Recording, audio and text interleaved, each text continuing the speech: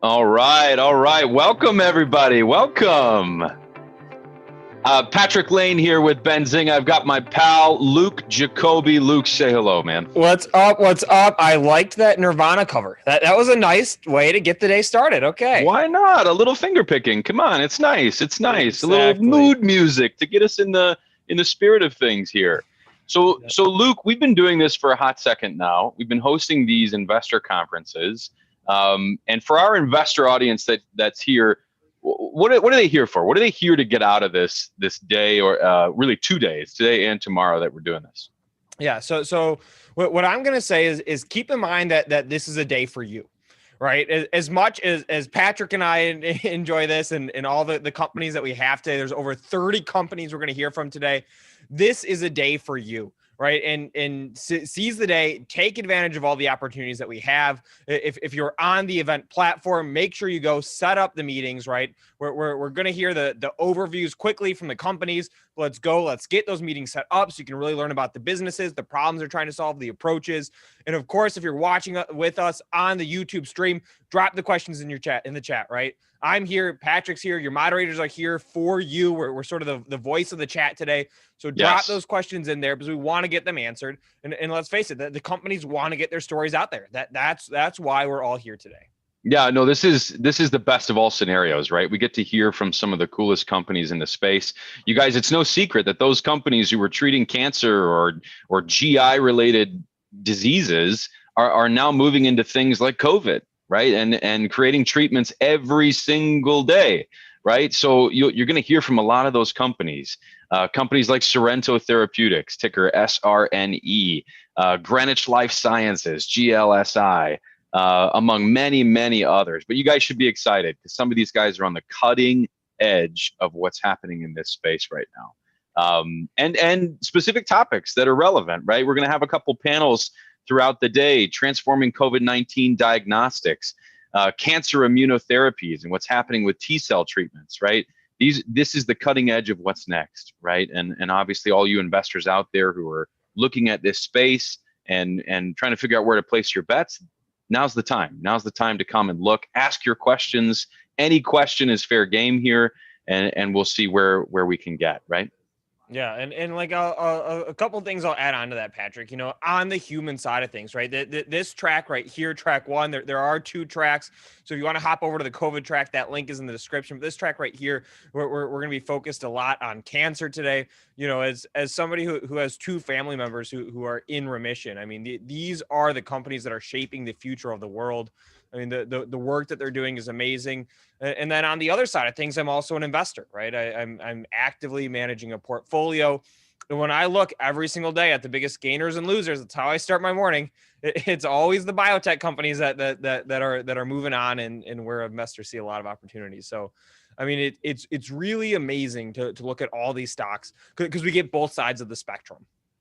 Yeah, well, and this space in particular is really interesting, right? And that's why I'm excited that we also have a few investors here to give us their take, right? Like Vivi, our bio queen, right, who does our Biotech Buzz show, and several other folks will be giving presentations on, hey, this is how I diversify my portfolio. This is how I read FDA announcements, all these types of things. I mean, biotech is a tricky space. You've got trials that last years, right? And these readouts that we're waiting for at the very end, I mean, that's really at the end of the day what we're all here to learn more about, right? Yep, absolutely. And just to give everybody a little bit of a preview as to what we're going on for the day, Patrick teased it a little bit. So throughout the day, we're going to have a few investors in the space, and they're basically going to be talking about, hey, here are companies that I think are interesting. Here are treatments that I think are interesting. Here are approaches that I think are interesting. And then, of course, we're going to be hearing from the companies themselves. Like I mentioned at the beginning, we have more than 30 companies just today that are going to be telling us about their businesses in a very quick format. Quick 20-minute presentations. We're going to have panels where we can compare and contrast, how different firms are working towards the same end. So there's a lot.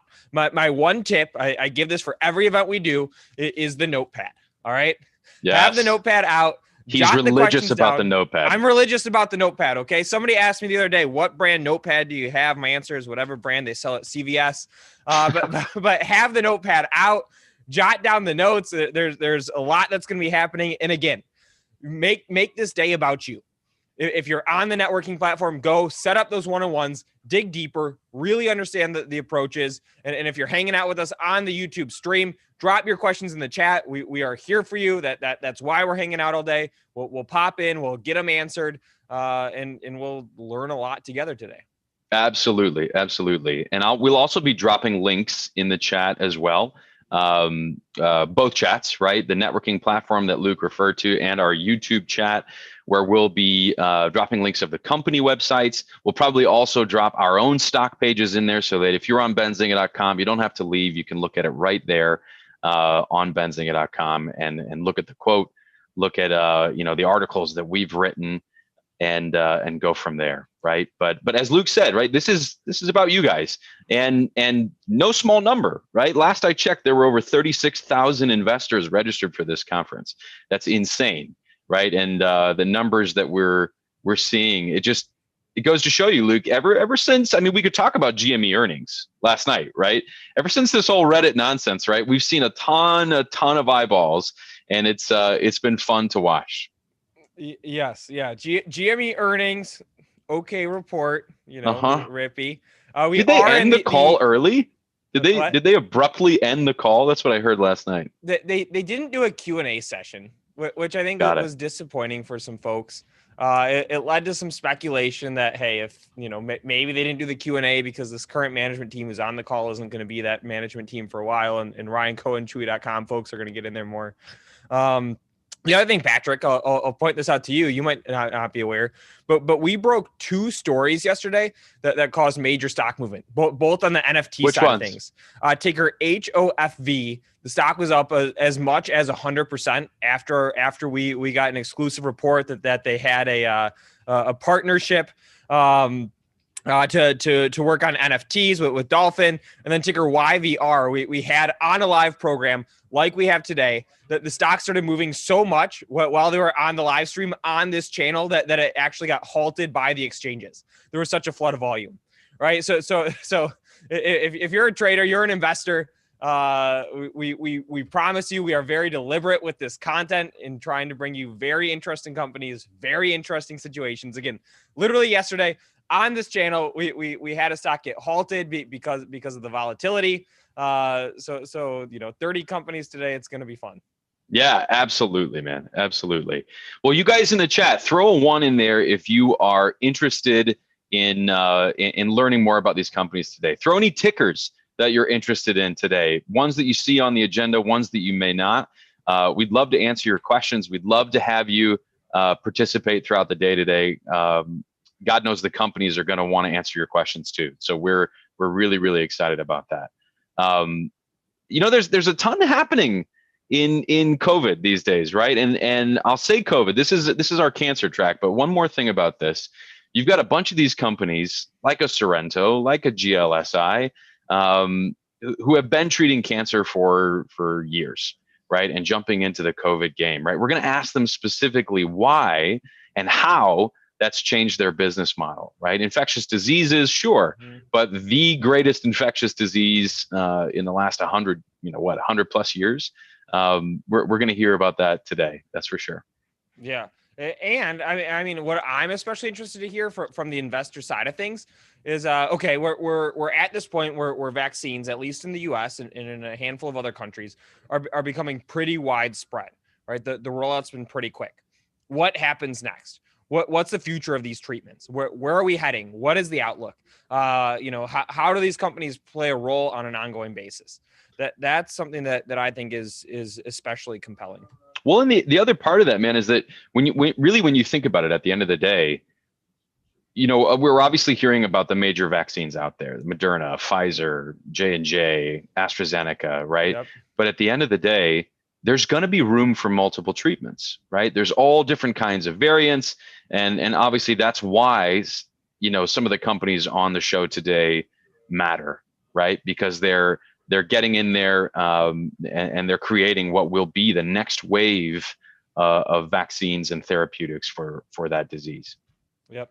And Patrick, I see a question in the chat again, guys. We are for the people here today. We're here for the chat. So as you have questions out today, drop them in. But one question, Patrick, it's saying, are the tracks other than cancer up and running? Can you talk a little bit about how that's going to work and how the folks both on the event platform and on the YouTube can navigate to those? Absolutely. So 2 tracks today, and then 2 more tracks tomorrow. Right. The track that you are currently on is cancer therapies and treatment. And we'll go back and forth between whether or not we're talking solely about cancer therapeutics or companies that have, really made their way in cancer, but are now treating COVID and other infectious diseases. Right. That'll be on this track. And then we also have a simultaneous track that starts in about 10 minutes covering therapeutics and diagnostics for COVID specifically. Right. So either track, please jump back and forth. You're going to see a ton. You can navigate that on the event platform up at the very top of your screen or on YouTube. Right. We have a YouTube playlist. You can see both tracks on the Benzinga YouTube and navigate between them. And I highly suggest you do that. Right. There's going to be interesting companies and panels on both tracks. Okay. And Patrick, which one are you more excited for? Oh, I can't say that, man. I mean, I guess the one I'm emceeing. Probably that one, or whichever one you're on at any given time. That's the one I care about the most. All right. Thanks, Patrick. And the feeling's mutual. Oh, I'm not here for the companies. I'm just here for you. Oh, I don't see you enough in the sweetheart. Benzinga Zoom meetings. It's yeah. I gotta watch you on the YouTube. So. Oh, come on. No, I'm excited about this. I really am. And listen. We've been doing this for a while now in cannabis and fintech, and some sector agnostic events that we've thrown. And it's really exciting for me to hear from companies that we've been reading the news about, that obviously, they're these newsmakers and our reporters are covering them day in and day out. And I'm really excited to hear from them in person today and to get to ask them some questions. So again, do not hesitate. If you have questions, hit us. We are happy to pose those for you. Yeah, and something that I want to reiterate too, as you're thinking about questions throughout the day, what's really unique about this event versus like if we were doing a banking event or an EV event or something along those lines is that you've got 2 sides of the coin that are really important. And so as you're thinking about questions, keep both of these in mind, right? That we have the actual health side, right? Like I mentioned at the beginning, I've got 2 family members who are in remission right now with cancer treatments. And then on the other side of things, I'm also an investor and I want to find promising companies and identify them early, because every morning when I look at the biggest gainers and losers, it's always a lot of these drug companies, these treatment companies, et cetera. So keep both of those angles in mind as you're asking questions. Again, if you're in the networking platform, set up those one-on-ones. If you're on the YouTube, drop them in there. We're ready to rock and roll. And I see somebody in the chat saying, don't forget to like and share the video. Absolutely. Absolutely. Put that in there. Thank you for doing part of our job for us. Hit that like button. We're bringing 30 companies in one jam-packed day. We're going to be going from now until 3:00 Eastern. Correct, Patrick? That's it. About 9 to 3 today. Same tomorrow. We're really, really glad to have you guys here. And Luke, I believe we have our first guest of the day. So as we get her moved over, camera on and mic up and running, you guys, this is Vivi, the Bio Queen. We are thrilled to have her with us today. She's going to give us the investor's perspective right off the bat. Right, we're going to start with stocks that she knows and and are interested in, and obviously we'll take her from there and figure out what insight she has for us. Yes, and I've got to give a big thank you to Vivi.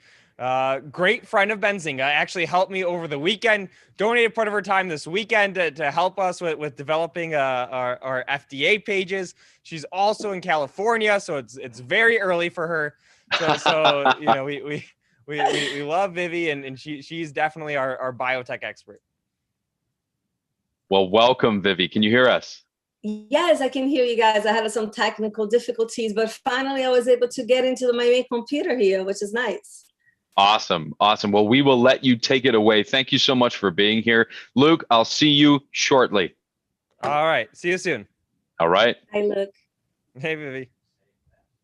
Hi, everyone. Good morning from California.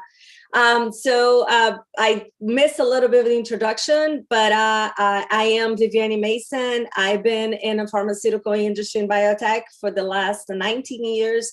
My last company I worked for was Gilead Science. I've been a biotech investor for the last 7 years, and I hope I can share with you guys from my mistakes what I've learned in regards to investing in a small biotech. It's a very rewarding industry. But you need to learn how to navigate. It can be a little bit intimidated because when you have a company that needs to raise capital, you kind of feel a little bit lost what you're going to do in regards to holding that company long term. But I hope I can give you guys some clarity. I wanted to really talk to you guys about the phases of the clinical trial. So when you own a Tesla stock or you own an Apple stock, you're looking for earnings, right? You're always looking, okay, the earnings are coming up. What should I expect? In regards to small biotech, what you needed to look for is your catalyst, right?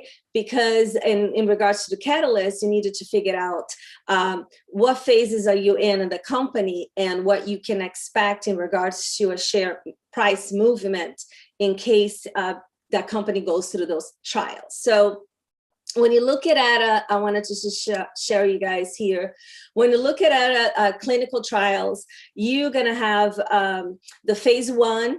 So you have a company that initiates a IND, a new drug application, and it's phase 1, right? The phase 1, it's a human pharmacology, and then you go to phase 2, you explore therapeutics, and then you have a phase 3, and then you have a new drug application, and then you have a PDUFA. And so what do you have to expect from each phase, right? So I want to go here and share with you guys.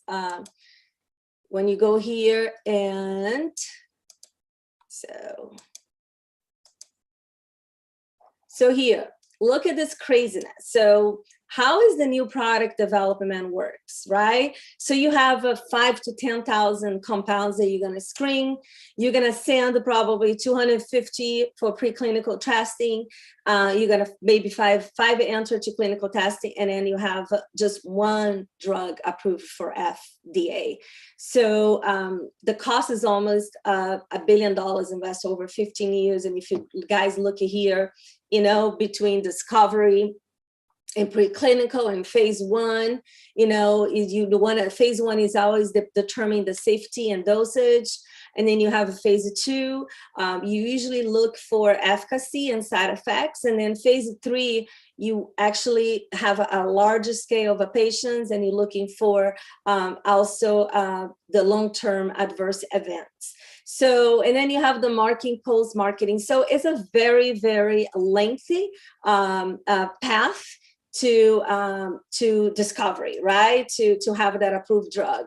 And so that's why I wanted to tell you guys that here are the success rates for clinical trials, right? So most companies will do really, really well from phase 1 to phase 2. So there's a 70% overall response rate when it comes to phase 2. Then I think the most crucial phase, it's a phase 2, right?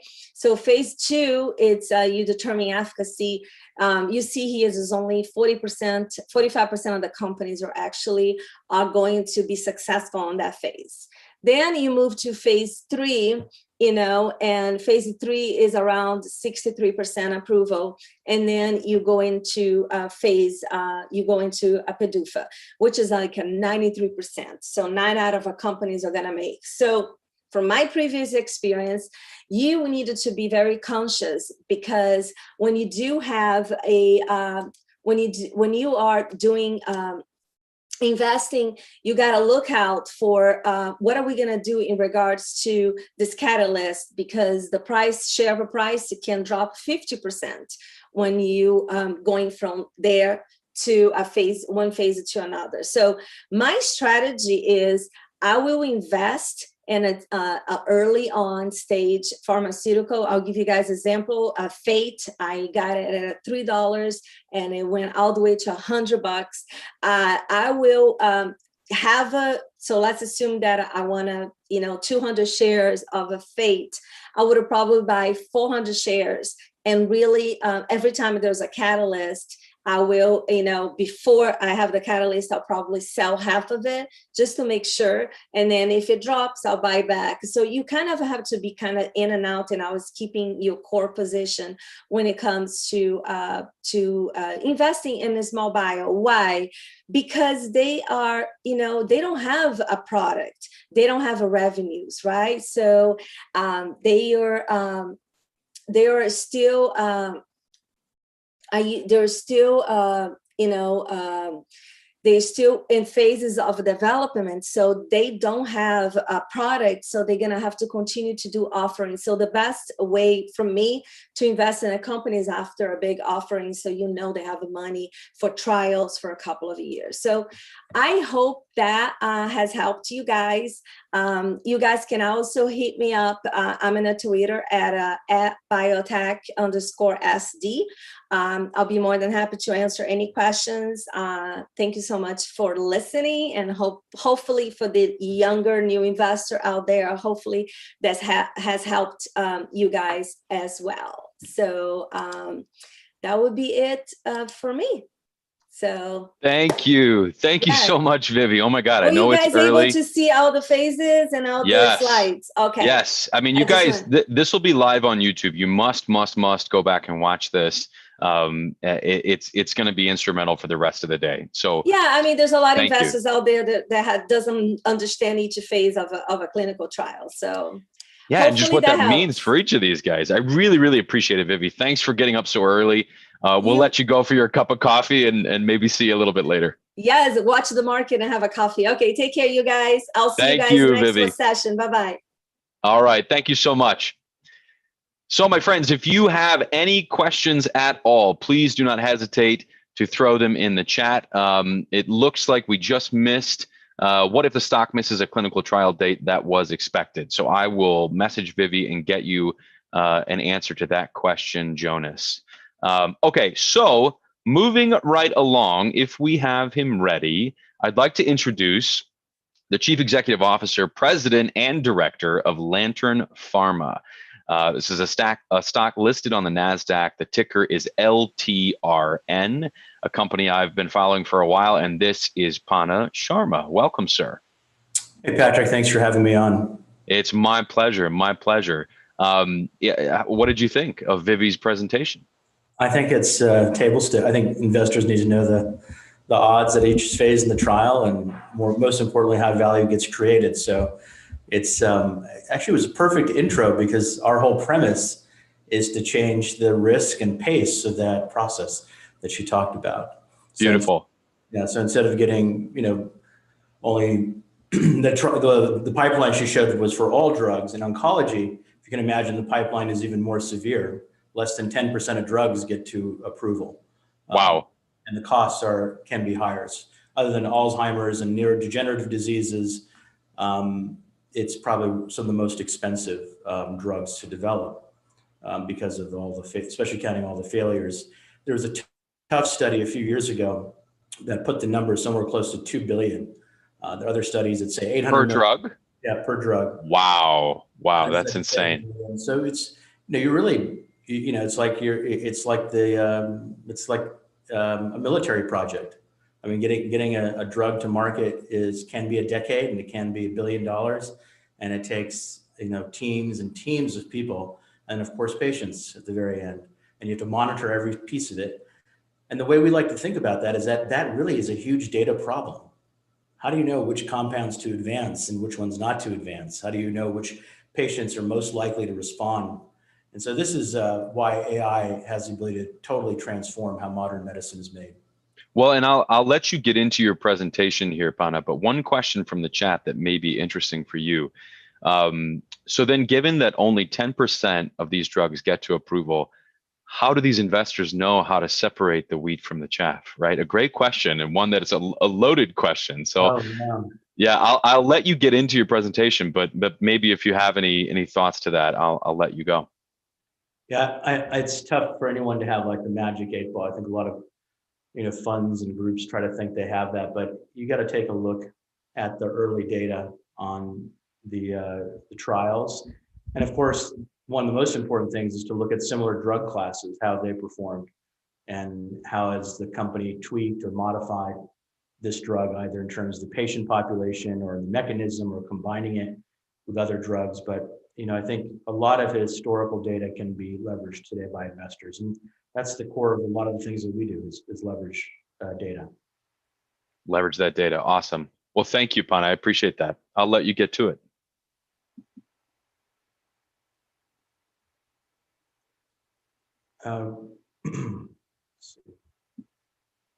And while you're pulling up your screen, just a reminder for those folks watching, the ticker is LTRN, Lantern Pharma, LTRN. Hold on a second, I'm trying to load my presentation. Sure.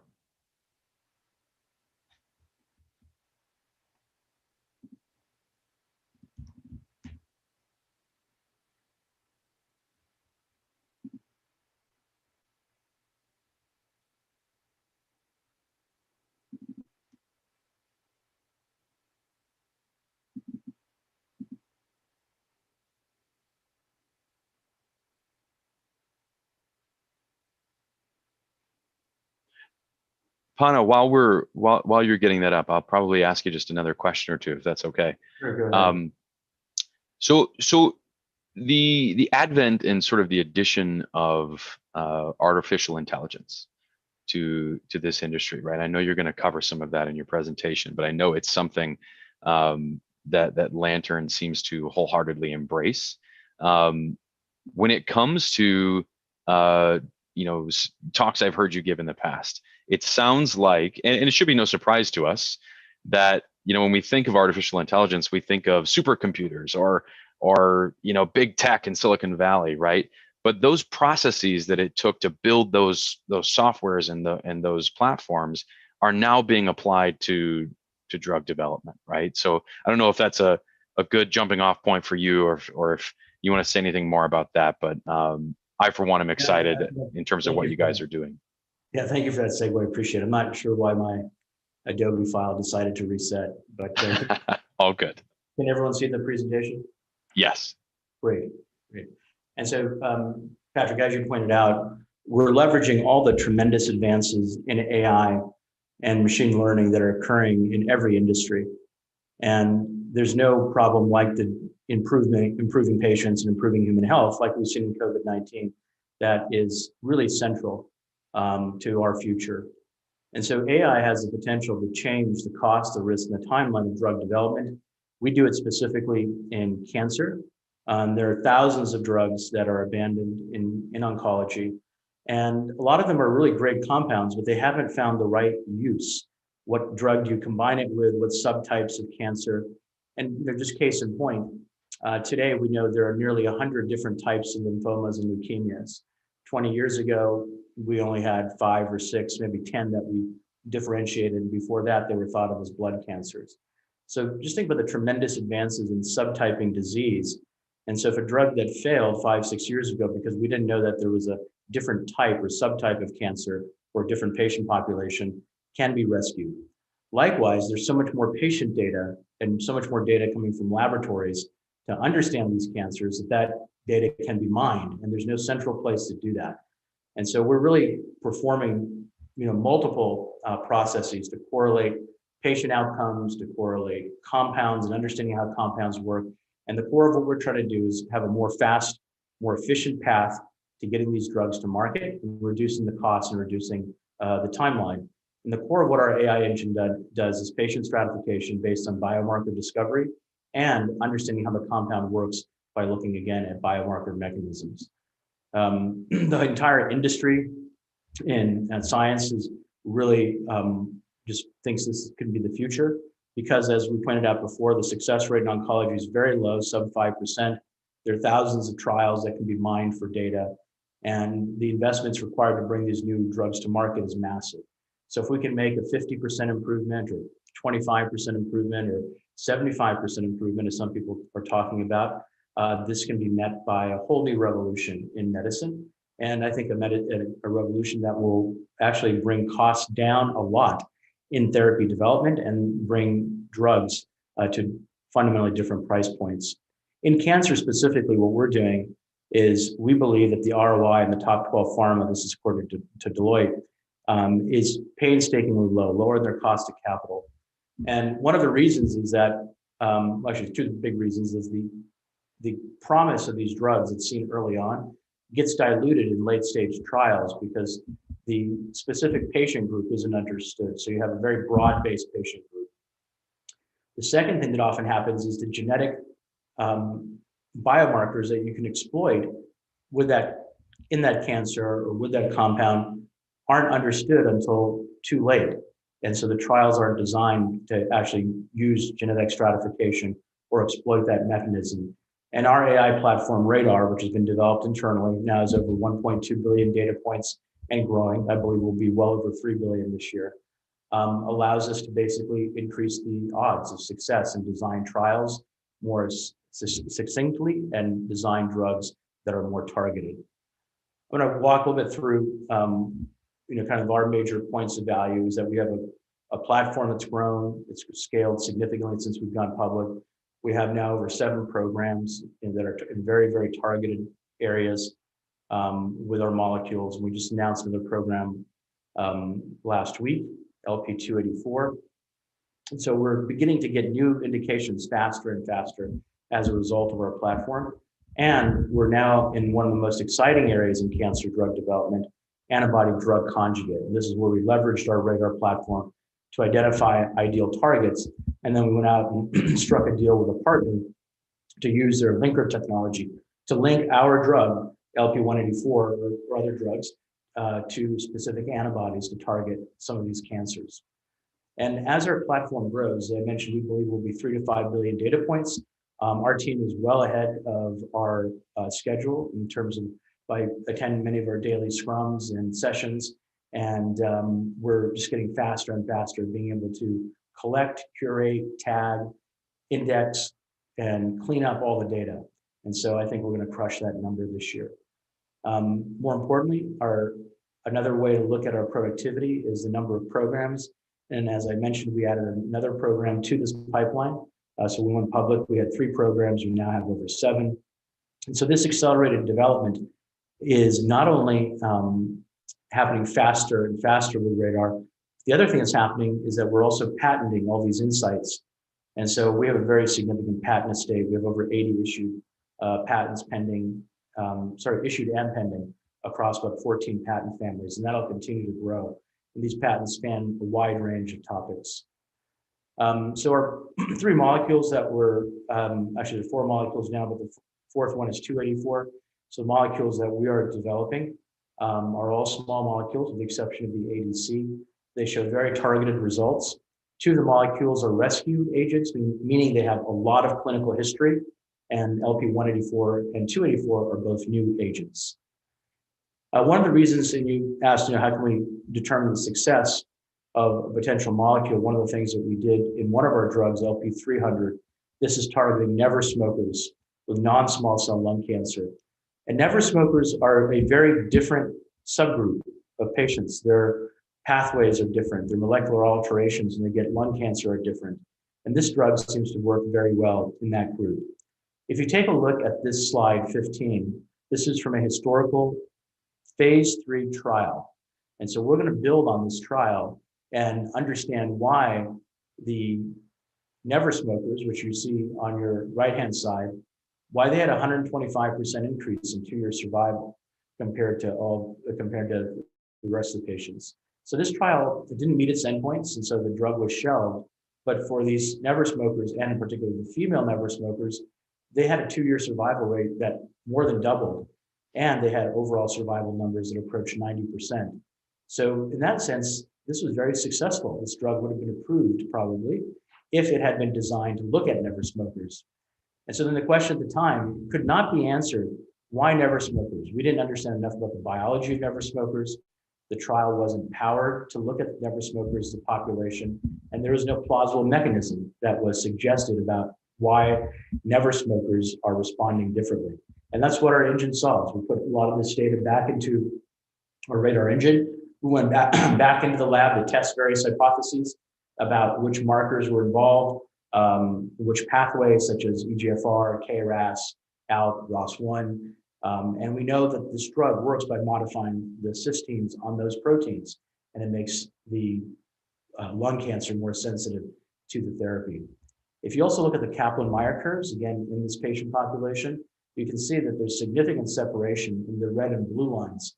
And so the blue lines, as you can see, there's a very, very high p-value for never smokers and female never smokers.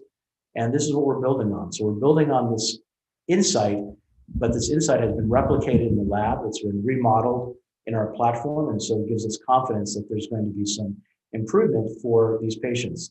These patients, unfortunately, have a very poor survival. And it's about $2.4 billion is spent annually in the never smoker population, treating them with drugs that sometimes don't work that well. And again, we applied for patents. We believe it's about 20% of the global lung cancer cases. So it's a fairly significant market, and we'd be very excited to bring this to patients in the coming years. We're launching this trial in a phase 2 program, probably the end of the summer in Q3.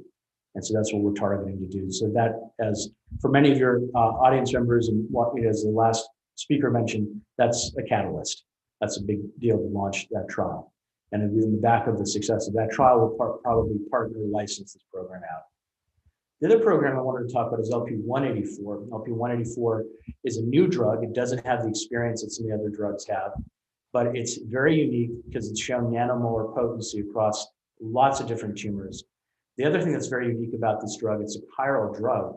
So if you make it synthetically, it means you can separate the right and left-handedness of these drugs, which is really important because what we've now observed, and we've filed 7 patents on, is that the stereoisomer of this drug has a very different profile in terms of killing of cancer cells, and we'll build on that later. And again, this is an observation that we've also modeled using radar, using our platform. So what we saw in the lab, we modeled in radar, we went back to the lab, and this iterative process gets us insights quickly. So 284, literally less than 6 months after we started observing this phenomena, is now a program. And so it's very rapid. 184 is in multiple programs already, and in collaborations with leading cancer centers globally, such as Georgetown, Hopkins, Fox Chase. And very importantly, this drug shows that it can cross the blood-brain barrier. And we've shown this now in spheroids, in small animals, and in trials that we're doing with Hopkins. And so we see tremendous tumor regression so far in small animals, and we'll be launching this into a phase 1 next year, or earlier if we can get all the IND-enabling studies done. On the basis of what we saw with what drives this drug is high PTGR expression. We published this at ASCO and AACR. And so we worked with our team at Fox Chase to actually validate what other tumors can we take this drug to. So we selected 4 or 5 top cancers that we're taking this drug to. And then we asked ourselves, well, what happens if there's no PTGR1? Very important experiment. So if you look at on slide 22 on your right-hand side, this is a CRISPR gene editing experiment. So we took the pancreatic cancer cells that were very responsive to the drug, meaning it would be a very good drug to use to kill cancerous pancreatic cells. And we said, well, what if we take out PTGR1 or suppress that gene using gene editing? So our team at Fox Chase did that, who we have a collaboration with. And if you look at the top line, the red line, when PTGR1 and 2 are suppressed, meaning you're quieted or they don't express themselves, the cells live. They're pretty much 100% viable. You don't see really any change. And so when PTGR1 is expressed or overexpressed, you can see massive cell loss in the curve. So this is one of those aha moments. This is something our radar engine had predicted based on its analysis of RNA from various types of tumors that responded. And so this gives us a lot of comfort. This is a very well-characterized drug with a known mechanism of action with cancers that we can target. And so we've looked at them across a range of cancers. Our drug is in the green. And you can see that drug has tremendous potency versus other standard of care drugs. So we're very excited. We're seeing that the observations from RADAR are holding up in the lab, including our GBM observation. This is actually a very important observation that occurred a little over a year ago when our RADAR engine suggested that GBM would be a really good target. And we validated it, and we continue now to develop it.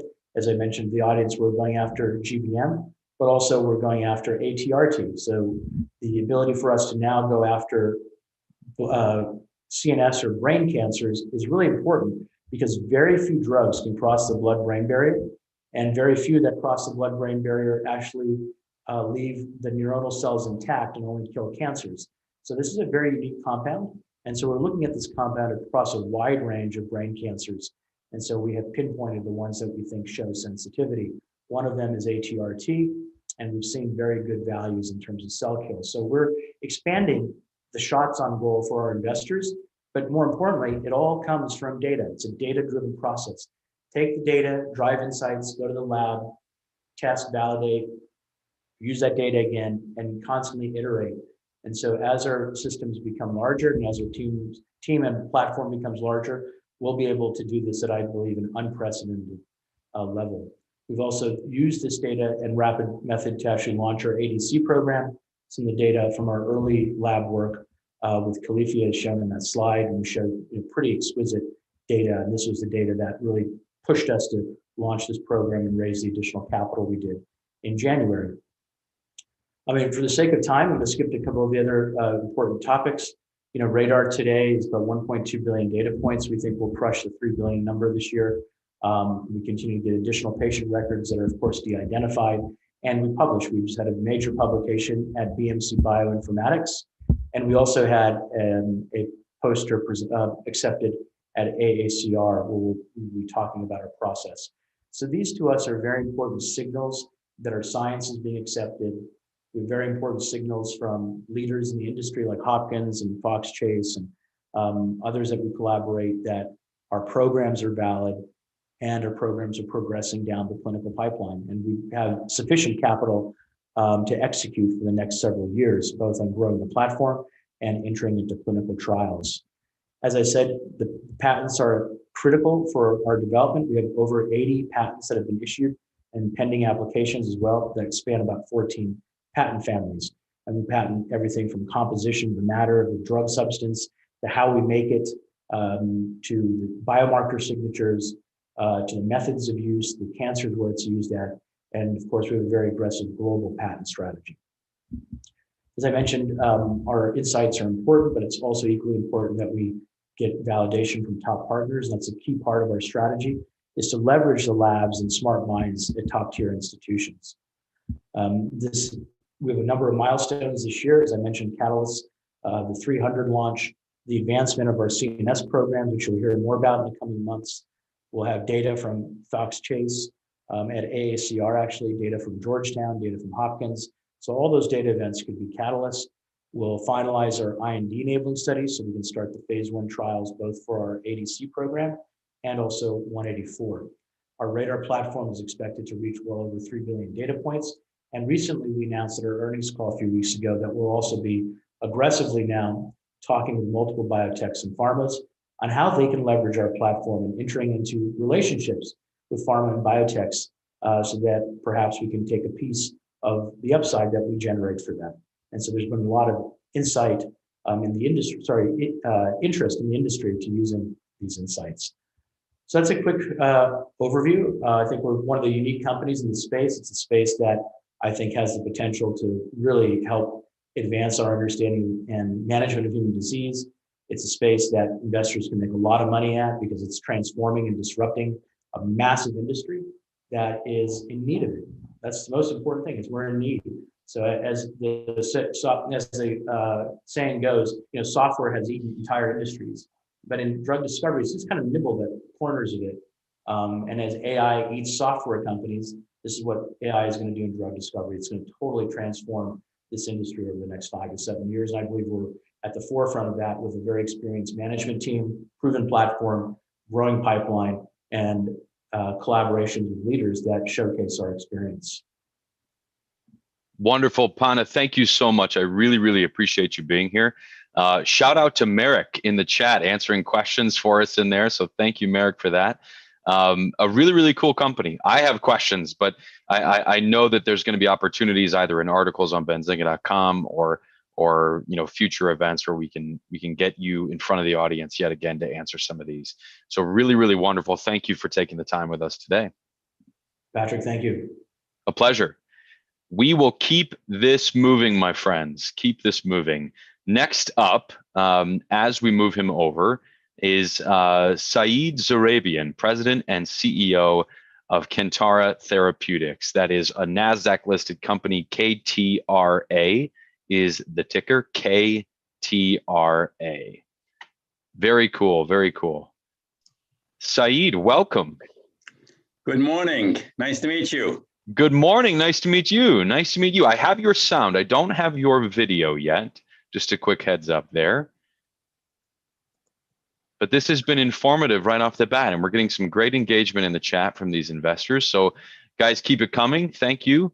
I'm sure there will be plenty more things that we'll want to ask some questions about.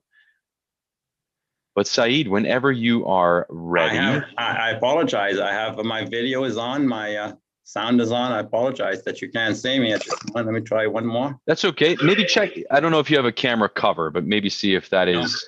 No? Okay. That's okay. If you want to share your screen, perhaps we'll dive right in. Give me 1 second while I do that with the. Not a problem. Looks like we almost have you here. Yep.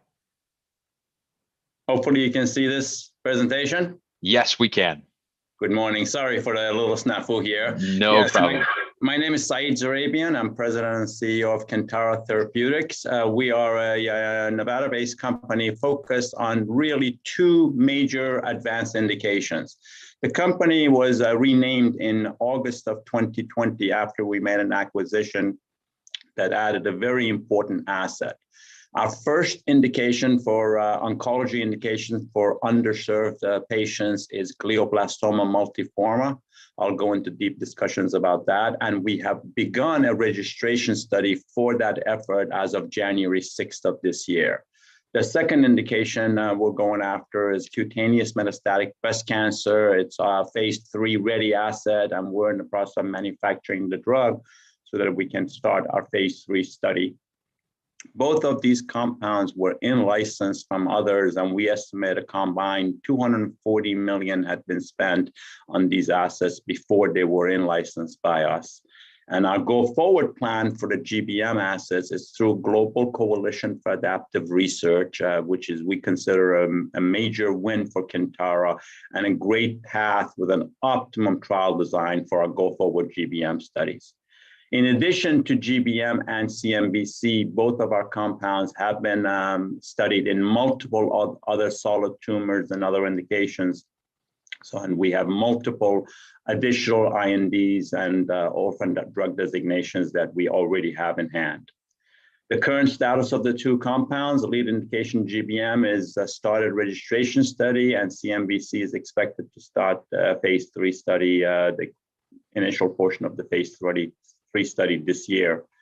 I am mentioned about other orphan drug designations, Nevis syndrome and ovarian cancer as follow-on potential indications. Regarding GBM, estimated to be 800 billion, growing to 1.4 billion. These patients have really no viable current alternatives. The median survival is less than 18 months, and less than 5% of these patients actually survive 5 years. As you know, Senator McCain passed away from this disease, as did President Biden's son, Beau Biden.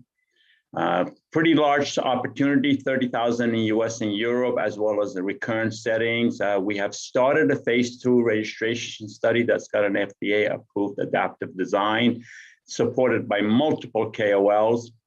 And we were uniquely the only company who was authorized by the FDA to go into all 3 patient groups, which adds 3 opportunities for Kintara to succeed in 3 patient groups. And of course, we're optimistic that not only will we succeed in a single, but we actually have a good shot at succeeding in all 3 patient groups. Prior study data that was published at Society for Neuro-Oncology meeting last November shows that in every patient group that we have been studying in the phase 2 studies, we showed progression-free survival and improved median overall survival for the ongoing studies. We expect that the study at MD Anderson Cancer Center for the adjuvant setting patients and the recurrent setting patients will be completely enrolled, and we will publish the top-line results for these studies by the end of June. The first study for newly diagnosed patients has already been published in the Society for Neuro-Oncology and subsequent presentations. The go-forward plan is, we call, in my view, an opportunity for the company. We were planning on running a study by ourselves until we ran into this group called GCAR. GCAR, Global Coalition for Adaptive Research, was founded in 2017 as a nonprofit to accelerate drug development for deadly diseases. The first indication they chose is GBM. It's an international effort. There's 3 experimental arms, meaning 3 experimental drugs versus a common control. Survival is, as you can imagine, is the endpoint. And the advantage of this adaptive research that really is powerful, this seamless transition from phase 2 to phase 3, and the fact that phase 2 patients are used in the final analysis. This allows for a nimble trial, and it's led by 130 KOLs in the field. And as I mentioned, there's 3 patient groups, and Kintara's Value-83 will be studied in all 3 patient groups. The strongest advantage of GCAR is, first, they have been recruiting sites since January of 2019. They currently have over 35 US sites enrolling. In addition, they have been enrolling control arm patients since June of 2019. So although Kintara joined this arm of the trial in January of 2021, only 2 months ago, we get the benefit of all the control arm patients as well as the sites that will be enrolling for Kintara very, very soon. It also avoids the cost of running multiple trials and the fixed cost of scaling up the company. I won't spend time on the number of sites. This is just a few examples. The current plan is to execute this trial through GCAR. We are expecting to be able to finish the enrollment of the first portion of this in 2022. And as I stated before, Kintara is the only company that has been authorized to study all 3 patient groups. Second indication, CMBC, 40,000 patients per year. This is a highly morbid form of breast cancer, usually follows mastectomy. It's infectious, bleeding, malodorous lesions, and the current therapies are very ineffective. We have on our website a video of this treatment under the presentation sections. Data-wise, 4 prior studies showed an 80% complete response rate in patients that were treated, 149 patients. 674 lesions that reached the evaluation endpoint. And this is very attractive for us as our go-forward plan.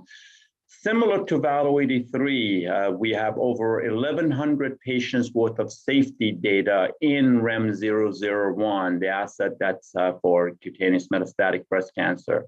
And prior control arm showed far inferior study results than our drug did.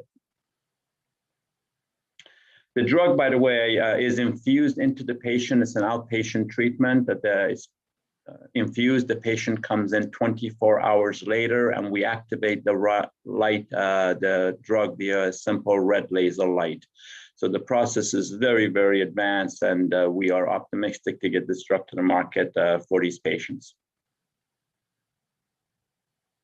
Other follow-on indications, platinum-resistant ovarian cancer, non-small cell lung cancer for which we have data, as well as Nevis syndrome and other indications for which we have either data and or orphan drug designations. This year's expected milestones is we'll be publishing at AACR on April 9th. We'll looking optimistically at finishing and providing top-line results for both of our phase 2 recurrent and adjuvant GBM studies at MD Anderson Cancer Center.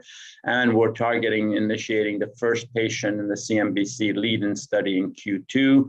completion of that study in Q4, and optimistically looking at the completion of the registration portion of the GCAR study before the end of Q1 next calendar year. Late stage oncology company focused on two unmet medical indications, GBM Agile with over $1 billion market size. We have begun the registration study as of January 6th. We have fundings in place and the plans in place to initiate the phase 3 study for CMBC this year. $500 million to $800 million market opportunity for each one of these lead indications. And we also did a very good financing on behalf of the company back in August of 2020, where we did a 25 million gross financing and raised that capital without a discount to the market and also without any warrants, which we think was a good accomplishment. Go forward plan is to first get over the goal line with our two lead indications, GBM and CMBC, and then follow on with additional indications that have European and or US orphan drug designations. And the GBM registration study is underway with 35 sites already enrolling, and patient randomization has begun as of January 6th. Thank you very much.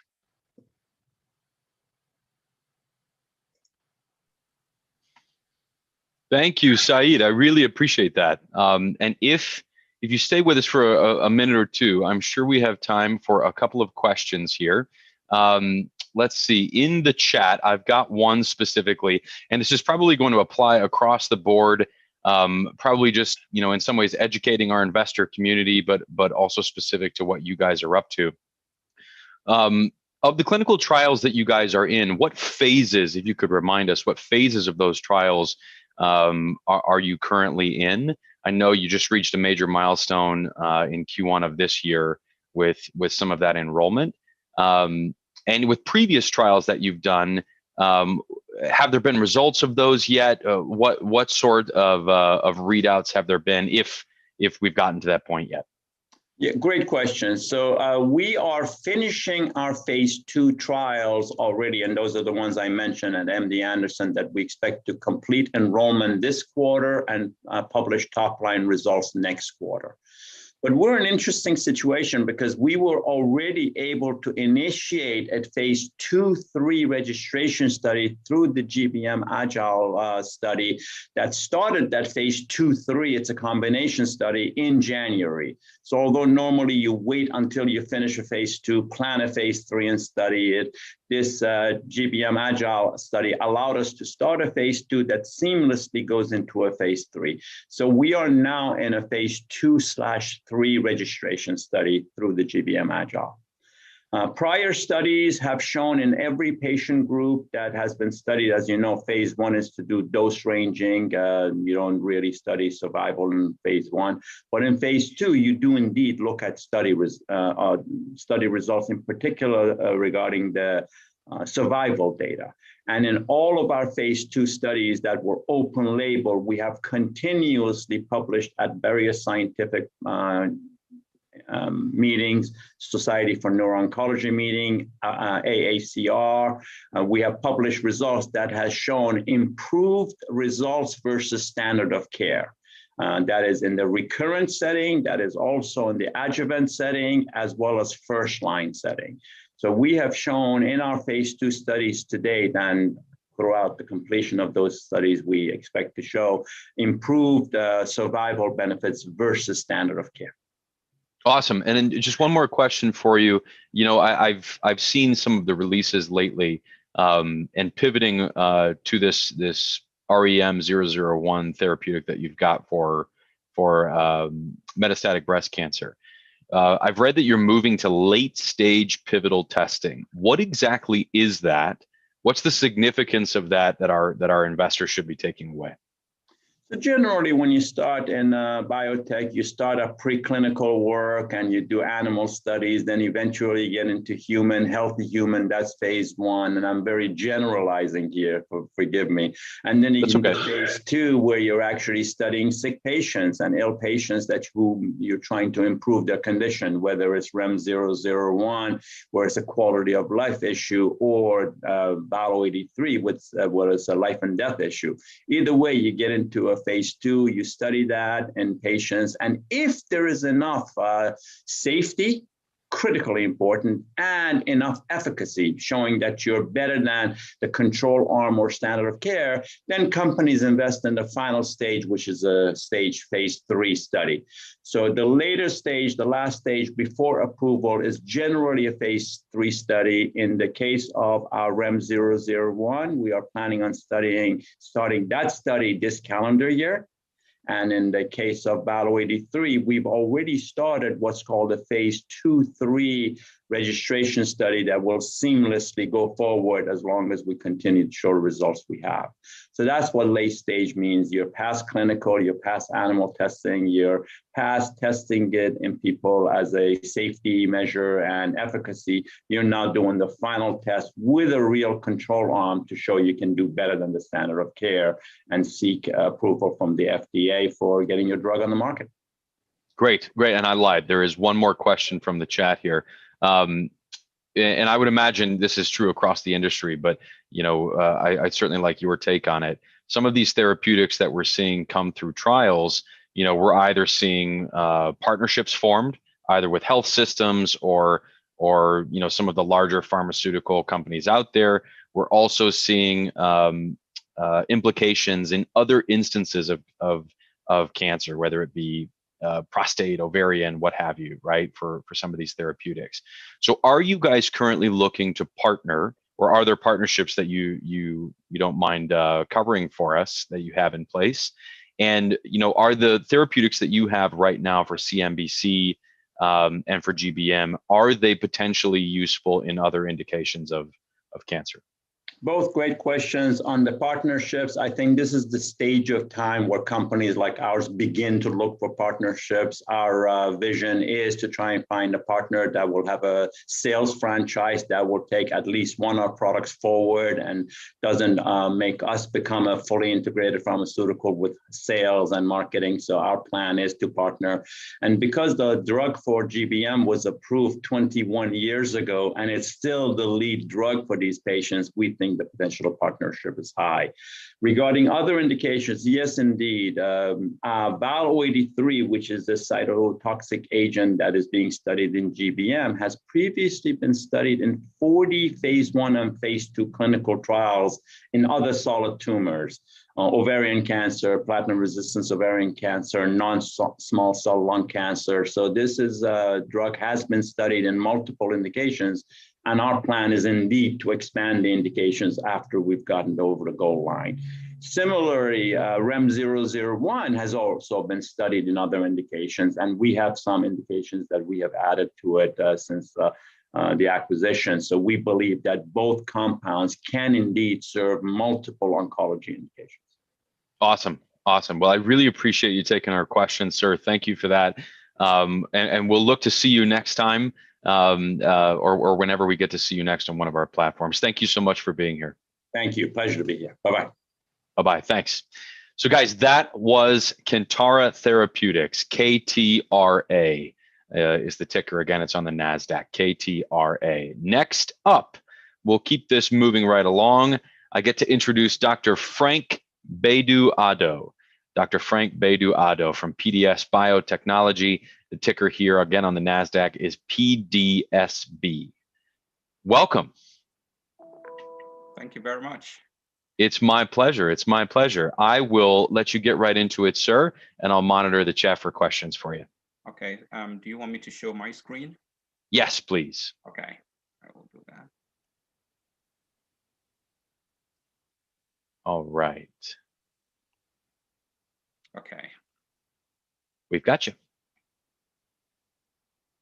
Whenever you're ready, I'll be ready to go. Okay, go right ahead. Okay.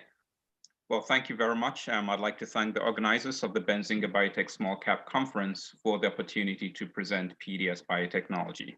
Now, please note that this presentation contains forward-looking statements, and please make sure that you're familiar with the risk factors associated with the company as filed with the SEC. So PDS Biotechnology is a mid-clinical stage biopharmaceutical company. We currently have 3 ongoing phase 2 human clinical trials to study the company's lead immunotherapy, PDS-0101. PDS Biotech has no debt and reported approximately $29 million in cash as of December 31st.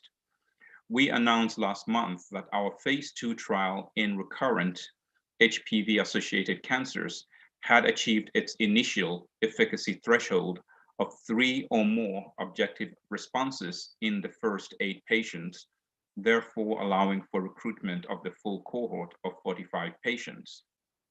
We also announced earlier this month that a consortium consisting of PDS and our 2 Brazilian partners has been granted up to approximately $60 million by the Brazilian Ministry of Science, Technology, and Innovation to develop and commercialize a novel second-generation COVID-19 vaccine based on PDS Biotech's Versimune technology platform.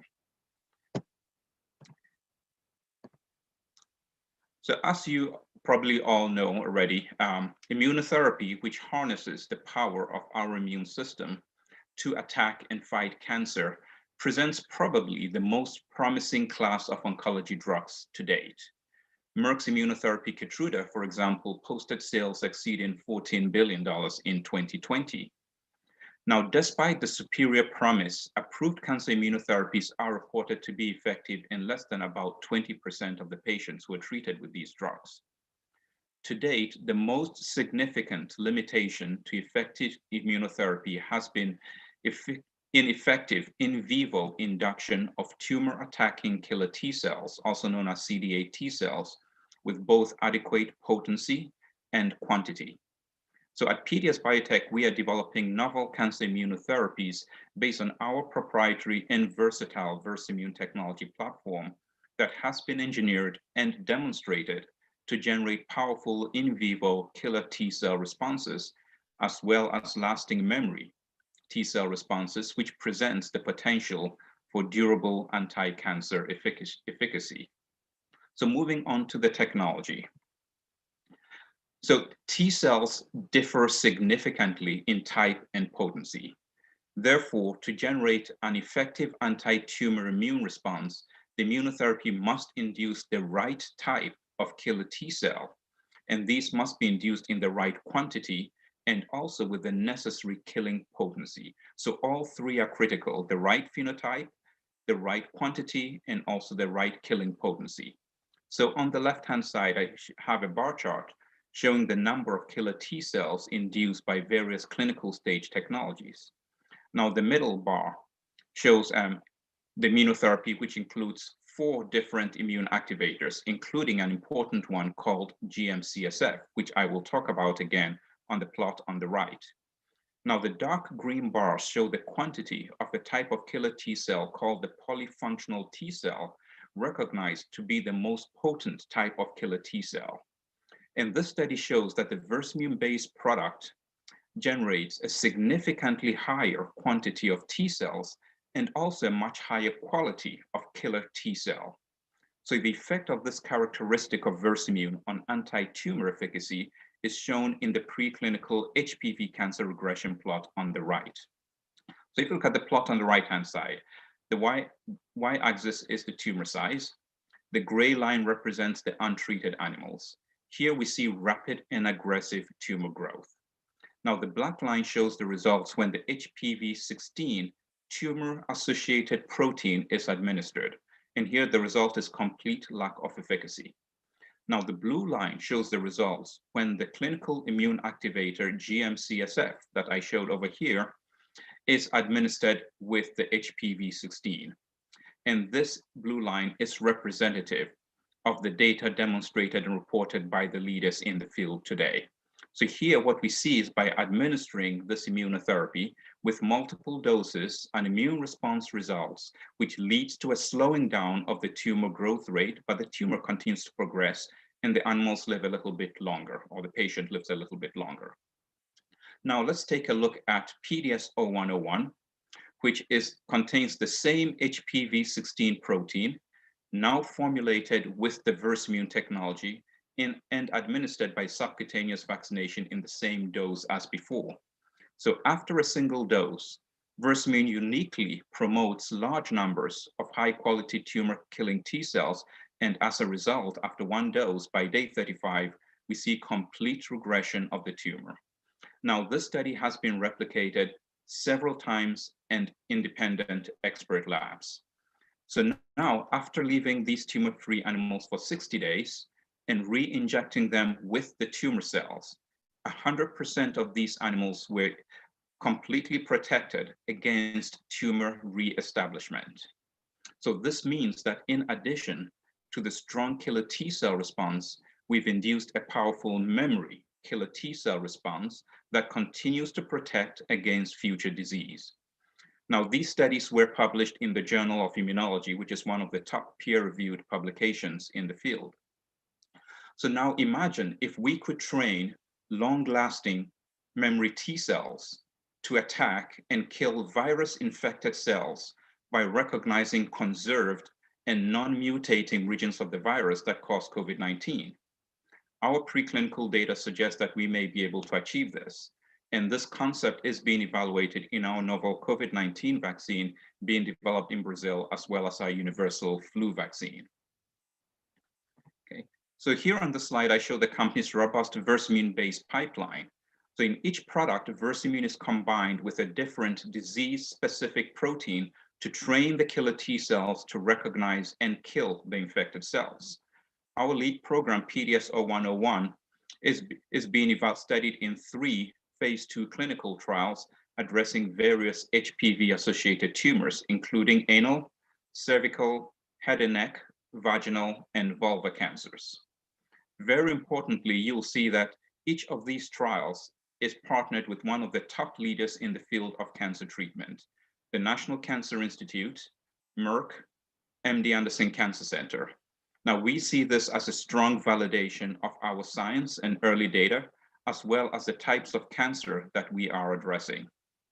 With our infectious disease programs, our universal flu studies are funded by a grant from the NIAID, and our COVID-19 vaccine program is fully funded through commercial development by the MCTI Brazil. So now I'll move on to our phase 2 human clinical trials. The furthest progressed of the PDS0101 trials is a National Cancer Institute-led phase 2 trial evaluating a novel triple combination of our PDS0101 with 2 other clinical stage immunotherapies owned by EMD Serono, M7824, a first-in-class bifunctional checkpoint inhibitor, and NHS-IL12, which is an antibody conjugated cytokine. So any patient with an advanced HPV-associated cancer who has failed prior treatment is eligible to enroll in this trial. Now, the highest objective response rate in this specific population of patients is about 30%, and this result was achieved with M7824 monotherapy. I mentioned earlier that this trial had met its initial required efficacy threshold. The observation of 3 or more objective responses in the first 8 patients, which is about a 40% objective response rate, so a 30% improvement over the current standard, was required to perform the full study. Now, this preliminary efficacy result was achieved before enrolling all 8 patients. Now, this suggests that even in this population of very ill patients, PDS0101 may have the potential to prime the immune system to induce large numbers of tumor-attacking killer T cells. This result is highly encouraging, and this trial has now therefore been opened up to recruitment of 45 patients. 2 groups of patients are now being studied. In the first group, the objective response rate is being evaluated in patients who have not yet been treated with checkpoint inhibitors. So these are the checkpoint inhibitor naive patients. In group 2, the objective response rate is being evaluated in patients who have also failed checkpoint inhibitor therapy. So these would be the checkpoint inhibitor refractory patients. Now, we expect to present more mature data on this program next quarter. Confirmation of enhanced efficacy with the novel triple combination could lead to expanded evaluation in several cancers with the PDS pipeline products. So on this slide, I summarize the collaboration with Merck, combining PDS-0101 with Merck's blockbuster immunotherapy Keytruda, which is standard of care in first-line treatment of recurrent or metastatic head and neck cancer. Now, this is a single-arm, open-label trial, currently recruiting and enrolling approximately 100 patients. The goal of this trial is to determine if the combination provides improved efficacy over Keytruda alone. If PDS-0101 is clearly demonstrated to enhance the therapeutic benefit of checkpoint inhibitors, this could expand evaluation of the Versamune-based therapies in several cancer indications. Next is the MD Anderson-led trial combining PDS-0101 with standard of care chemoradiotherapy in the treatment of locally advanced cervical cancer. Here again, the goal is to determine if the combination is safe and if it provides improved efficacy over the standard of care, which is CRT alone. Now switching over to our COVID-19 vaccine. Now, based on emerging scientific data, it is becoming more and more evident that T cells responses, and killer T cells in particular, may play an important role in providing immunity and protection against infection. Now, potential advantages of the Versamune-based COVID-19 vaccine are the following. In addition to neutralizing antibodies, we have demonstrated the induction of T cells, which may target conserved and non-mutating regions of the virus that are less likely to mutate and therefore may be more broadly effective. It may provide long-lasting immunity due to the induction of memory T cells. PDS-0203 is what we call a subunit vaccine based on recombinant protein and provides strong potential for safety. Also, it does not contain RNA, DNA, attenuated viruses, or traditional adjuvants. So with COVID-19, I also mentioned that the vaccine development and commercialization is fully funded with a grant of up to about approximately 60 million by the MCTI Brazil. Pending the clinical results, the vaccine could be commercially available in 2023. Although several vaccines are now available in the United States, Latin America is still significantly underserved. We believe that with clinical success, PDS-0203 could be competitive with a near-term multi-billion-dollar market opportunity in Latin America.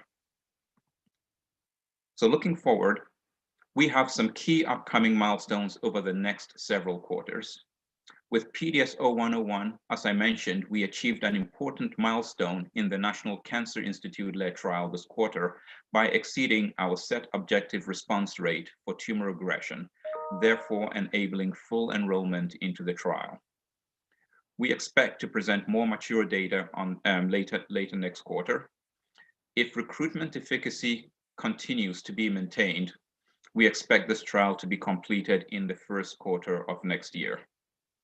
Now, with the MD Anderson initiated clinical trial in locally advanced cervical cancer, we expect that preliminary data from this trial will be reported late in the fourth quarter of this year or in the first quarter of next year, barring any unforeseen events. The same applies to our versatile 002 clinical trial studying PDS-0101 with Merck's blockbuster immunotherapy Keytruda in recurrent or metastatic head and neck cancer. Again, we expect interim data in about a year. With our COVID-19 vaccine, pending when the phase 1/2 study starts, which we expect to be sometime next quarter or early third quarter, we expect that the phase 3 trial may be initiated by the first quarter of next year. And so to summarize here, there is strong potential for near-term value appreciation based on the expectation of more mature data from the NCI-led trial in advanced HPV cancer next quarter.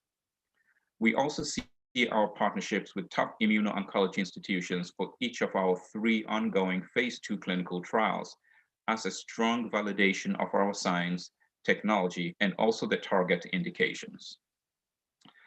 Our ability and decision to combine PDS-0101 with standard of care in 2 of the ongoing clinical studies, we believe presents a potentially rapid path to commercialization of PDS-0101 if the combination is demonstrated to be superior to the current standard of care. With our COVID-19 program barring any unforeseen events, we are hopeful that an effective and broadly protecting Versamune-based vaccine could be commercially available in Brazil by 2023. Thank you very much for the opportunity to present PDS Biotechnology today. Thank you very much. We really appreciate it. Now I have a couple of quick questions for you from the chat, if that's all right. That's good. Awesome. So going back, will you be seeking a partner for the progression of PDS-0104? We anticipate that we will be seeking a partner. So we will probably going to take a very similar approach to what we've taken for PDS-0101 today. With PDS-0101, we actually perform studies to confirm that certain combinations could potentially be more advantageous and much more likely to provide significant clinical benefit to the patients. Those studies are currently ongoing with PDS-0104. And so we anticipate that in the near term, probably before the end of this calendar year, once we have determined what the most suitable and the most likely potentially successful path for that particular program would be, we would then initiate that process of seeking a partner to move that program forward. Awesome. And I know that on, I think it was the 11th of March, and I know you covered it just a little bit, you announced that Brazil's Ministry of Science, Technology, and Innovation committed up to 60 million to fund the clinical development and commercialization of the Versamune T-cell activating technology and a vaccine in Brazil. Can you tell us a little bit more about expected timelines of that getting rolled out, and what do you expect for that to mean for your company overall? So in terms of what it would mean for the company overall, I think it continues to validate the Versamune technology platform, right? So we have focused primarily on oncology, applying it to oncology. But what's becoming more obvious today is that T cells actually play a very important role in infectious diseases also, and also protection against infection, especially with viral diseases. And so we believe that this is going to be a significant demonstration of the versatility and the breadth of applicability of the Versamune technology platform. In terms of the timeline in Brazil, we made the first submission to Anvisa, which is their equivalent of the FDA, their regulatory agency there, to review all the preliminary data. We had very positive feedback from Anvisa, and they have agreed upon our path forward in terms of the manufacturing strategy, as well as the clinical strategy.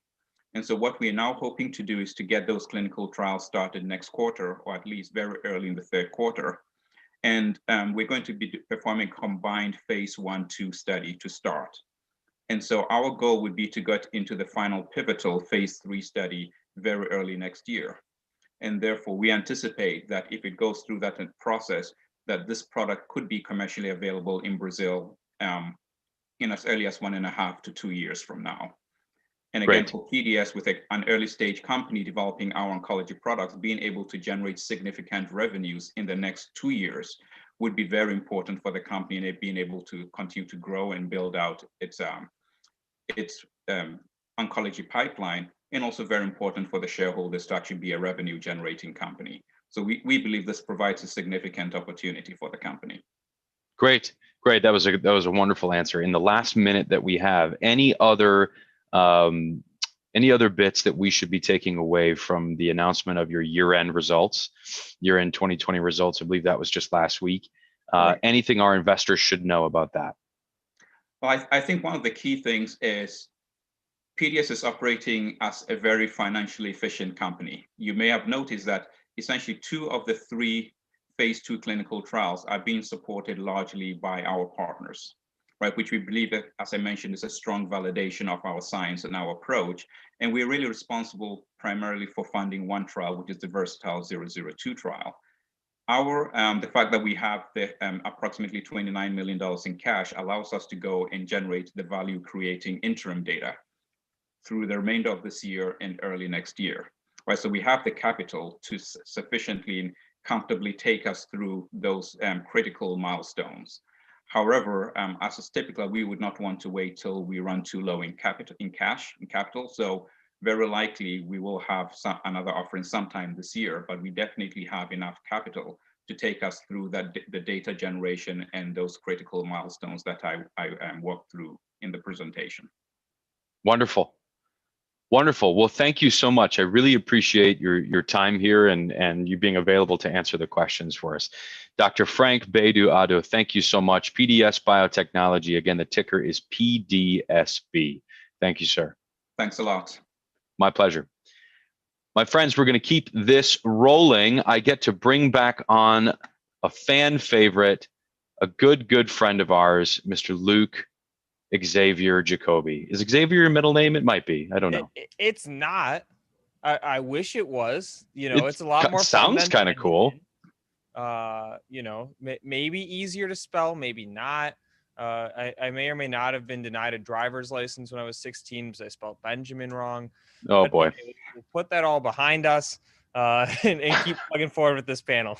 All right. I'll let you get to it. Awesome. All right, everybody. I'm very excited to be bringing us our very first panel of the day. Title of this one, Cancer Immunotherapies, Fighting Cancer with the Power of the Immune System. We've got an awesome group here ahead of us, and we're going to be getting all of the stock tickers in the chat. So if I talk too fast or not clearly enough, don't worry. Look at the chat. You'll have them there. But staying on the stream with us, Dr. Frank Bedu-Addo, CEO and Director at PDS Biotechnology, Dr. Mark Newman, Chief Scientific Officer at GeoVax, and Snehal Patel, CEO at Greenwich Life Sciences. Hello, everybody. How are you doing today? Good. How are you? How are you? Doing well. You know, I don't know how much of my background you can see, but you know, we've got this nice Detroit spring coming in. You know, it's finally out of the snow. It was like a very dreary background for quite a while. So all is good in my world. And hopping into it, everyone, you know, I think it would be helpful if you could just do an introduction of yourself, the company, and how far along you are, and let's go in order. But Frank, you want to kick us off with that one? Sure. So PDS Biotechnology is a mid-clinical stage cancer immunotherapy company, and we have 3 phase 2 clinical trials ongoing based on our company's proprietary Versamune technology platform. Versamune is designed and developed to prime the immune system to effectively recognize cancer, generate the tumor-attacking killer T cells to effectively attack and help eradicate the cancer. And so that's really the purpose of the Versamune technology and our key focus. We're also applying that technology to developing a novel T cell activating COVID-19 vaccine. So that's also being done in parallel with our oncology programs. Excellent. And Snehal, I'll pass the same question over to you. Just a brief introduction of yourself, the company, and how far along you guys are. Sure. My name is Snehal Patel. I'm the CEO of Greenwich Life Sciences. So we're working on a 9 amino acid peptide called GP2.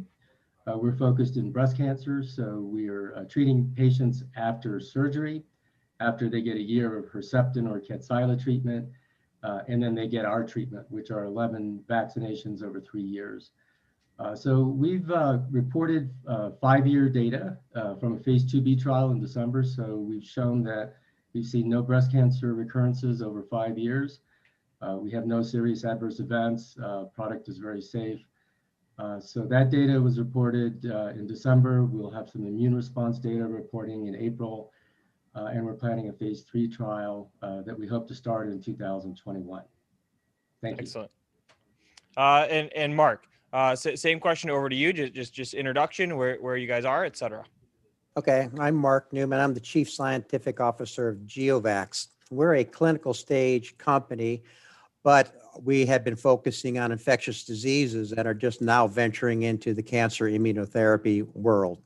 We have phase 2 products for HIV for prevention and phase 1 and are involved in phase 1 testing for therapy, the HIV cure programs.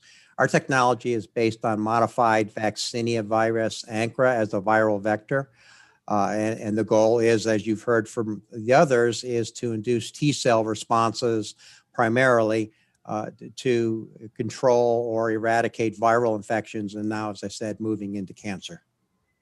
Excellent. And one of the things that I think is really interesting about this panel that we have here is that you're all taking different approaches, right? We're somewhat working towards the same end, but with different approaches. And so the question that I want to ask, is one, this is sort of a bundle question, but one is, what are the hallmarks of an effective treatment? And then can you dig into the approach you're taking, why you're taking it, what makes it compelling, et cetera? And Mark, if you could keep us going with that one, again, hallmarks of an effective treatment, and then dig into the approach a little bit for us, please. Okay, sure. So I think what you've already heard is that we're focused as a group on inducing T-cell responses. These are well known as being effective at controlling, viral infections, but also in tumor immunogenicity. What we're working on at GeoVax is a little bit different. We're focusing on altered mucin, or the MUC1 gene. This is a well-established target for both antibody and cellular immune responses based on epidemiology studies. So our technology is designed to induce both an antibody and a cellular response. Because it's a viral vector, you're getting the cellular responses induced because you get in vivo production of the transgene, in vivo production of the vaccine immunogen. But our technology allows us to express these virus-like particles, which cluster the altered mucin gene on the surface of a virus. Looks like a virus. It's a particle in the body. And this gives you the multi-dimensional structure that is critical to inducing high affinity antibody responses. So it's kind of a two-step approach. Okay, excellent. And Snehal, same question over to you. What are some of these hallmarks of an effective treatment? You guys have clearly put out some astounding data, and then the approach. If you could dig in there, I think that would be helpful for the group. Sure. We're doing something really simple. We're injecting the 9 amino acid peptide in between your skin layers, and we're getting a CD8 T cell response. We can measure that immune response by testing to see what the injection site reaction diameter is. And we can give the drug without anything else as a separate test. And the patient comes back 2 days later and we measure the diameter of that immune response. We can measure the T cells by taking a blood sample and quantify the number of T cells that respond to the peptide. And we can also do an ELISpot assay to measure the functionality of the T cells to see if they're functionally performing. And all three of these can be done for many different technologies. So immune response is very important, but you also have to have clinical outcome, because you may be targeting something that's irrelevant. And so you may see a great immune response, but you may see no clinical outcome. So to me, those are the most important things you look for in immune response, but you have to wait for the clinical outcome too. You can't count on efficacy if you just get an immune response, my personal opinion. And then also safety, right? So you want some injection site reactions, you want some response to the injection, but you also need it to be tolerable. So you need the balance of that as well. Yep, and Snehal, I just want to follow up on something you said about the difference between the immune response and then the clinical outcome. Can you just, for folks who might not be aware, could you clarify the differences between those two? Sure. I could train your immune system to attack some foreign object and get a great immune response when I trick the immune system to attack that foreign object. But if that foreign object is not the target that you're trying to eliminate, so for example, if you're tricking the immune system to attack some part of the cancer cell, but that part of the cancer cell is not being presented by the cancer, then you're probably not going to see a clinical outcome, even though you get an immune response. Okay, excellent. Thank you. Mhm. And then Frank, same question over to you. You know, digging into the approach you guys are taking, why you think this approach is compelling, you know, and then some of those hallmarks of an effective treatment. No, I think so from our perspective, we've looked at it from what we know about immuno-oncology today and how tumors behave. So we know that tumors are able to survive in the body and grow because they actually co-opt a number of our body's regulatory mechanisms to essentially hide from the immune system, right? So they hide from that immune system surveillance. So one of the key things we believe is very important is to be able to expose the tumor and make it much more visible to the immune system, right? So take, for example, if you decamouflage an enemy and make that enemy more visible, that enemy doesn't get attacked until you have the soldiers and the ammunition to go attack that exposed enemy. So exposing the tumor is very important, but also generating the right kind of T cell that can then see that exposed tumor go attack and kill those exposed cells also becomes extremely important. One of the biggest limitations in immunotherapy today has been the ability to generate those tumor attacking killer T cells in vivo in patients. Right, so what our technology does is the Versamune technology has overcome that obstacle of being able to take that protein that is unique to the tumor. So to train the T cells to recognize the tumor specifically, we take a unique protein from the tumor, combine it with our Versamune.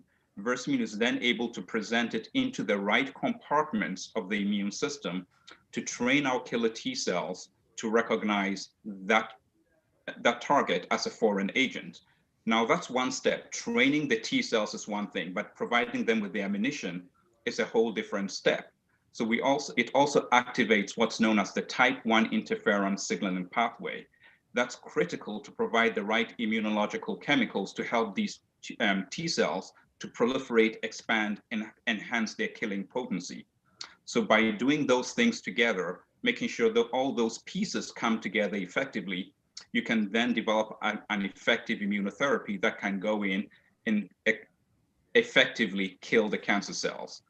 Now, that's one reason why we've started our initial clinical trials in what you realize combination immunotherapies, right? Because we're saying, okay, the immune system, multiple arms of the immune system have to be activated, and the tumor is co-opting multiple mechanisms to hide from the immune system. So for example, in our combination with Keytruda, for example, Keytruda blocks what we call the immune checkpoints, which is one means by which the tumors hide. So blocking that and exposing the tumor is what Keytruda is doing. We also do that by a second mechanism. So now we have two mechanisms to expose the tumor, and then we generate those powerful killing T cells. We can then come in and kill that exposed tumor. And so that's the reason why we are starting our clinical trials with the combination therapies to maximize that potential to expose the tumor and have the immune system more effectively attack and kill those exposed tumors. Yep. And I was going to say, Frank, you're giving me a great segue, because the next thing that I wanted to talk about was combinations, partnerships, et cetera. You know, from the investor angle alone, you know, it's absolutely interesting. And from the scientific angle, you know, when we were preparing for this, you guys definitely talked about some of the benefits there. You know, so if you could dig a little bit deeper into, you know, the combination approaches you're taking now, how partnerships may play a role in the future, et cetera, that'd be great. Sure. So I think partnerships are going to be, especially combination immuno-oncology, I think is going to be the next frontier in immunotherapy, and how a lot of these cancers will be addressed using immunotherapy, simply because of the multiple mechanisms that have to be overcome and also addressed.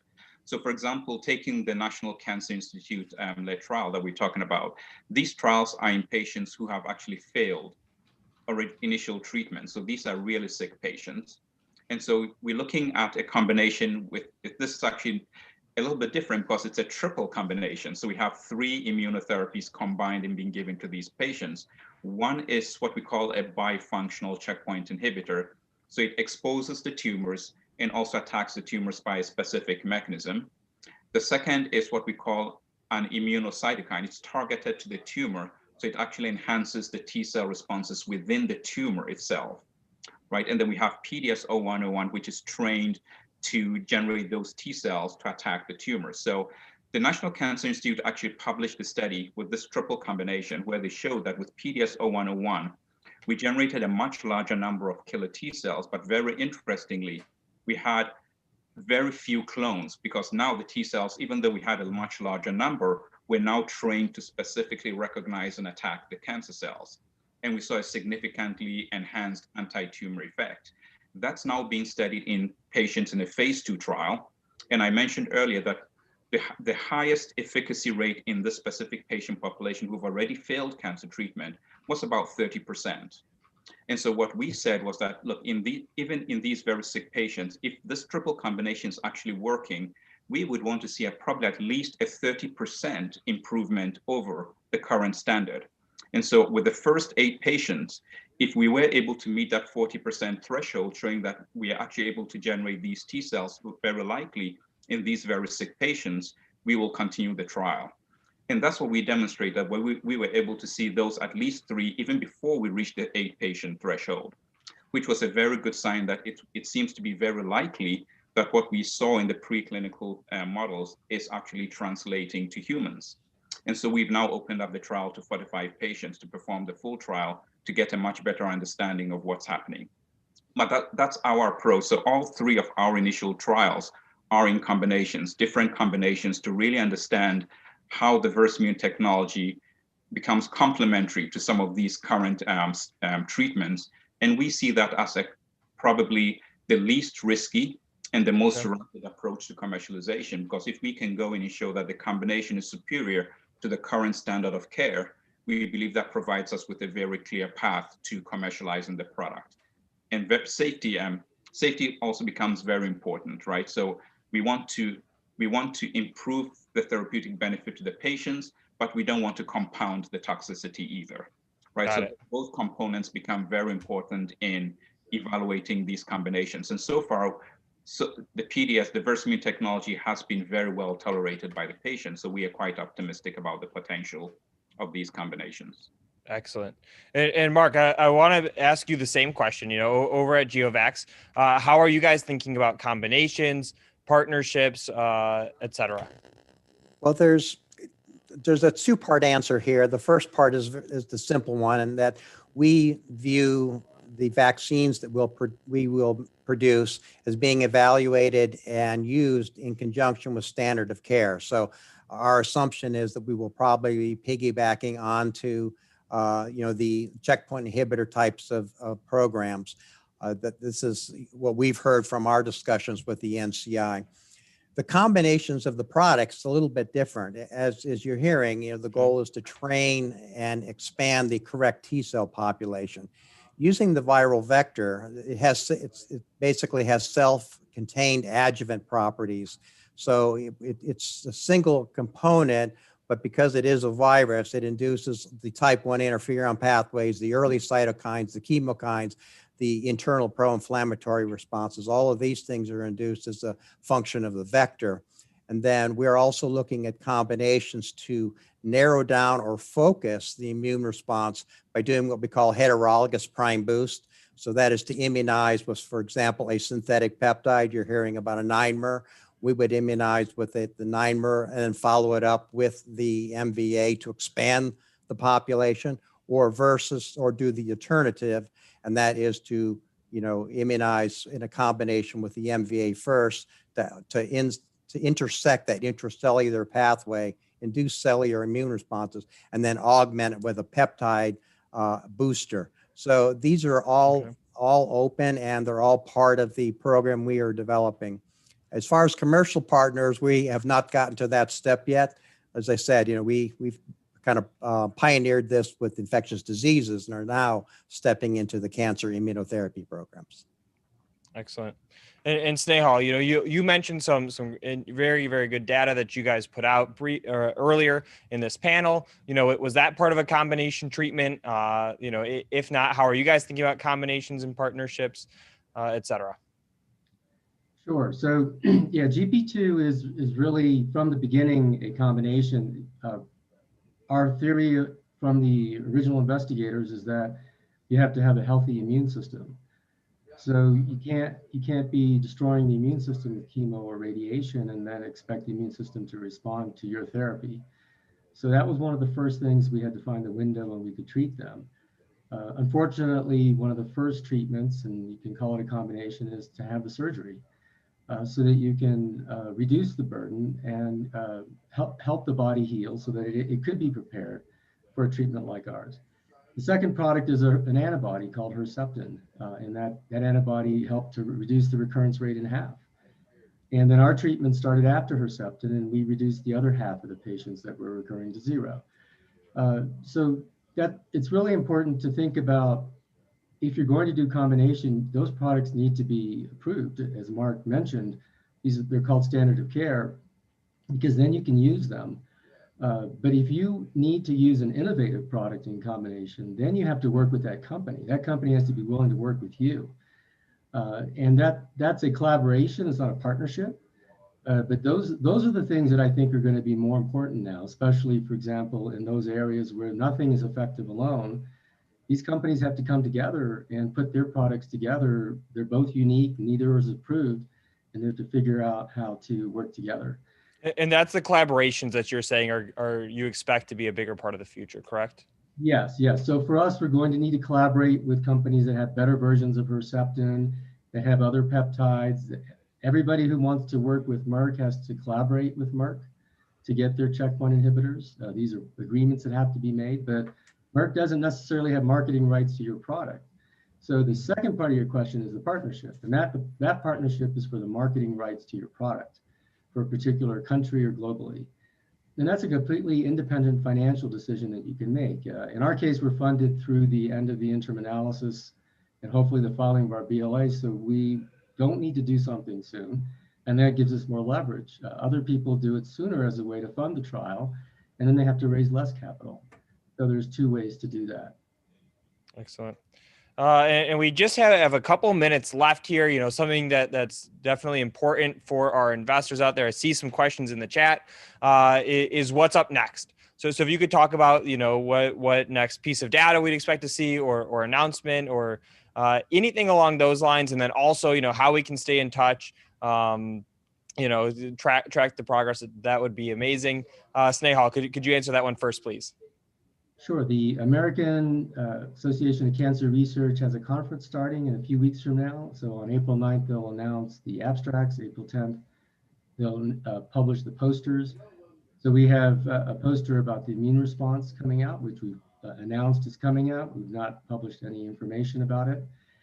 So this will be one of the missing pieces. It'll explain if we're seeing an immune response in all the people that we treated, irrespective of you know, which type of breast cancer they have. They could have HER2 1, 2, 3, 1 plus 2 plus or 3 plus stages of types of cancer.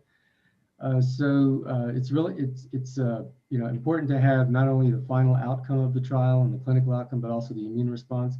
And then eventually we'll be announcing the safety, hopefully sometime later this year as well. And these will be the final 5-year analysis for our phase 2 trial. Excellent. So we've got a couple things on the radar, and that first one you mentioned was April 9th, correct? Correct. That's correct. Awesome. All right, Mark, same question over to you. What's next? What should we be on the lookout for? Well, as I mentioned, our program is being transitioned from the infectious disease world. So we are actually in animal model testing right now and discussions with NCI and trying to work out what we believe will be the optimal combination to be moving into phase 1 trials. You know, our goal is to be entering the phase 1, which would be, you know, dose escalation, safety, toxicity type of trial early next year, Q1 to Q2. So the first clinical event is not going to be until 2022. Okay, excellent. And then Frank, could you round us out to tell us, you know, what we have to look forward to? So as I mentioned, we have 3 phase 2 clinical trials currently ongoing. I talked about the preliminary data from the National Cancer Institute-led trial, where we saw at least a 30% improvement over the current standard. We expect to have more mature data on that program, hopefully sometime next quarter. There's a potential that we will present these at some of the leading oncology conferences coming up, but we'll typically make the markets aware of this when the data comes out, when we're going to be presenting at conferences. with the combination trial with Keytruda, which is the partnership with Merck, we anticipate that we will start reporting data from that trial probably in the fourth quarter of this year, or probably the first quarter of next year. And then the third one is the MD Anderson-led trial in cervical cancer. Again, the timeline for this is very similar to the Merck trial, where we anticipate that we would start reporting data in the fourth quarter of this year or early next year. For the COVID-19 program, we're anticipating initiating clinical trials probably late next quarter. So the nearest term would be the NCI-led triple combination. We expect data from that trial next quarter, and also hopefully to initiate the COVID-19 trial next quarter, late next quarter also. Excellent. So just to recap, everyone, Snehal, he mentioned April 9th and then additional data out later this year. Mark starting 2022 as a very big year for them. And then Frank, in the second quarter, this upcoming quarter that we have, is when we'll get additional data from them. Excellent, guys. Thank you so much for joining us. It's an honor to have you here.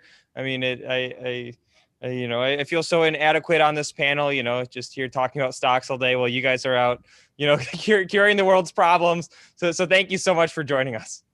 Thank you. Thank you very much for having us. Thanks a lot. Absolutely. Great job. Great job, everyone. Thank you so much for that. Again, you guys in the chat, tickers there are GLSI, PDSB, and GOVX. And Luke, you are not inadequate. Stop it. Thanks, Patrick. I appreciate it. I am here for you. Really, really cool stuff, though. It's interesting seeing how some of this is unfolding, you guys. So thanks. Keep it up. We'll go ahead and keep this rolling right along. And if they're ready, we will move over our next presenter.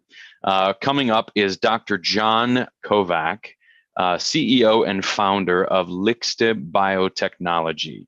That's a NASDAQ company, LIXT. Again, the ticker there is LIXT. Hello, how are you, Dr. Kovac? Hi, thanks for having us. It is absolutely my pleasure. I will let you get started and go ahead and share your screen when you're ready.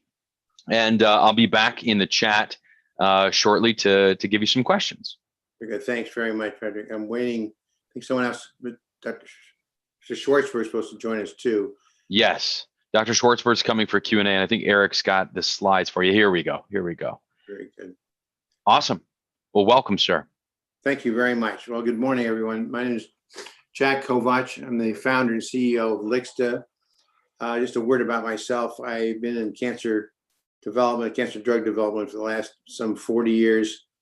Post-administration as a pharmacologist, was head of the Cancer Center at Mayo Clinic in Rochester, Minnesota for a number of years. And then at the City of Hope National Medical Center, one of our other designated leading cancer centers in the United States. And started Lixte almost 15 years ago now, based on an idea where I thought we could enhance chemotherapy, particularly for brain tumors.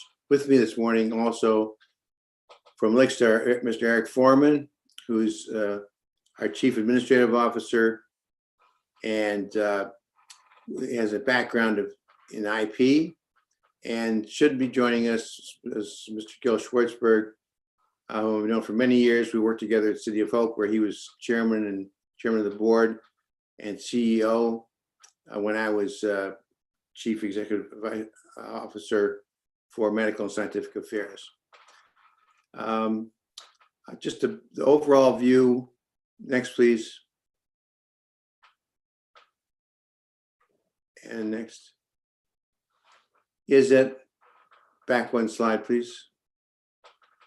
Is it basically, we began focusing on brain tumors, thinking we could potentiate radiation and temozolomide, the standard treatments for brain tumors, by focusing on something called the phosphatases, serine 3 phosphatases. This is almost a novel target.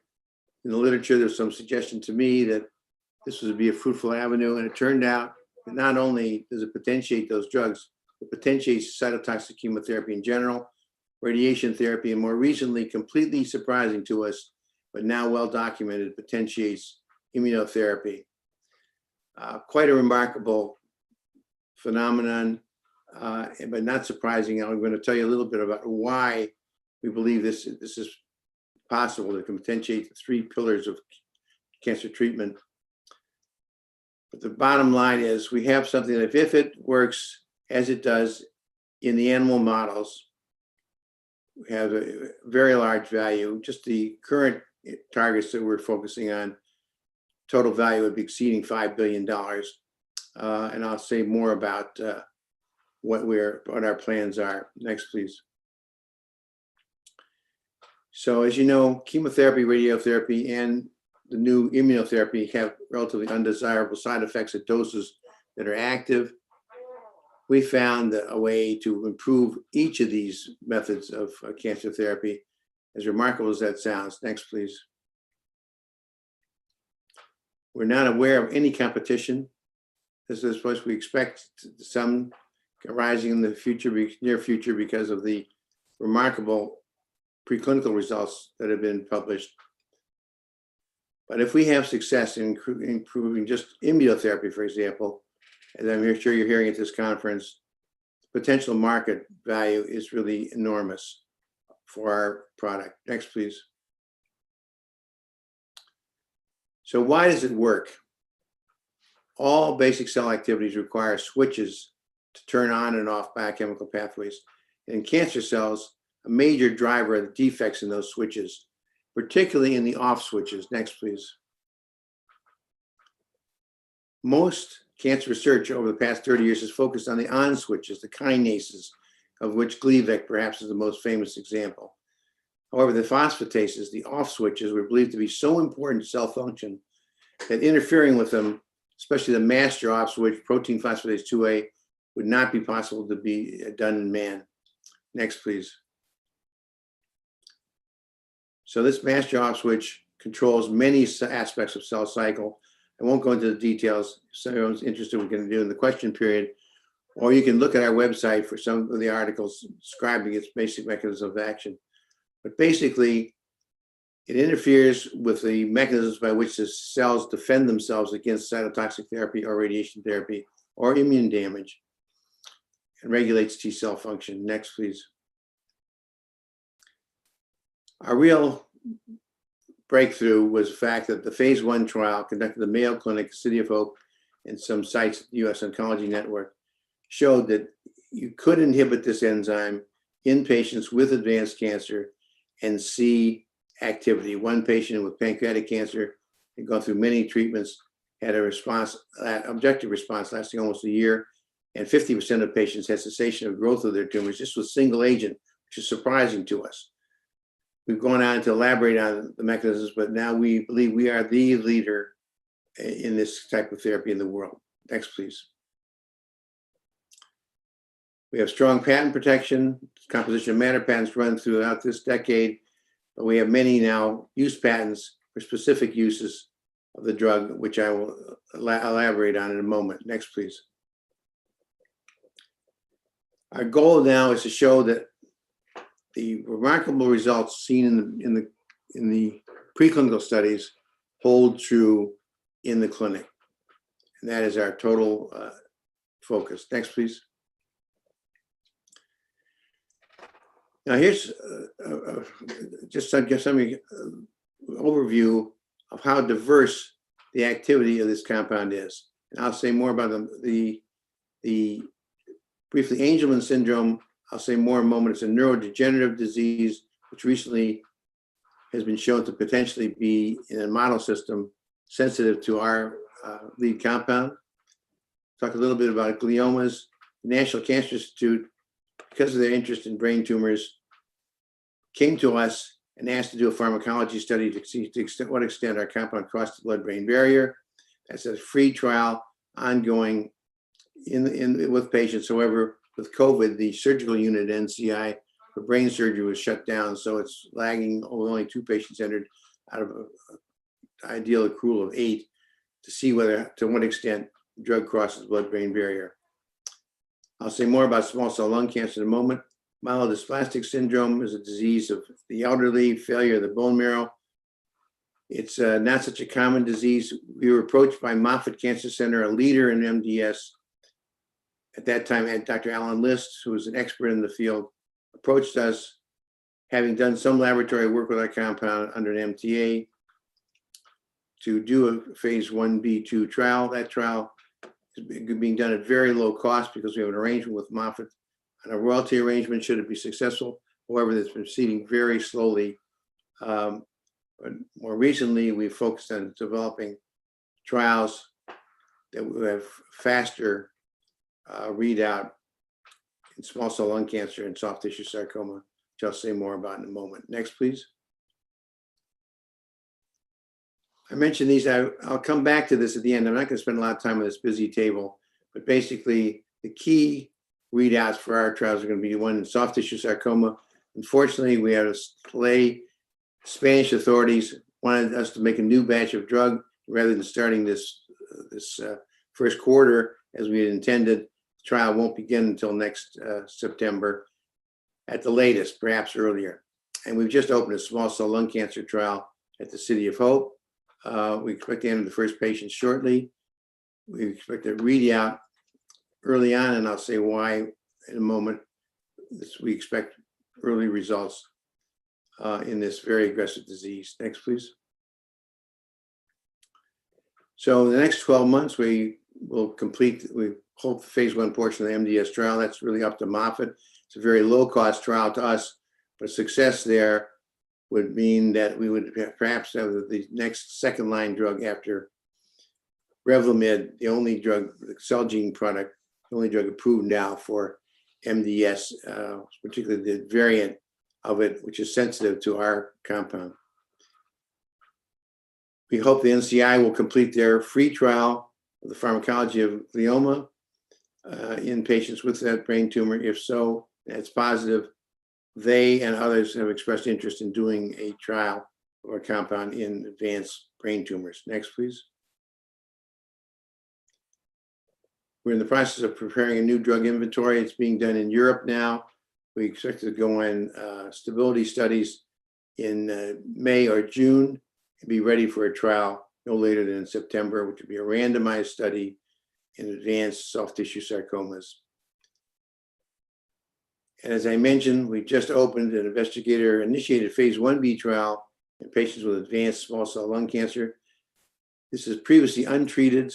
We're adding LB100 onto the standard 3-drug regimen now, which is a platinum compound, etoposide, and the Roche immunoblocker,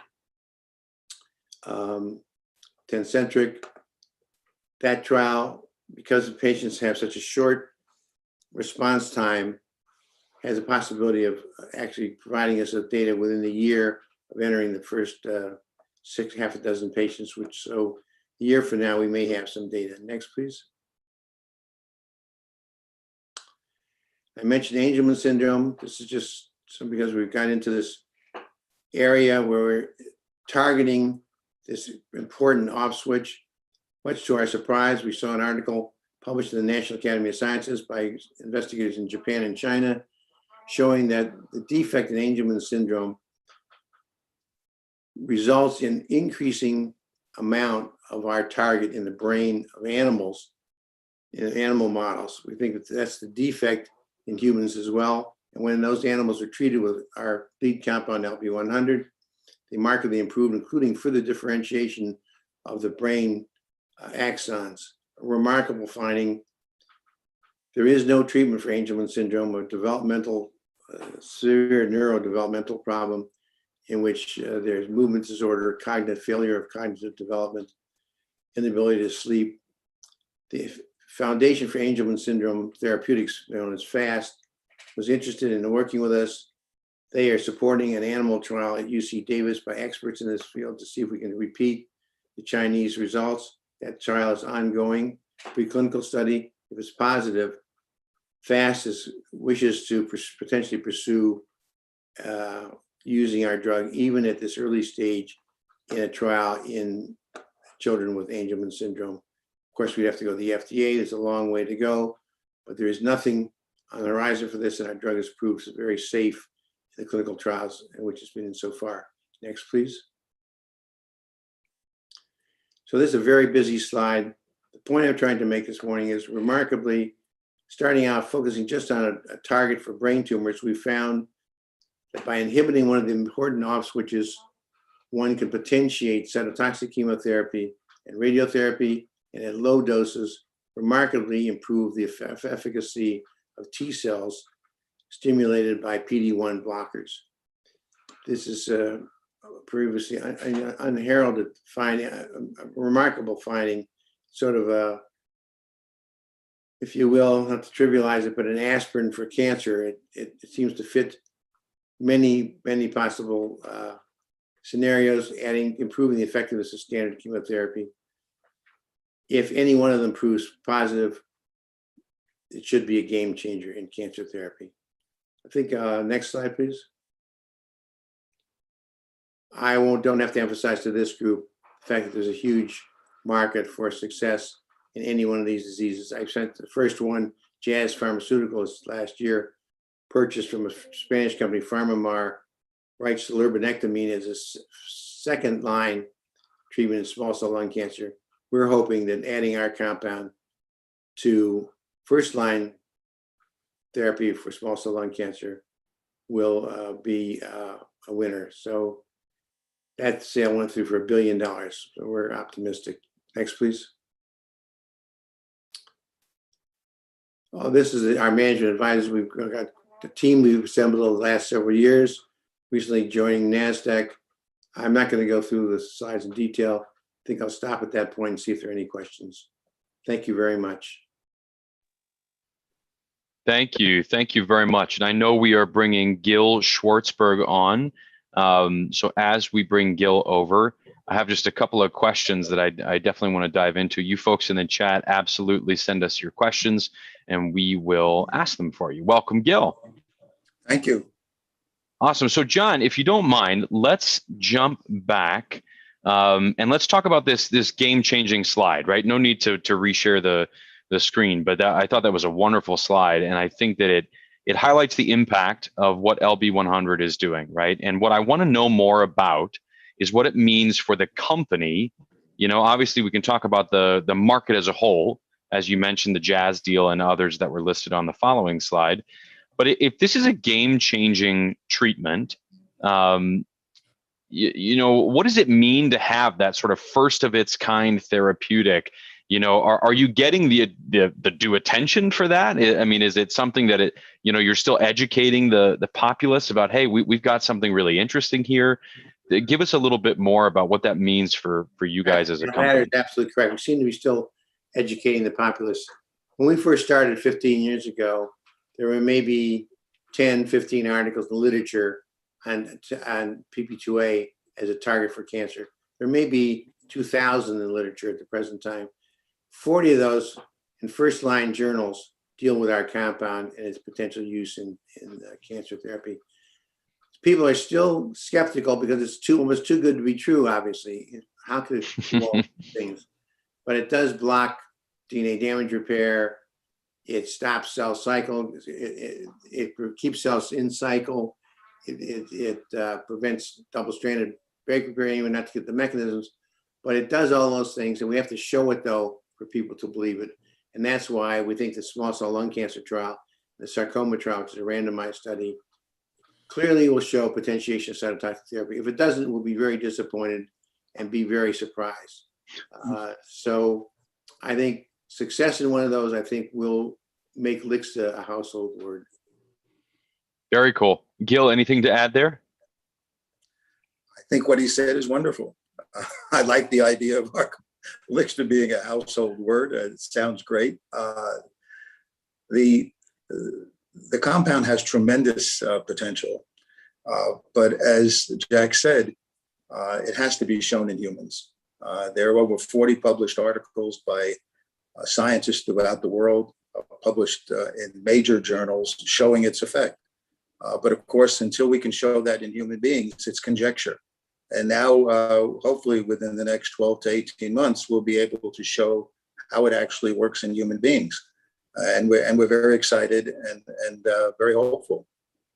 Well, so you guys, let's jump to a completely separate topic here. The company itself and just where you guys are financially, right? I mean, are you venture backed? How's the cash flow? What can you tell our investors here in terms of just how you guys as a company are operating and moving forward? Well, let me comment on that. We started, as Jack said, about 15 years ago, and it was an unusual way that we did it. We didn't start by raising a lot of money. We raised a modest sum of money, and then we went from milestone to milestone. Every time we hit a new milestone, we raised a little more money. And at the end of last year, we felt that the company had reached a certain level of development. And I might digress in that we were trading over the counter on the bulletin board. Last year, we decided that we wanted to get away from this model of doing these private placements and create some visibility for the company. So we uplisted to NASDAQ at the end of last year. And we raised about $5.7 million in connection with the uplisting. And then at the beginning of this year, we raised another 4.3 million. So we raised about 10 million recently. We have about 8 million of that in the bank. That represents for us about 20 months of operating capital. Our current burn rate, because people always ask that question, is about 400,000 a month. So we've got about 20 months of capital in the bank, and now we're on NASDAQ. And amazingly, it created a lot of visibility, and so that's how we've done it: private placements, and then these recent offerings. That's great. Thank you so much for diving into that. Now back to the therapeutics themselves. The significance of your trial readouts coming for, I believe it's gliomas, but correct my pronunciation there, in June of this year. What's the significance of that for you guys? And then the question in the chat is what is gliomas? What exactly does that do? Those are gliomas. Gliomas, sorry. Glioblastoma, that's the worst, most aggressive brain tumor of adults. That trial is just a pharmacology study being done at NCI. It's really quite a remarkable study in that NCI is so interested because the drug potentiates radiation, the drug called temozolomide, which is a standard treatment for this disease, albeit relatively ineffective treatment. So NCI came to us, a free trial. They went to the FDA and said, we want to see to what extent it penetrates the brain. If it does, everyone's going to want to add the LB100 onto standard therapy for brain tumors. So we're hoping that they will be able to reopen their surgical suite and get there. What the trial is very interesting. People with recurrent gliomas, where they think clinically it's indicated they're going to the brain and resect those tumors, will receive day one of a 3-day course of LB100, the full dose on day one, while they're going to the operating room, and then have blood and sample and the tissue in the brain actually analyzed for penetration of the drug and for activity of the drug in the brain to convince the NCI gurus that in fact it does penetrate the brain. If it does, that will be an impetus for many people to pursue it. We know from the animal models, for example, the Angelman syndrome, it does get into the brain of rodents. There's no question about it. And we have other data that whether the mouse will be the same as man in terms of the blood-brain barrier, we don't know. But it's a very important disease, one that affects a lot of families in a terrible way. And we're hopeful that we have the data justifying going forward. And so the last question I have for you, gentlemen, obviously investors are always looking for catalysts, right? We're always looking for, what's the next news coming out or announcements or anything like that perhaps we can read into, right? So not asking you to put your prognostication caps on here, but maybe jumping back to that FAST partnership that you've got going, and the potential for that orphan drug designation. Is that the first catalyst that we should potentially expect? Are there any others? Go ahead. Thanks. That's a very, very obviously good question. And the FAST one is remarkable in that it's really completely non-cancer, off the wall, nothing to do there. We will have data, I think, in the next 6 months as to whether the trial can be repeated that was published in PNAS. If it's true, we will go to the FDA to ask for a trial. The foundation is interested in doing that. Whether the FDA will be likely to approve such an early stage drug for a treatment, it's not clear. I think it's possible because there is nothing on the books. the thing I would say to investors is there is some patience involved. We have something that is really quite remarkable. I think small cell lung cancer was just opening because of its progression within 6 to 8 months of therapy. We think well into the first year, we will have some clue as to whether in this open label trial, we are really potentiating the drugs or not. If there's evidence of potentiation, things will pick up like gangbusters. Great. Well, gentlemen, anything else that you'd like to leave our investor audience with today? Joe? Well, let me say, I've been in the business for over 40 years, hoping to find ways to improve drug therapy, including developing a pharmacology program at Mayo Clinic.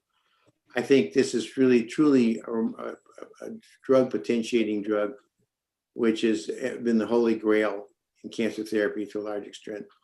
It's possible that this is will come true, and we want to give it the best shot. If it's true, it'd be great for many, many, many patients, and of course, because of that, many investors. Wonderful.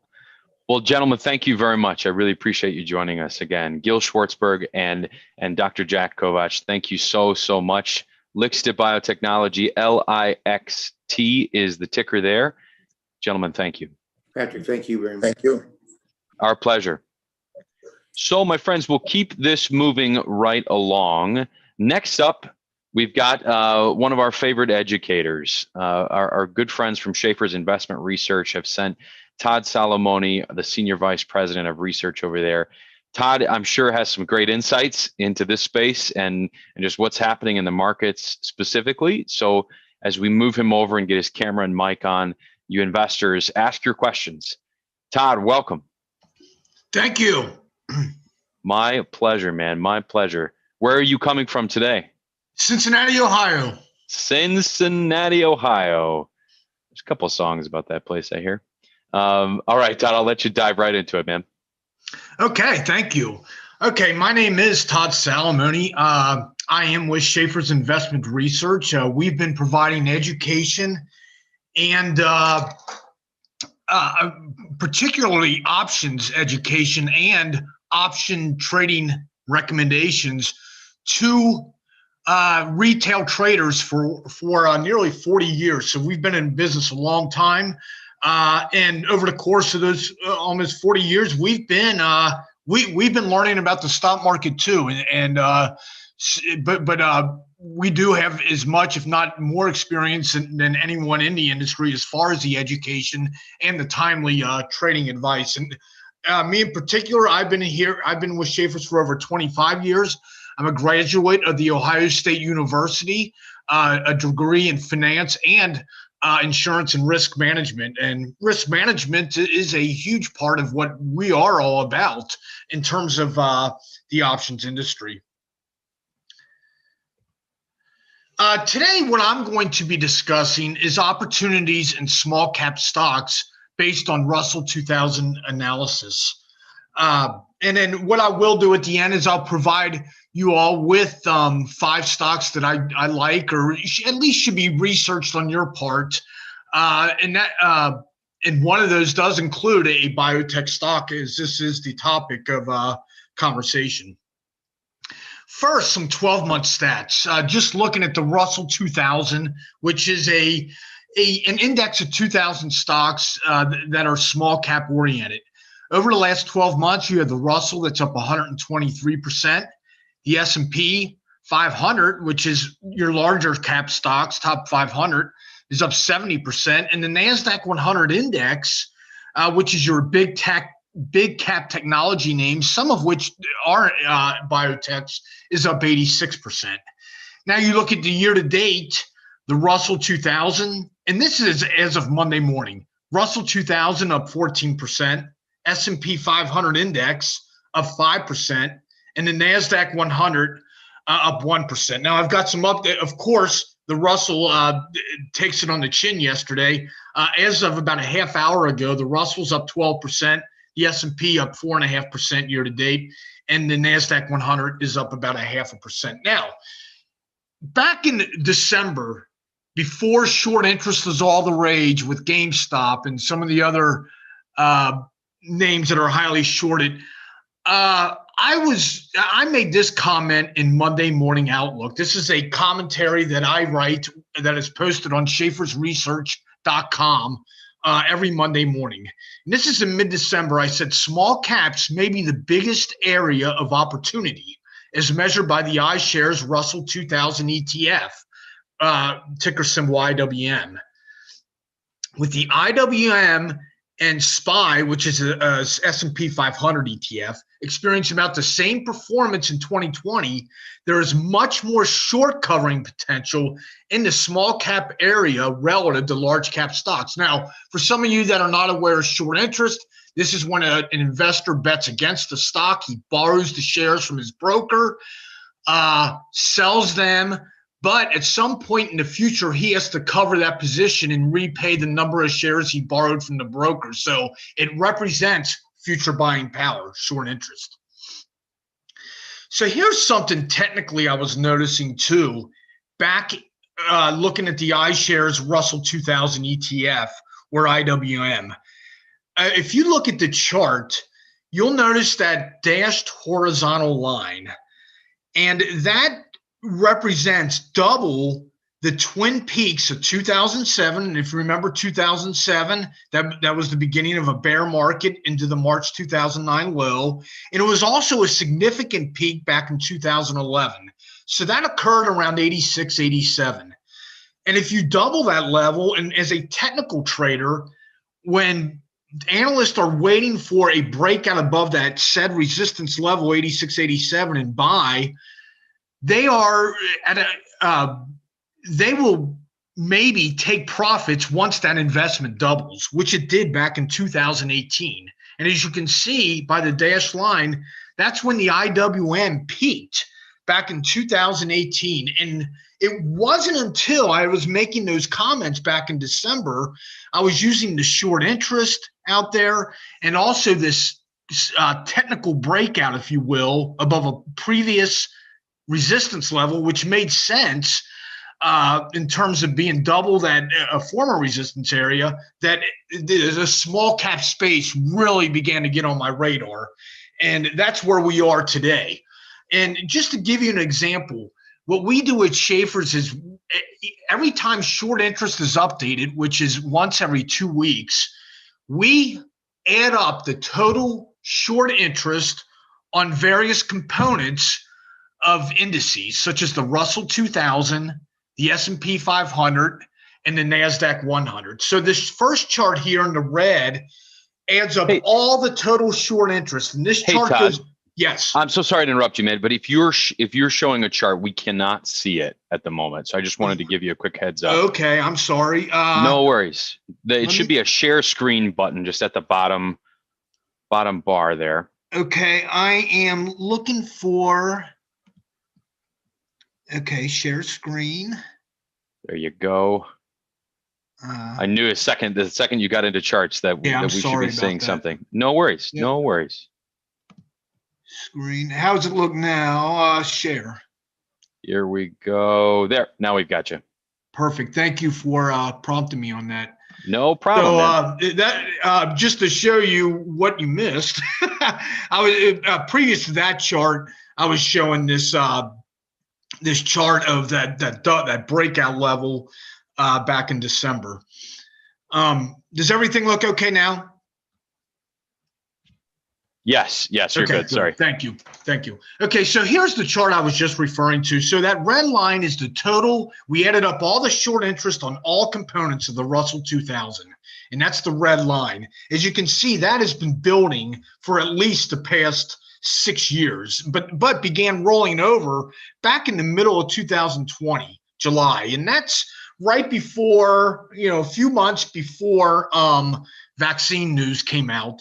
But whatever the case, there was a steady build, and now we're beginning to roll over. And when you combine the fact that you've got this index where its components are heavily shorted, but now the shorts are starting to run for cover, and that index experienced a technical breakout, to us, that spells opportunity. And just as a comparison, if you look at the S&P 500 stocks, and that red line again represents short interest, again, significant short interest, but look where that red line is compared to previous years.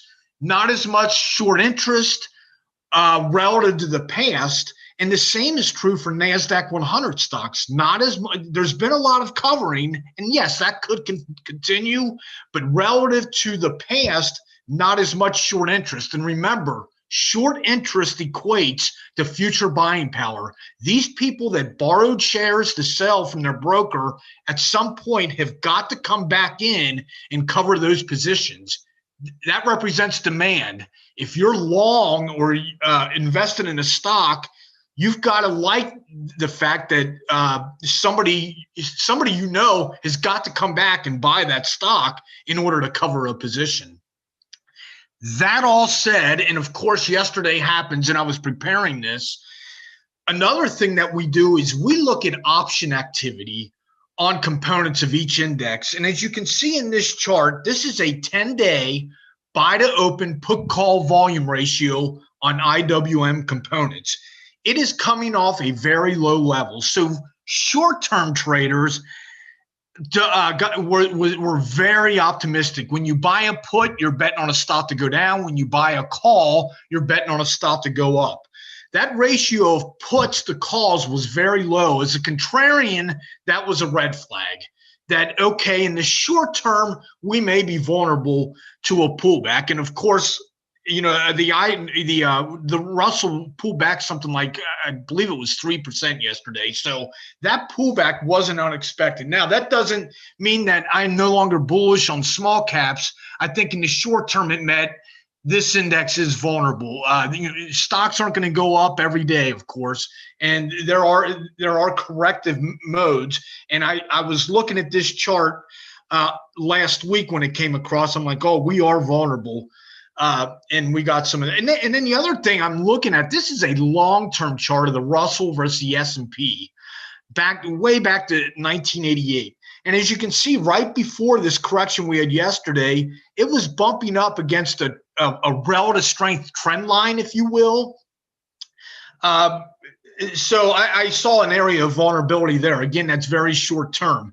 But as I've circled instances when the Russell begins to outperform, going back to 88. And as you can see, these periods of outperformance tend to last years. So if you're looking for the history as a predictor of the future, one's got to be bullish on this upswing we've had in recent months in the Russell, in terms of this could last years. And yes, there will be short-term bumps in the road. And I think from a technical and a sentiment-based perspective, we had that was evident. Here is a chart of a daily chart of the IWM. And as you can see, I've got this is a very interesting chart. The top pane shows you year-to-date daily percent returns. And I am fascinated at how indices will respect round year-to-date percentage levels.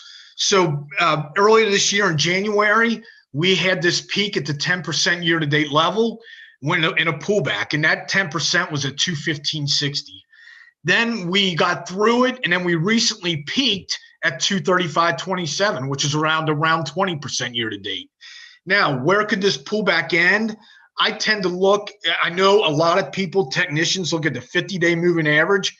We at Schaeffer's, we look at the 80-day. We have found too many instances where people get shaken out at a break of the 50-day, which happened yesterday, and I don't have that on the chart because I did this. I showed this chart as a Monday, but that 50-day moving average broke yesterday. So, you know, I think we could pull back to the 215 area, which would be that year-to-date 10% return and that 80-day moving average.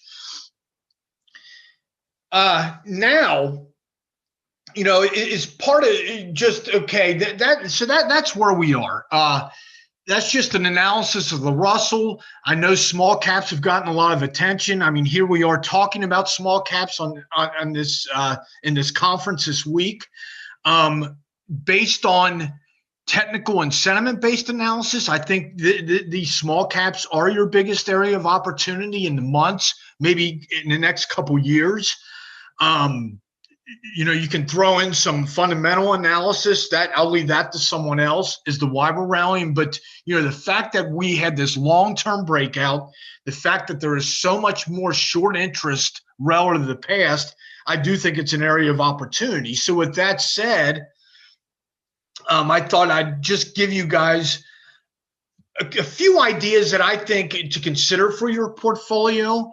And what I did is I had a quantitative analyst go back and say, okay, give me some stocks that are displaying strong price action. Strong price action is vague, so I had them just give me some stocks that are showing some strong year-over-year returns, decent year-to-date returns, are highly shorted, again, because that's my whole thesis, that this short covering that's going on now has a while to go, and may be unpopular with Wall Street. Again, as a contrarian, believe it or not, we will find stocks that are doing well, but Wall Street analysts do not like. To some people, that may be a red flag, and sometimes analysts are right, but we look at it in terms of the price action saying one thing, but Wall Street analysts think another, and that might be upgrade potential. I'd love to be in stocks where I wake up in the morning and all of a sudden see that my stock just got upgraded. So not only do these stocks represent short covering potential, but there may be some upgrade potential because the market is saying one thing, but analysts think another. So the first one I'll start off with is Aspira Women's Health. So what they do is they are, it's a small cap, less than $1 billion market cap, in fact. And they develop gynecology tests for identifying ovarian cancer and other gynecology diseases. They just expanded network access in October. They just got a deal with the state of New York Medicaid that it basically approves their test. So now you've got more patients eligible for these ovarian cancer tests. In January, they broke out from a technical basis above their 2011 intraday peak, but the shares are well off their all-time highs in 2003. Short interest is 18% afloat, which is huge. Short interest just came out. I've got 9.5%, so there is some covering going on. Shorts are in covering mode, and that could be supportive in the months ahead. So that's one to look further into. Maybe somebody at this conference will ask about that or talk about this stock or company, or it's something you all could ask for if you evaluate this for your portfolio to get more of a fundamental. So that's one. Now, I know this is a biotech conference, but some other small cap stocks that hit my radar. And, it's interesting because some of these may be new, but some are names we're very familiar with. Alcoa and U.S. Steel. Both them stocks, only like a $5.8, $5.7 billion market cap. Again, when you think of Apple, $2 trillion, Alcoa and U.S. Steel, very small. And look at the year-to-date returns. Alcoa, 25% up year-to-date, over 400% year-over-year. U.S. Steel, 28% year-to-date, almost 300% year-over-year. So again, we got the small cap stock, the price action outperforming year-over-year, outperforming year-to-date. You look at the short interest on these stocks, Alcoa, 5.5%, U.S. Steel, almost 12%. And then look at the analyst ratings. Alcoa, 7 buy ratings, 6 holds, upgrade potential. U.S. Steel, 2 buy ratings, 6 hold ratings, 4 sell ratings. There is nothing worse for an analyst to have a sell or a hold rating on a stock that's outperforming. So upgrade potential, short covering potential, small cap names, and names that you're very familiar with. Now let's move on to some newer names. And again, if you're looking at small caps, it's good to diversify. The small cap index, actually, if you look at the biggest sectors, healthcare is one, consumer cyclicals, industrials, and financial services, and then technology. So technology, I think everybody's in, but there are some opportunities. in these industrial cyclical names. So that takes us to Shake Shack. What I like about this, operates roadside burger stands, 5 billion market cap, only about 300 shacks worldwide. So tremendous growth potential as this world recovers from a pandemic. Stock hitting highs as early as last week, huge upgrade potential, 4 buy ratings, 15 hold, and 2 sell ratings. Just amazes me. And this is a stock that's up 40% year to date and 230% year over year. Then that takes us to Sonos. If you want to get into technology, they make audio equipment that you can multi-room audio systems. Mid-November announced a buyback plan. Shares gapped higher in mid-February on earnings, so some earnings momentum. Surging year to date, year over year. But look at the short interest to float, short covering potential, and again, more hold ratings than buy ratings. So those are some stocks that I like. If you're interested in that small cap world, you got a technology name, you got a retail restaurant name, you got some metals names, and you got a tech name. Todd, thank you so much, man. I really appreciate it. And, yeah, thank you. Remember to visit. Yeah, absolutely. And where can people reach you? That's what I got on my screen now, schaeffersresearch.com. Awesome. Thank you. Thank you so much. I really appreciate it. I know there's some questions in the YouTube chat. So absolutely, I'll post that in here so that you can go and answer some of those questions. How about that? Okay. Thank you, Todd. Appreciate it, man. Okay, appreciate it. All right, we're going to keep this rolling, my friends. Next up, as we bring them over, we have Qualigen. The ticker is QLGN. QLGN on the NASDAQ. And here to speak about that today is Michael Poirier, the President, CEO, and Chairman, and then Amy Broidrick, EVP and Chief Strategy Officer. So welcome, my friends. Great questions in the chat. I'll remind our investors, if you have any questions for the companies themselves, do not hesitate to throw those in there. We love getting answers to those. Michael, Amy, welcome. Thank you. Good morning. Thank you for the opportunity. Oh, of course. Good morning. Good morning. And I will let you dive right in. Okay, we're going to get on our share screen and we'll get going. Go for it.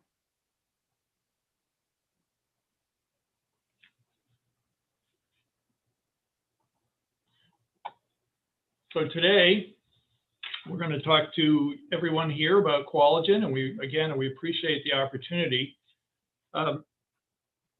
Before I begin the formal part, I just want to say that everything that both I and Amy will say this morning is governed under the forward-looking statements. So just be aware of that. Now, reasons why we think Qualigen is an excellent investment. We have a patented and proven diagnostics platform, which we have evolved now, and we are now developing novel platform technologies for the treatment of cancer and infectious diseases, specifically antivirals. Our diagnostic platform is globally patented and is proven. Last year was a very big year for us.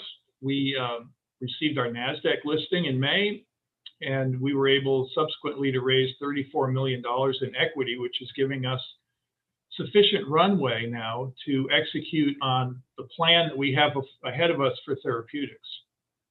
And we see the significant shareholder value drivers over the next 12 months in several different areas.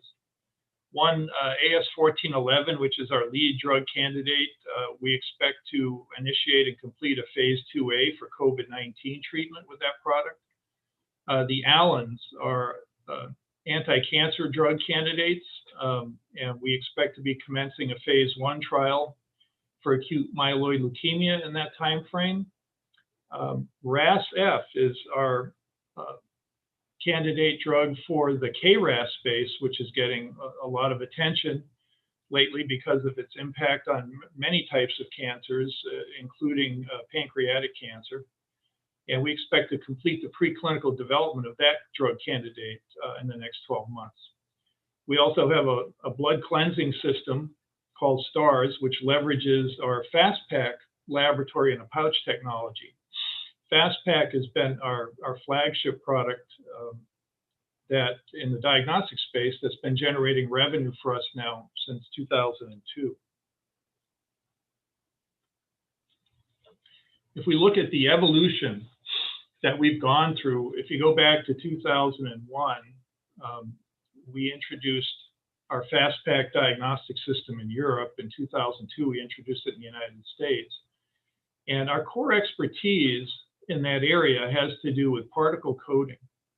And we've built a menu of tests. The initial test on that system was the PSA test, prostate-specific antigen for prostate cancer.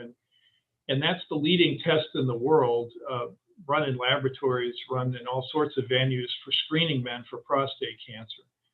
And we estimate that since then, we've probably saved thousands of men's lives through cancer screening with this product. In 2013, we received FDA clearance for a vitamin D assay on that platform, which was our 8th test. So it's a wide-ranging platform. It is sold worldwide. Now, the expertise that we have in particle coding has led us into our therapeutic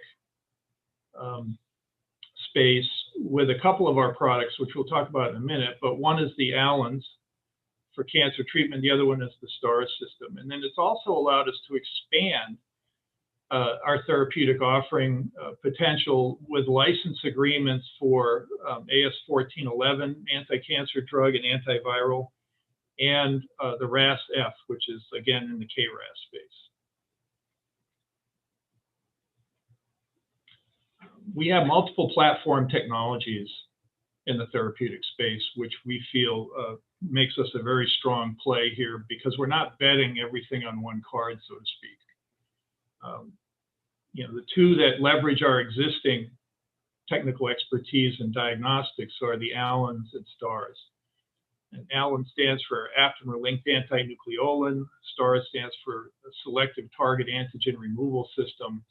And again, these both use our proprietary B coding technologies, as well as advanced technologies that we've in-licensed.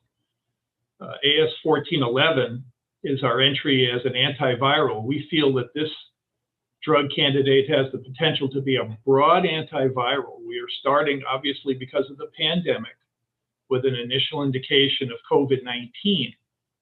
But we expect to follow that up with other indications, such as influenza and other viruses. The Allens, we believe, have a broad application as well in the cancer space. Our initial indication there is going to be acute myeloid leukemia. And we expect to look at future indications in the brain and kidney cancer areas especially.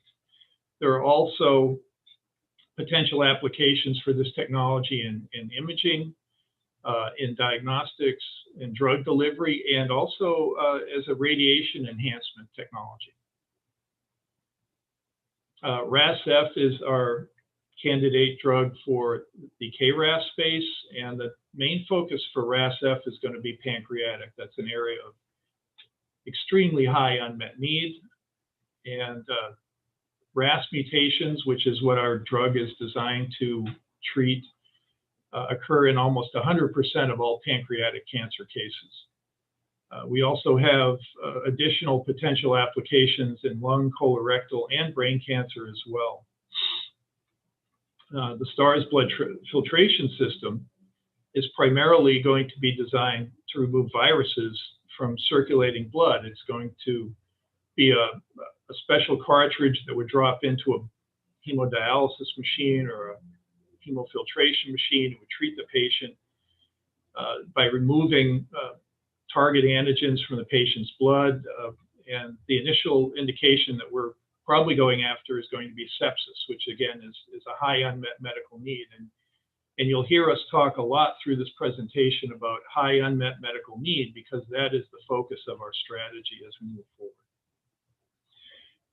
In addition, I just want to say that we have a very, very strong intellectual property portfolio with over 100 patents, either owned outright, in-licensed, issued, or pending. And they cover all of our different product areas, from diagnostics all the way through all the different therapeutic platforms that we have. So we have a very strong fence around all this technology. Our therapeutics pipeline is, we like to think of it as very vertically and horizontally integrated. And by that, we mean that we have multiple different technologies throughout the pipeline vertically, and then horizontally, they're in various stages of development toward the path of commercialization. The first one, as I mentioned earlier, is AS1411, which is a piece of synthetic DNA that has the ability to block viruses from infecting target cells that they're trying to infect. In the case of COVID-19, it can block the SARS-CoV-2 virus that causes COVID-19 from entering lung tissue, for example, where it does the most damage. And that product is going to be going into phase 1 trial, or a phase 1B and a phase 2A. That's kind of a simultaneous thing later on this year. So that's very advanced in our pipeline. The Allens are behind that a little bit. So they're in the preclinical phase, heading into phase 1 early next year. RAS-F is in the preclinical phase as well, and it'll be ready for phase 1 trials probably the second half of next year. And then STARS, we're targeting that to roll out in 2023.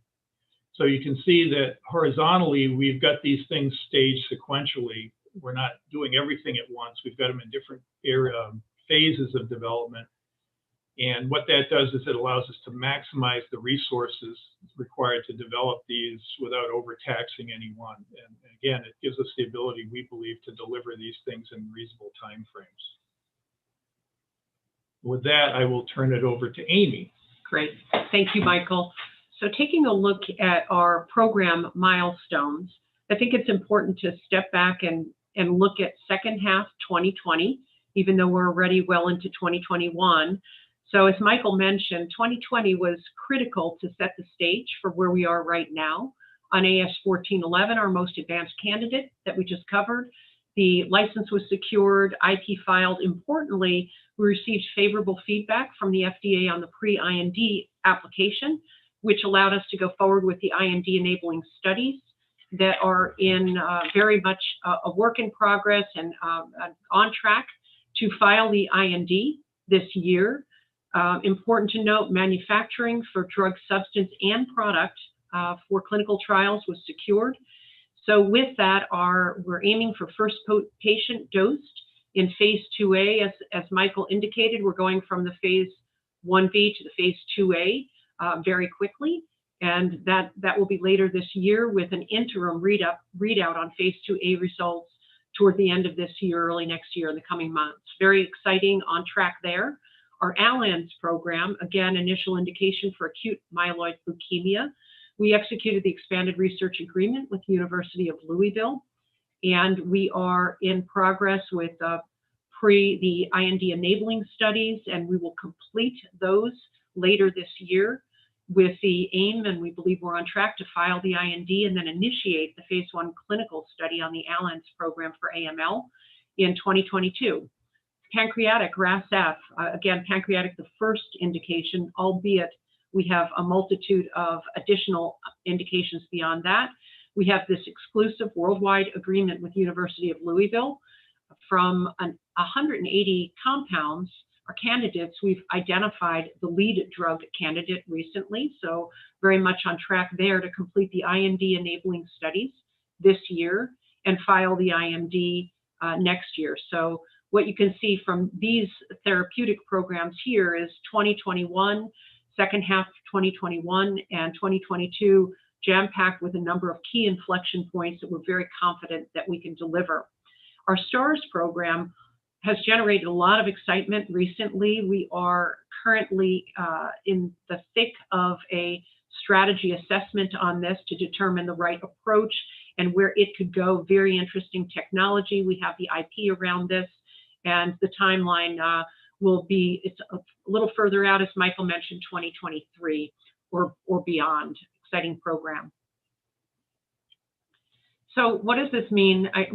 Albeit this is a quick high-level overview, and we look forward to your questions. In a nutshell, Qualigen, when you think of Qualigen, think about a company on the diagnostic side that has products that are commercialized and a pipeline in therapeutics with novel platform technologies, and platform in the sense that we are targeting an initial indication with a very high unmet medical need and looking at other indications. And the way we do that is by rigorously taking a look at what's in where patients' needs are, what's in clinical development or preclinical development, and how we could provide an advantage there to treat or cure multiple types of cancer and or viral diseases. So how are we set on funding? As of December 31st last year, we have $24 million in cash, providing a nice runway well into 2022. This will allow us to hit significant catalyst value and inflection points starting this year. We also believe that we're in the position to raise more money to take advantage of opportunities, strategic opportunities that are a nice fit along the way. Our team, so we are leveraging the proven team on the diagnostic side that have been working within our pharma capability for quite some time in gearing up for the pipeline, our work with University of Louisville. So experienced and growing leadership team with this track record in development and commercialization. I think it's important to note on the team that we are very fortunate to be based in Southern California and have an agile in-house model while leveraging a high outsourced model on the therapeutic side with a myriad of subject matter experts within the CMC space. So when we think of toxicology, preclinical development, lots of regulatory expertise. And so we're very well informed both internally with a lean team, but that's growing to ensure that we can hit these inflection points, as well as an external team of experts. Partnerships, we are always eyes and ears open for the right kind of science that's going to be differentiated. We're leveraging prominent investigators at major research institutions, particularly University of Louisville, among others, in order to cost efficiently advance development here. That allows us to source novel compounds and explore many other indications. And again, go through this exercise of where the initial unmet medical need is and where that science can take us. Michael mentioned that the effort that Michael has driven, among others, though, is having vision on the IP and recognizing the importance of intellectual property and having a robust fence. So we are well poised there. I guess the last point that we'd like to say is when you think of Qualigen, it's important to remember that we are fully committed to patients and shareholders. And so we are going after diseases with high unmet medical need. And it doesn't necessarily have to be a broad-based disease, although our science lends itself to that. Where's there high unmet medical need, particularly in oncology? We're looking at an efficient regulatory process with the FDA and or EMA in Europe and get our products approved there. Focus very much on patients and deliver enterprise value, deliver value for shareholders, be very transparent about how we're doing that. And we are, as a company, again, we're agile, high team of outsourced experts, high team of experts here who have a track record in developing science, going through the regulatory channel, successfully commercializing, generating revenue. And we are therefore feel confident that we are driven to deliver. And we thank you very much for your time. Wonderful. Thank you both so much. Thank you. And also thank you to whoever's mowing the lawn. That is helpful. So you guys, that was really great. I do have some questions in the chat, and I'll ask you for an email address or some sort of contact info to give to our investors in the chat, because I know they have questions around, timing and things like that. Something that's, I think, very interesting is what happens when COVID-19 develops into mutations and changes into new variants, how will therapeutics like AS1411 remain effective in against those variants? Well, that is a critical question, Patrick, and I'm glad you're bringing that up. We feel that, excuse me, that's one of the big advantages of our approach here with the mechanism of action of AS1411. I think, as I mentioned earlier, AS1411 acts by preventing viruses from entering the target cells that they need to enter to take over those cells and produce more virus. Because as we know, viruses cannot replicate on their own. They need a host cell to go into, they take over the DNA in that cell and they turn it into essentially a factory to make more virus particles. So in the case of AS1411, we're actually targeting a protein called nucleolin, which is present in all cells. And nucleolin is the protein that these viruses use when they get into a cell to do their dirty work. And by targeting the protein itself that they need, as opposed to the virus itself, we feel that we can have a treatment regimen that would be immune to mutations in the virus. So as the virus changes, for example, over time, our drug candidate isn't looking for anything on the virus itself. It's just going to it's going to block the virus from using the protein that it needs in the cell. And that protein is not going to change over time, just the virus itself. So that's how we differ from other approaches. So if you look at the other things out there, and I think Tamiflu is a great example. It was great for a while, but the effectiveness of Tamiflu has kind of dropped off over the years as the flu viruses have mutated away from the target that it was originally intended to go after. We don't see that as an issue with AS1411. And also, that same mechanism that I just outlined for COVID, for example, is going to play out as we go after initial indications with this drug candidate. So, for example, if we were to go after the flu or something like that in the future, again, as these viruses mutate, because we're not going after the virus directly, but a protein that the virus needs to replicate, I think we're going to be in pretty good shape there. And I think that's what differentiates us from everybody else. Well, I really appreciate you weaving that together, and thank you so much for that. I will let you go now, but just before I do, where can our investors reach you if they have more questions? They can reach us through Atlantic Capital Partners, Tony Shore, Dave Kugelman. You got it. So I'll connect them with Tony specifically, who I believe we work with. So thank you so much. I really appreciate you both being here. And our website, of course. Yes. Awesome. Thank you. Take care, you guys. Our pleasure. Our pleasure. We're going to keep this rolling, my friends. That was Qualigen, QLGN, the ticker of that company. And as we move over our next guest, I'm excited about this one because I get to lead a little bit of a discussion, a bit of a departure from what I normally get to do.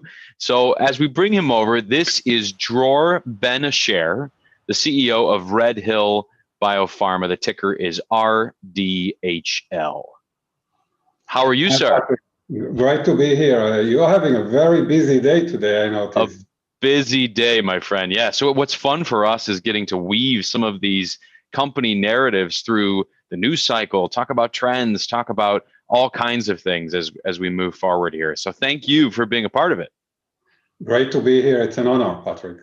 Well, thank you. And I want to give you just a minute or so, Dror, to give us just a quick high level on RedHill, if you don't mind. I think it's a great place for us to start for our investors, and give us a bit of background here. Absolutely. Yeah, I'll share a screen if you don't mind. Go for it. Great. How's that? Gotcha. Yep, we see it. Wonderful. So those of you who are not familiar with RedHill, we are listed on NASDAQ, RDHL, roughly 350 million market cap, an emerging specialty pharma company with 3 products on the market. We are focused primarily on GI and infectious disease. Our revenues have been growing very fast. Last year, about 64 million in net revenues, and nearly 30 million in gross profit. We have a very strong balance sheet with about $100 million as of earlier this month. Several phase 3 programs, including the COVID program that will be discussed here, and we are going places. Awesome. Well, thank you for that. Thank you. Let's dive right in. So your COVID-19 treatments, and correct my pronunciation here, I think I've got it, but correct me, opaganib, is that correct? That's correct, yes. Opaganib is one of our COVID-19 treatments, yes. Awesome. And then RHB107, which I also see on the screen there. How are your late stage clinical studies going?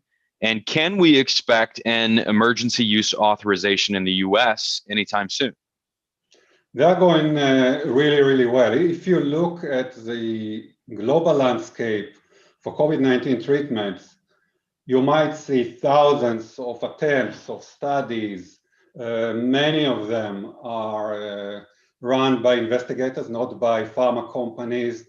Vast majority of them are not even run in the US.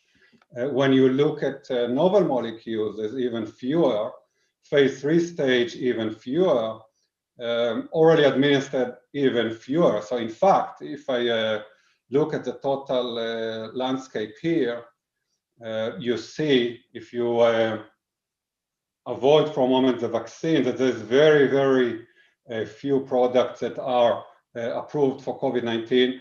Our 2 shots on goal with 2 phase 3 stage programs, both of them novel molecules, both of them orally administered, and both of them with a potential to tackle existing and new mutations. This is a very good position to be in the global race for COVID-19 treatment. There's very few, if any, company, including big pharma, that is positioned as such. In fact, you asked about opaganib specifically. It's over 2/3 enrolled. The study has been approved in 8 countries, and we'll read, all goes well, data as early as the next quarter, Q2 this year. Great. That's a perfect segue here. So, obviously we're looking around and we're seeing daily COVID-19 cases elevated in the US. And, everybody's talking about a likely resurgence coming in the spring, if not already, whether it's US or Europe, and the emergence of some variant strains, right? Now, all of this could potentially point to the need for multiple treatments, right? And as you mentioned, the global race for COVID-19 therapeutics, right? So how does your treatment candidates compare with some of the ones that are already approved and those that are in the clinics already? Yeah, it's a great question. So you mentioned the new mutations, which are of significant concern, growing concern, both for treatments in development and on the market, and also for the vaccines. So the clinical benefit of existing therapies that are really far and in between, we are seeing remdesivir, which is controversial, that has been approved, and we see a single steroid with all its problems that has been approved, but that's pretty much it. All the rest is emergency use authorizations, antibodies mainly. There's really very little out there that has shown significant clinical benefit. It's doubtful. And there's also very clear and stronger need for new treatment options. This is truly an emergency. It's an urgent need. And this is where we are coming at. And again, you look at the list that's highlighted here by an independent database, and there's really very little out there. There's very few companies that are in phase 3 that are in the US that are developing novel molecules. And it's if you think of it as a pyramid, let's say, you look at the top of the pyramid and it's becoming very, very narrow. Very few companies, very few late stage products, novel, already administered in the US actually are even candidates right now to move forward. It's becoming very, very narrow. And we are there with 2 products that are in phase 3 stage, already administered, novel, potentially tackling the mutations. We are very excited about that, and we are more than 2/3 of the way in terms of enrollment in the opaganib global study. Great. And so, let's talk about the US just a bit further here. You are one of the few small cap biopharma companies out there that has a group of products that are already commercially marketed, right? What does that sort of infrastructure, and especially that presence in the US market, mean for you if you were to get authorization for your COVID candidates? Yeah, I love this question, because typically when you look at the companies that are currently developing COVID treatments, and most of them are small ones, you are looking at single play companies, right? You rarely ever see a company our size, sub $500 million market cap, that is on the market, that has a commercial infrastructure, that has 3 products on the market already. We have 3 products on the market that we are selling, growing revenues. And all these functions are critical when you think about potentially, if and when there's approval, launching a product in the US. You need marketing, you need market access, managed care, right? Supply chain, medical affairs, so much more. We have it all, we have it in place. And we also have 100 sales reps across the nation, as well as 3 other field professionals. We are very well positioned to launch any product, COVID or not. Now, specifically about COVID, the commercial upside is immense. We are seeing Gilead selling billions of remdesivir, even though the clinical benefit is not clear, right? It's controversial. The commercial potential here is immense, be it through government contracts initially, US and elsewhere, and then if and when there's full marketing approval, also through our commercial infrastructure. Great. So let's jump over across the pond, shall we? You announced earlier, I believe it was this week, that one of your COVID-19 treatments, this is opaganib, has been allowed under compassionate use program in Switzerland. Now, I got to be honest with you, I don't know anything about what the regulations are in Switzerland and what that means. So I'd love just a bit of clarity. Absolutely. So compassionate use or expanded access is something that many countries have. The US has been very good at it throughout the pandemic. And that is essentially allowing, through an exemption, for drugs that have not been approved for marketing, that are still being investigated, studied, to be used in specific cases upon request of the treating clinician, which is exactly what happened here. Here, the treating clinician in Switzerland approached us, wanted to treat several patients, which appealed to us because we want to help patients, right? And once the approval was received from the Swiss authorities, the import license and so on, we immediately shipped the drug, which is currently being used. And we are very eager to see the outcome and announce the outcome as soon as we have it. We already had a very successful similar program in Israel that worked very well for the patients. We published the data, and we're looking forward to additional such countries that will allow us to treat patients through compassionate use. Yeah, congratulations. I know that's got to be making an impact on the company overall. Okay, so a common question, I'm sure, and theme across the course of this conference, but given you have other experience, right? Other infectious disease programs in development, segments such as GI and oncology, right? This is sort of a familiar trend that we've seen in the space these days. How much has the COVID-19 pandemic impacted your focus on infectious diseases and potentially shifted your business model moving forward? And I'll add a second part to this question. Where should we expect RedHill to go in the coming years? And maybe we can close out with that. Yeah, I think the CEO of Pfizer was the one who said that, you know, when the world called, Pfizer put people to work, resources, a lot of execution focus, being agile. And this is big pharma. Now for RedHill, we are very agile and very much execution focused. Our resources are limited, but our team took over the COVID programs, 2 COVID programs, less than a year ago. And we have been able 24/7, weekends, you name it, day and night, we were able to bring 2 novel molecules into phase 3, and one of them, opaganib, is close to completing a phase 3 study globally. This is, in pharma terms, the speed of light, nothing less. So we are very proud of that. Where are we going in the coming years? In the coming years, we will continue to focus on GI and infectious disease, which you asked about. Felicia, one of our commercial products, is treating GI condition, which is an infectious disease. And Colo, the same thing. We know how to understand the science and design studies and execute and bring products to the market in GI and infectious disease.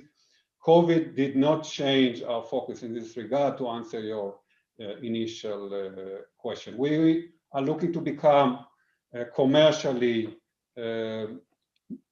operationally, commercially break even by the end of this year. Revenues will continue to grow. We are going places. We are very proud of what this company has achieved, and we are just warming up. Wonderful. And where can people reach you? How do people get in touch with you, especially our investor community, if they're interested in learning more? Absolutely. We love to communicate and conduct a dialogue with as many people as possible. You will find us very responsive always.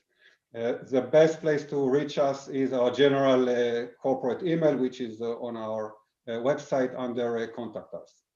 Wonderful. Well, thank you, Dror. I really appreciate you being here today. RedHill seems like a company that's on the move, certainly in the thick of everything that's going on. And I appreciate you being here to share it with us today. Thank you, Patrick. Thank you, listeners, and keep safe. Thank you. You too. So again, this is RedHill Biopharma. Dror Ben-Asher, the CEO there. The ticker is RDHL. RDHL for RedHill. A quick word about the shows that we have that we're obviously taking the place of today, but we'll be back on Friday. So a quick word from them, and then on to Sorrento Therapeutics. Take it away.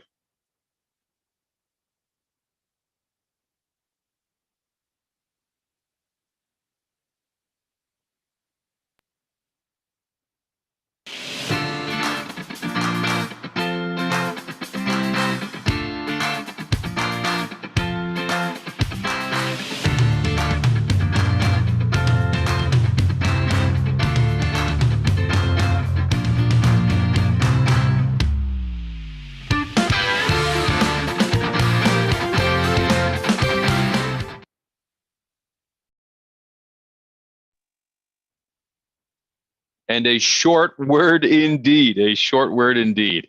Wonderful. Well, as I promised, and as we're moving him over, Dr. Henry G., welcome, sir. Okay, hey, nice to meet you, Patrick. Nice to meet you. Sorrento Therapeutics, my friends, SRNE. SRNE is the ticker. Dr. G, it's been a while since we've seen you, but I look forward to hearing an update, and I'm sure we'll have some questions in the chat. Thank you, sir. Okay, thank you very much to invite again. Let me show. Patrick, what's the format? Are we presenting that you have a question? Yeah, go ahead. Why don't you walk us through your presentation, and then maybe about 5 minutes left or so, I'll jump back in with some questions. Okay, perfect. As we discussed, we are quite a big operation here. We have over 500 employees right now with very strong research and manufacturing capacity. And we have over 300,000 square feet with 6 CGMP manufacturing sites. And that covers all of the neutralizing antibody and the therapeutic antibody in oncology, small molecule antibody drug conjugates, plasmid DNA, which is on the DARPA grant, and the lymphatic delivery system, which is a high-tech combining with biopharm, which using silicon chips, microneedle to deliver macromolecule into a lymphatic system. We have a cell therapy on oncolytic virus and combining multiple modality in places. And we have a fill finish facility. One FDA approved drugs going really well on the market right now, and we're growing even during pandemic. And we have multiple late stage compound under development. I can give you a quick update on each one of the product in the pain management, immuno-oncology, and COVID-19. As you know, we have the full-blown corporate structure, which giving us the opportunity to go from bench side to bedside.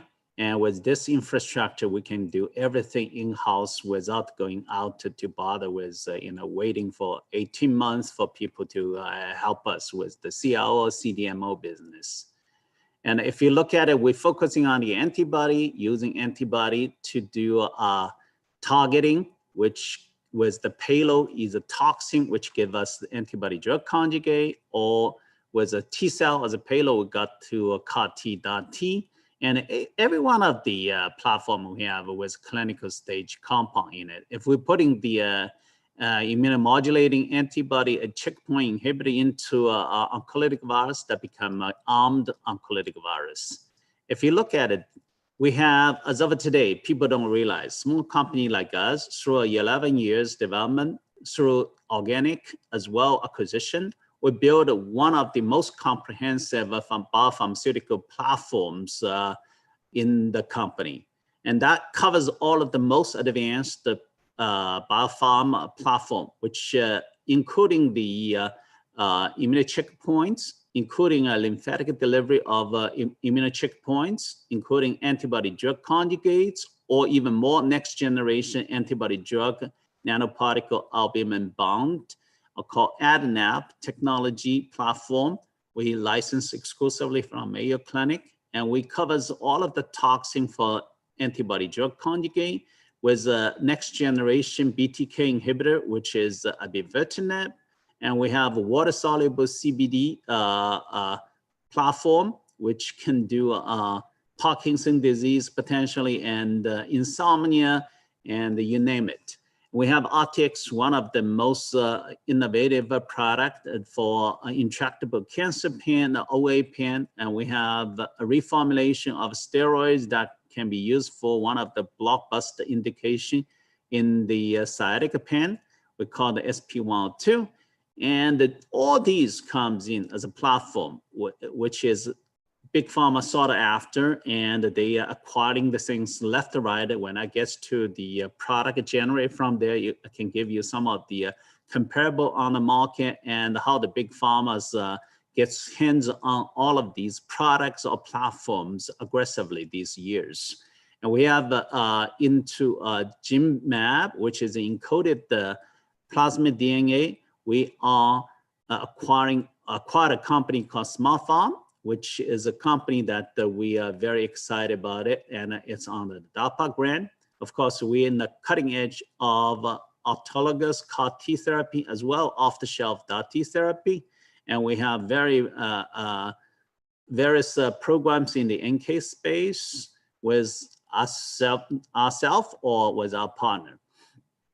If you look at it, these product comes out as a therapeutic and diagnostic product from the platform. And you can imagine how many products can be come out from this platform. We are positioned for long-term growth of the company, with some of them a near commercialization opportunity, and with some of them gets to proof concept stage.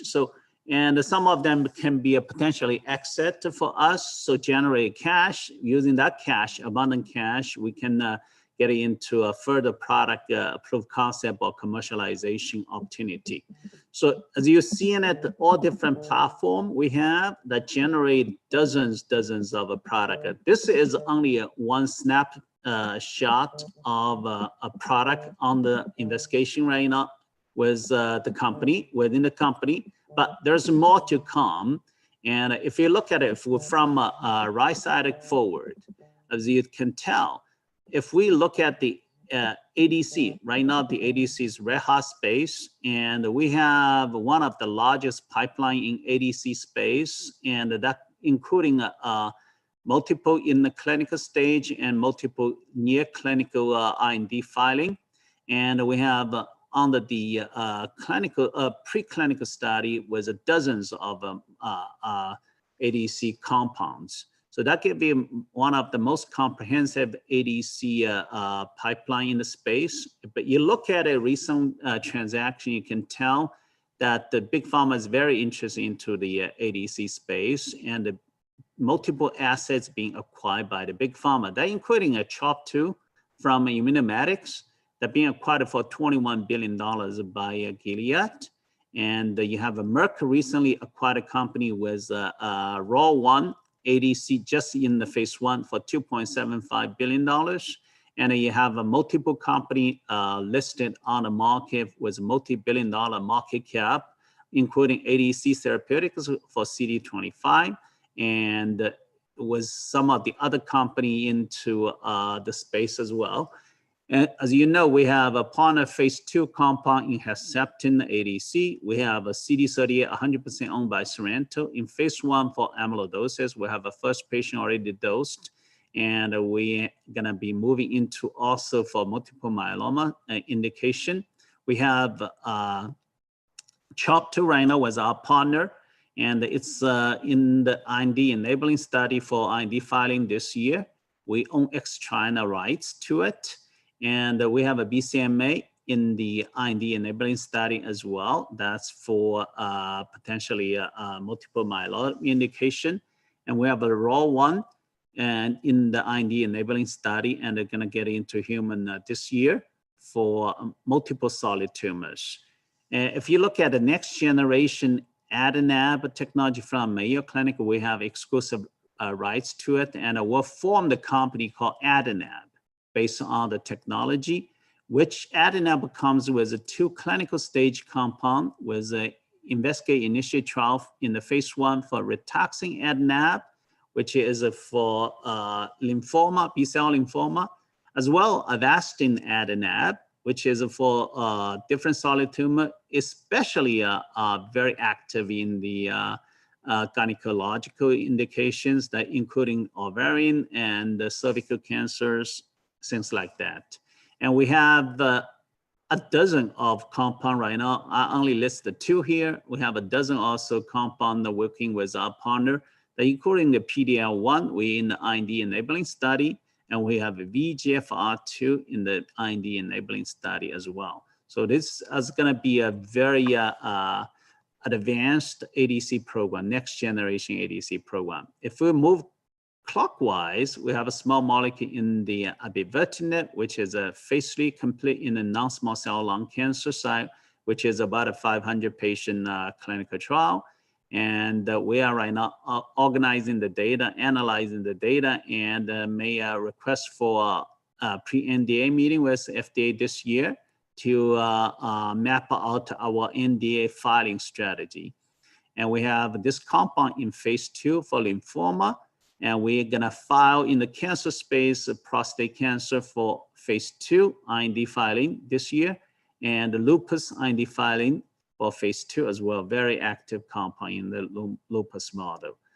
And we have this compound in the COVID-19 for AIDS, which is acute respiratory distress syndrome, AIDS. We have, as of today right now, over 180 some patients being treated in the US and in Brazil. And we're very excited, waiting for potentially data readout, the interim data readout in about a month. And we have a pre-IND enabling study for the water-soluble CBD. As you know, recently the GW Pharma being acquired for $7.2 billion by Jazz Pharmaceutical. This is a very big market opportunity, and we have the world's most advanced water-soluble CBD for potentially Parkinson's disease, for insomnia, and the GVHD, all of the big indications. We have RTX, finished the phase 1 for OA and intractable cancer pain. OA is about a 100-patient trial, and the data is, we believe, is extremely significant for this indication. We have the cancer, which is for intractable cancer, finished phase 1. We're going to be potentially gets into a pivotal phase 3 this year. And the OA side, we believe this is going to be one of the biggest market opportunity facing the company here. We have the SP102, which is for sciatic pain. We have a 400-patient pivotal phase 3 trials ongoing right now with about a 20 patient to enroll, fully enroll. So we expect in NDA submission second half of this year with a fast track status. We potentially get the product approved first half of next year, 2022, and on the market for a $5-6 billion peak sale product. As you know, we took in quite a bit the compound. We also did some of the exit. For one of the examples is the Similoc. We took in for $28 million with our stock about 5-6 years ago, and we developed the drugs, and we sold this one to Nanpharm. It was upfront $90 million with a potential $1.2 billion milestone plus some of the transfer price. And we have oncolytic virus, which Seprevir first generation, 100 patient treated, very active in some of the solid tumor. Now the second generation, Seprevir, combining the oncolytic activity of the HSV virus, as well as the immune checkpoint like a PD-1 antibody, and the T cell stimulated like IL-12, and potentially some of the Treg removal for the TGF-beta trappers. And we have on the cell therapy side, we have a CAR-T, which, as you know, a multiple CAR-T company being acquired for $11-12 billion, that including Kite by Gilead, and the Juno by Celgene, now part of the Bristol Myers. And we have one of the largest CAR-T for autoimmune, for autologous diseases. And then we have a DART, which is off the shelf. We are waiting for the clearance for the CD38 DART, and they already submitted. And if that being approved, we believe that's going to be open up the about a dozen or so off the shelf DART programs in the company, so we can copy paste the same technology and product package for different type of DART, that including BCMA DART, the ROR1 DART, GD2 DART for small cell lung cancer. You can name it on and on. And these are very exciting moments right now in the cell therapy space. In the gene encoded plasmid DNA side, we are having neutralizing antibody with our plasmid DNA, and we are into a non-human primate experiment right now. If that goes well, we're gonna do IND filing hopefully very quickly. That will giving us a powerful tool to counter emerging virus of concern, and especially the in the COVID-19, we right now have the Washington strain, UK strain, and the Mexican strains are covered with STI 2020. We have a dozen also antibody covers the South Africa, Brazilian strains, all of the variant of concerns. And with this technology, we'll be able to very quickly has a plasmid to inject into the muscle and become defined vaccibody, or the antibody, therapeutic antibody in the disguise of a vaccine. And this is very exciting, and we under the DARPA grant and JPEO grants. And we can put in the PD-1 antibody into that gene encoded the format that will be able to have one shot in your muscle and have this one lasts for months instead of every other 2 weeks. You have to do infusion with current therapy. That could be very, very disruptive for a $60 billion to $100 billion market. And I believe this is a very disruptive technology. And we can also have the enzyme replacement therapy for the rare disease such as Gaucher with enzyme expressed in the plasma and maybe expressed in the liver. And we have not talked too much about the IL-2 mutants. We have a majority-owned company, a subsidiary, developing the IL-2 for T-cell effector stimulation, which is for solid tumors, as well as Treg agonist, which is for autoimmune. As you recently, Syntherox being acquired by Sanofi for over $2.2 billion, and Merck just bought a Pandia for $2.2 billion as well. These are being acquired just when they get into phase 1. And as you know, we have multiple compounds right now testing in the naked antibody, that including CD47. We have 2 CD47 actually in phase 1. And we have a PD-L1. One is a phase 3 for small cell lung cancer, as well as a potential NDA submission for cervical cancers, which is very potent antibodies for the solid tumor with our partner in China, Lee's Farm, and we are submitting the NDA second quarter. And PD-L1, we have Immunosia is a JV. We partner with Yuhan, largest pharma in Korea, and that's in phase 2. We have multiple diffuser delivery with TNF-alpha inhibitors like Embro in phase 1, and that just proved concept. If that works, we can do many compounds, including Uvo, Optivo, or Keynote type, and we can deliver them through lymphatic system. Now, let me go to the next slides. With this platform, we have about a dozen also company in the either wholly owned, majority owned. As you see, we invest early, and now we get to some of the value inflection points. For example, we invested very early on in the Cellularity for $10 million. Now Cellularity announcing going to merge into GX SPAC. And that company, if they start trading under the CELU, we're going to be on over 20 million shares. As currently with the GX trading a little bit over $10, we're talking about $200 million here. And as you know, we own a big chunk of Immunity Bio.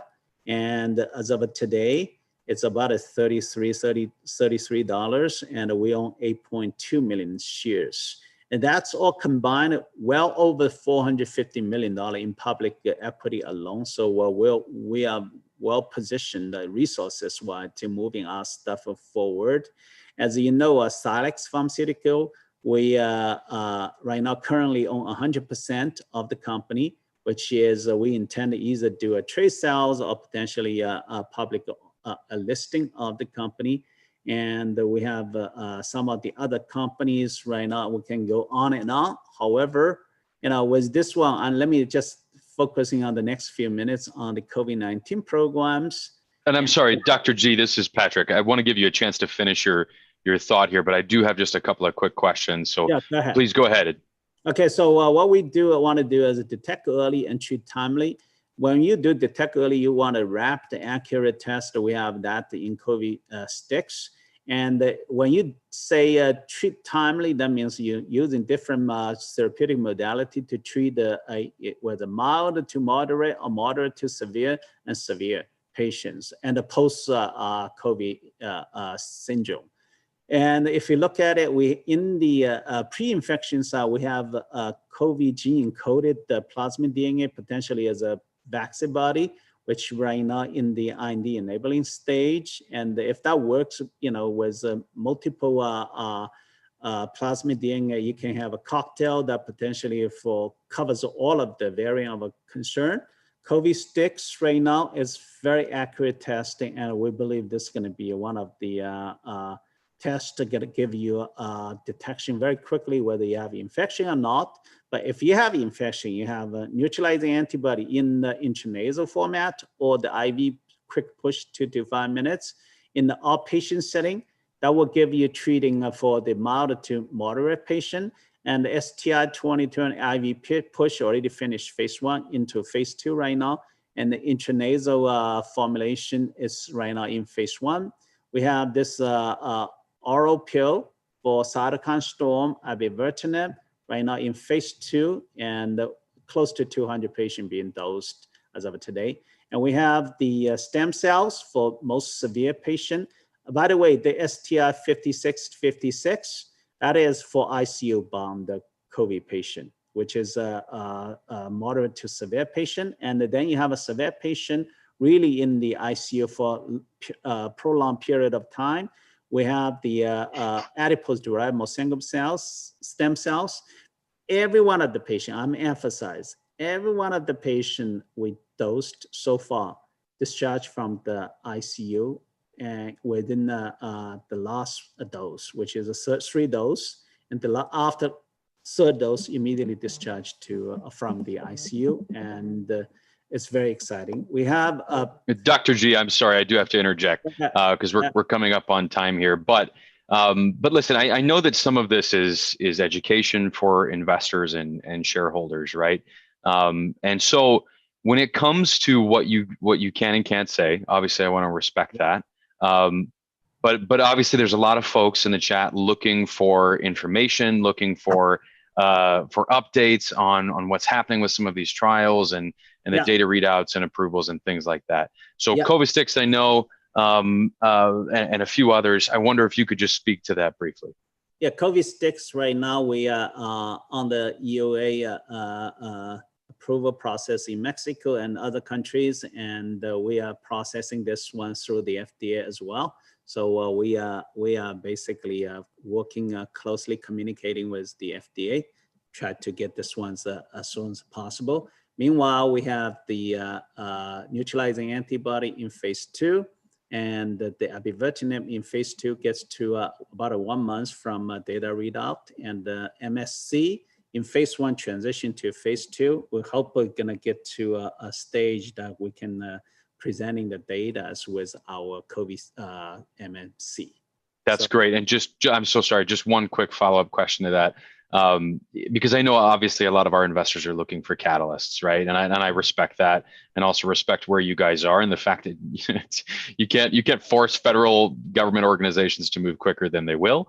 So so when it comes to perhaps how we frame this, what should investors be looking for? What should they be excited about in the near term while we're waiting on some of these decisions to be made? So our plan and our drive is to have all of the COVID-19 diagnostic and therapeutics into a EUA submission and hopefully approval this year. We're talking about this year's, right? We have about more than a handful of products run under development for the COVID-19. And our hope is getting, at least some of them EUA approved to generate revenue this year. This is a very big goal and the ultimate goal for us. Yeah, well, thank you. I really appreciate your time, Dr. G. I know that you guys are, I mean, geez, the first slide, you're clearly doing a lot. Your pipeline is a deep one. So thank you, sir, for coming on. I'm sure we'll have many more questions for you. I know our investors do. And of course, we'll see you again soon. Thank you. I appreciate it. Take care, sir.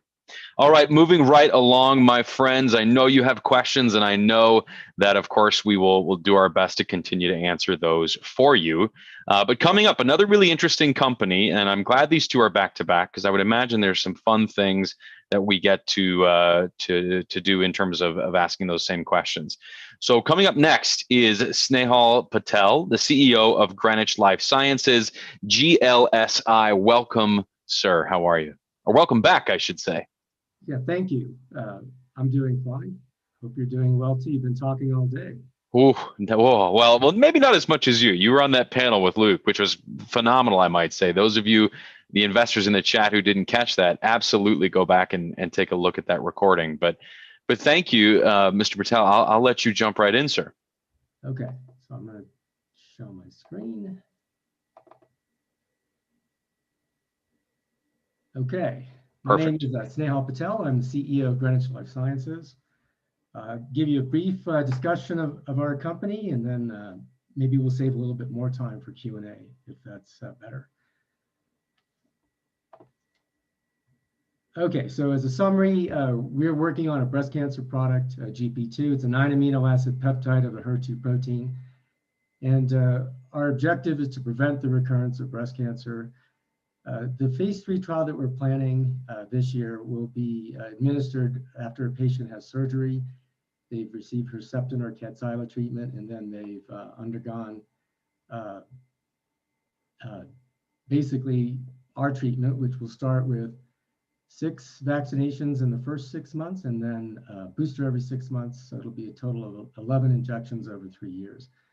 Our goal is to reproduce our phase 2 trial where we saw no breast cancer recurrences over 5 years. We reported this data at the San Antonio Breast Cancer Conference in December.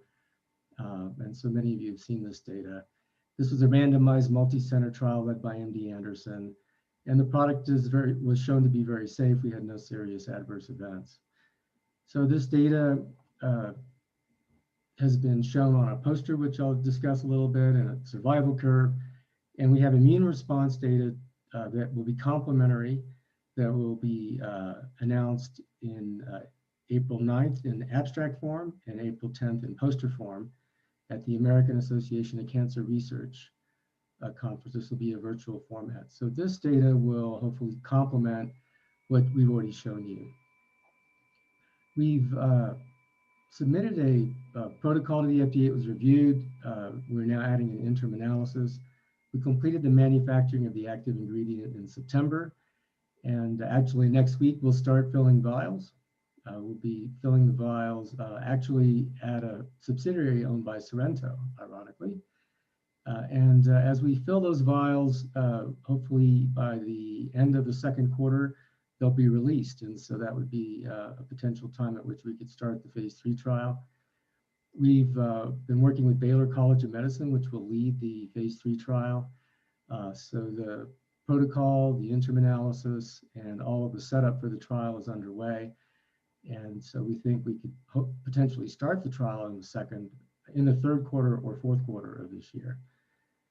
There are multiple other phase 2 trials that you could pursue that would expand the market. And that could be to look at not just the HER2 positive, which is what we're focused on for the phase 3 trial, but also HER2 1 to 2+, other HLA types beyond just the HLA2, which will be the main focus of the phase 3 trial. You can combine the product with checkpoint inhibitors, and then there are many other cancers that express the HER2 protein. In breast cancer, 75% of the patients express the HER2 protein, and 25% express it at the highest 3+ HER2 positive level. In the other cancers, it may be 10, 15, 20%, so much lower level of expression of patients that express the HER2 protein, but these are nonetheless targets because we have very good diagnostic technology. We completed our IPO in September and a follow-on in December of 2020. We raised a total of about 36 million. And our 10K is not out, but it'll be out shortly. We have, as of the end of this year, as of the end of 2020, roughly $31 million in cash. That capital is sufficient to be able to fund the trial and take us to the interim analysis and data readout. So a little bit about the unmet needs. So breast cancer antibodies, such as Herceptin and Kadcyla, have been very effective. They reduce the recurrence rate about 50%. So following surgery, they get treated with these antibodies. But half of those patients who would recur still do recur. And so the way to think of our product is we come after the Herceptin antibodies. Kadcyla is an advanced form of Herceptin. It is a Herceptin ADC. And when we start our treatment after the 11 injections over 3 years, we follow them for 5 years, we saw no recurrences. So we address the other half of the patients that don't respond to Herceptin or Kadcyla that do recur. In the initial market, we would expect to treat about 17,000 new patients per year and save 1,500 to 2,000 lives per year. Here's a timeline. So on the left, you can see surgery is the first step, followed by Herceptin, Perjeta, or Kadcyla treatment. And then you can see our 6 first intradermal injections over the first 6 months. That's when the patient gets their peak immunity. And our goal is to then sustain that peak immunity by giving boosters. We give a booster every 6 months. There are 5 boosters shown here by those black arrows. So that comprises 11 injections over 3 years. Another perspective from KOLs is at the bottom, you first diagnose the patient. Then after surgery and treatment with Herceptin product comes our 11 doses. And if we can reduce the recurrence rate as low as we have in the 5-year follow-up data that we presented, then we'll be preventing the bulk of the metastatic breast cancer. And so when a patient does recur, the bulk of it is metastatic breast cancer. About 80% of metastatic breast cancer patients don't survive. The 20% that do are in treatment for a long time. So we think our treatment not only is stopping recurrences, but we have the chance to make a major impact on metastatic breast cancer as well. The interesting thing about our treatment is because it is effective and safe, there's the potential to start after our product is shown to be effective in a phase 3 trial and on the market. There'll be a potential for doctors and clinicians, doctors and patients to consider taking fewer of the more toxic, more expensive, and less effective treatments. And that will be something that's called de-escalation in our industry. This is the data that we presented on December 9th at the San Antonio Breast Cancer Conference. And I'll just show you a little bit of it. So the population data is in this table. It shows that the trial was well balanced. In the red columns, you can see, and you can see this on our website as well, that the treated and the placebo arms were very well balanced. So we're able to use the data that comes out of this in a way that allows us to consider the phase 3 trial, the phase 2 trial data, something we can use for the phase 3 trial. So this is the Kaplan-Meier curve. It's the survival curve. And so this is what got everybody excited on December 9th. The top line is our treated arm. We have 100% disease-free survival. No breast cancer recurrences reported over the 5 years. And the red line is our placebo curve, 89% disease-free survival or 11% recurrence rate. You can see the black marks on those curves. That shows you how far the patients were followed for. So we followed them for up to 5 years. This curve is really simply to just show on the right is our 5-year data. On the left is the Herceptin only data where many years ago, Herceptin did their famous phase 3 trials, and that pink curve is where their data as single therapy is. The black arrow is where our trial will start and where our treatment starts. And it's basically after surgery, you wait 1 year for the Herceptin treatment. And if we're fortunate in continuing to show 100% disease-free survival, where that black arrow is roughly where we'll start to flatline the recurrence rate for the HER2-positive breast cancer patients. This is another poster that was presented at San Antonio Breast Cancer. This is the design of the phase 3 trial.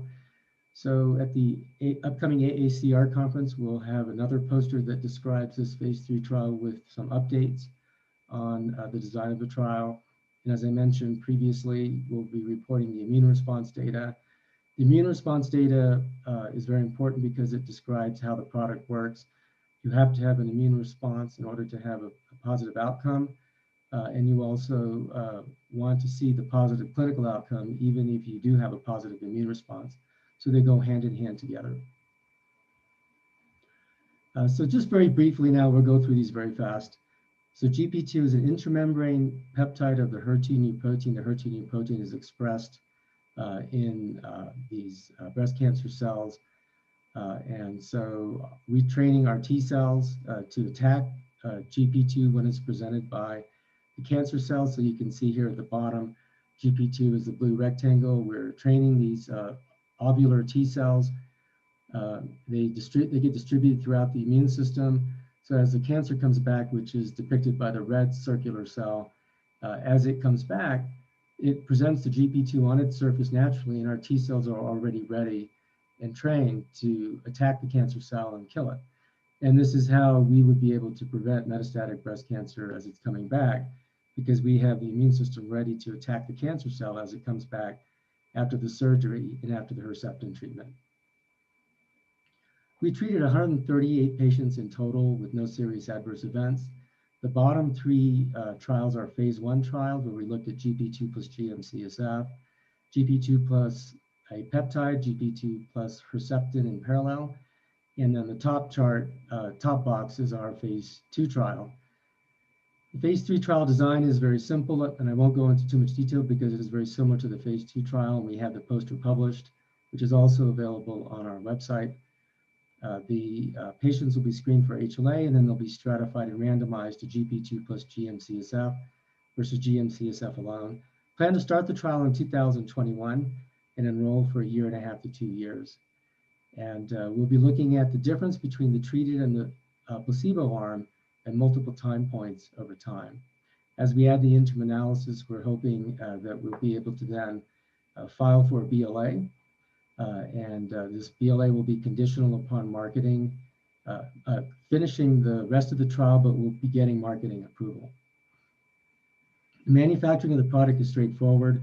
It will be registered as a biologic. We'll have 10 to 12 years data exclusivity in the US, and the patents run out to 2032. So very briefly here about the market. There are 4 main factors that drive the size of the market for GP2.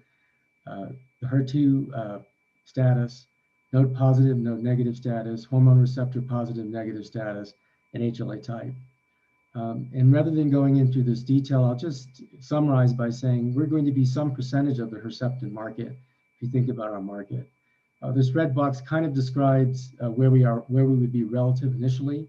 So our 6% would be about half of the 12% of the current Herceptin market in the adjuvant setting. Herceptin is when you combine it with Kadcyla, Herceptin ADC, is a $7 to $10 billion market. So we would expect to start off with half of their adjuvant setting. So their adjuvant market is about 2 to 3 billion.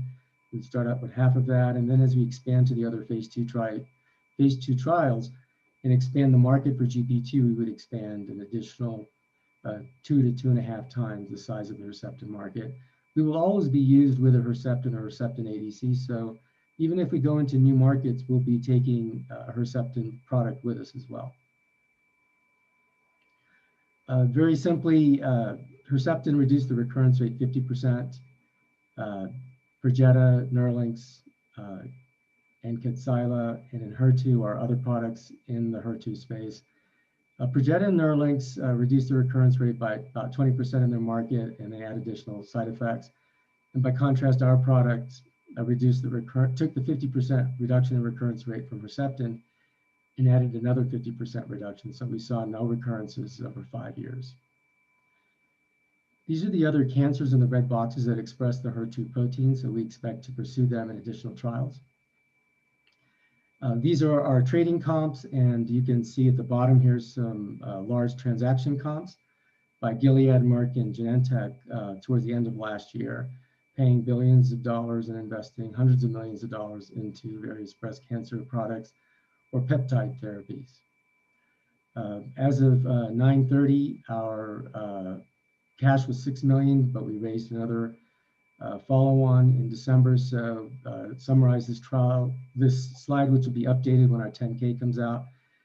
We've got about 31 million in cash as of December 31st, 2020.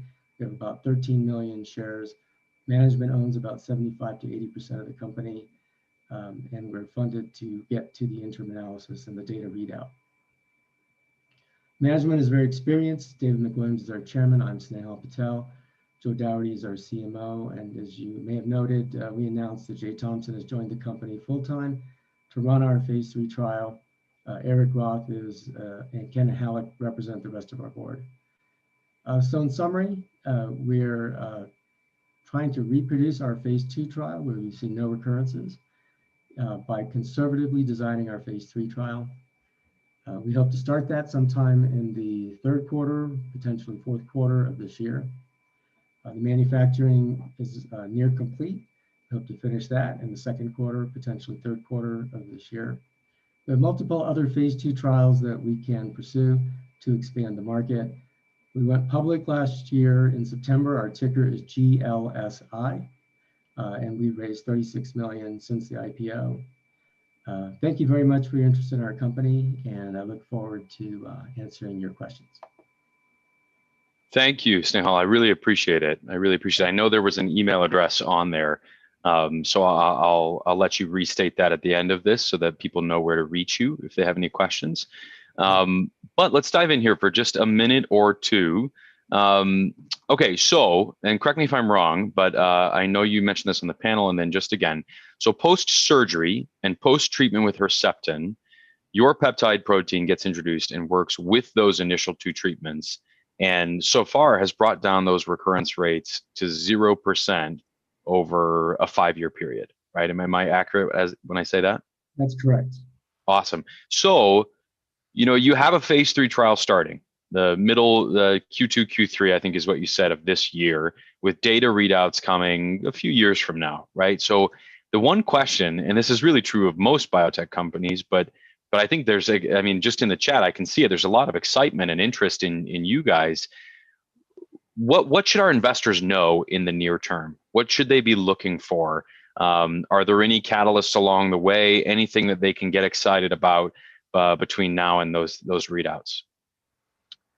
Well, we will be certainly talking about the completion of the manufacturing and the start of the trial this year.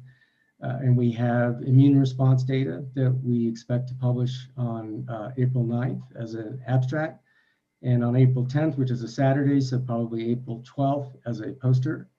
And that's at the upcoming AACR conference.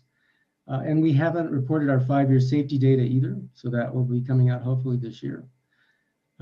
As we expand into other breast cancer areas, we'll be looking to combine with other products. So we're going to be talking with checkpoint inhibitor companies, antibody companies, and other peptide companies to look at how to combine our product to handle some of the other areas of breast cancer, which need a lot more combinations and synergy, which it appears in the HER2 positive space, we're going to be able to address the unmet need by ourselves by working with, following Herceptin and surgery. Great. And so just one more quick follow-up here. You may have said this in your deck, and perhaps I missed it, but your product treats a very specific protein found in breast cancer patients, and that same protein is expressed in a variety of other cancer diagnoses. So I'm wondering, have you already begun looking at the applications and potential trials for other use cases? Absolutely. So there are other Herceptin ADCs that are actually aggressively going after some of those other cancers and are reporting good results. So we will either follow a Herceptin or Herceptin ADC as it shows effectiveness in other cancers, or we'll seek to work with those companies and work together improving effectiveness as a combination. And so that's a very exciting area. And remember, the ability to identify that protein has been developed very well by Genentech. So it's very good diagnostic technology to find those patients in the other cancers. Great. Well, listen, this is exciting. I mean, September 2020 to now, it certainly seems like you've moved quite rapidly, even in that time period. So congratulations, and hopefully we'll hear from you again very soon. Thank you very much. We're very excited about our fans and our investors and the patients who contacted us. So please be patient as we report more progress this year. Thank you. You got it, Snehal. Thank you so much. Snehal Patel, the CEO of Greeenwich Life Sciences, and this is GLSI. GLSI is the ticker there. Okay, my friends, up next, we have a presentation from OncoSec Immunotherapies. OncoSec Immunotherapies, let's go ahead and roll that. I believe it's Dan O'Connor, the CEO and director. ONCS. Hi, my name is Dan O'Connor. I'm the president and CEO of OncoSec Medical. I'd like to thank you for joining our presentation here today. I'd also like to thank Bio for allowing the company to present. With me to present today is Dr. Alan Al-Ghazi, an associate professor at UCSF. Alan, I feel really fortunate to have Alan to be able to present here today because not only is he a clinical advisor to our company and he knows our company very well, but he's also a doctor or a clinician who worked as a doctor giving this drug or a product candidate, what we call TAVO, to patients before he joined the company as a clinical advisor. So, we get the added benefit of somebody who's got firsthand experience in working with our technology, and you'll hear from Dr. Al-Ghazi in a moment. Also with us is Dr. Sandra Ong, who's our Chief Clinical Development Officer, and Sandra is going to discuss with you our poster that we presented at SITC. So just give me a moment as I advance to the next slide. Thanks. So during the presentation, we may be making some forward-looking statements. So when you have a minute, if you could please read this slide, I'd appreciate it. We are a cancer immunotherapy company, which means that we use the body's own natural immune response to eject a cancer from a patient's body. And we do that with something that we call TAVO. And the TAVO is, in essence, something our immune cells naturally make called IL-12 or interleukin 12. Not going to go too deep in the science here, but just lay the foundation in terms of how our technology works. So we take IL-12, we put it onto a DNA plasmid, and we inject that right into a tumor.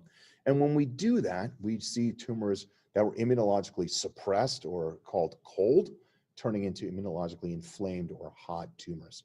And so, that's been our approach since the company was formed many years ago.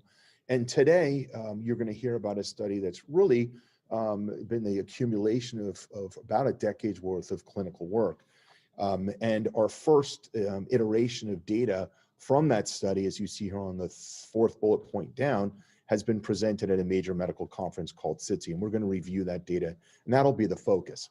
So cancer immunotherapies have transformed cancer treatments in the last decade, especially in the last couple of years.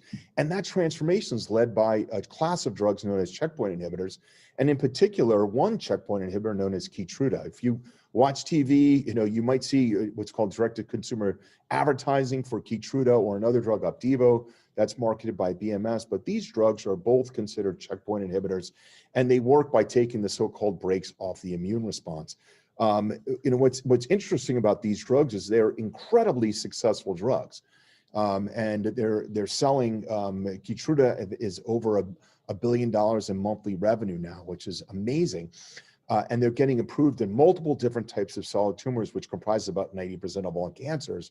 However, they don't work in all the patients that get them. In fact, they only work in about a minority of the patients that receive them.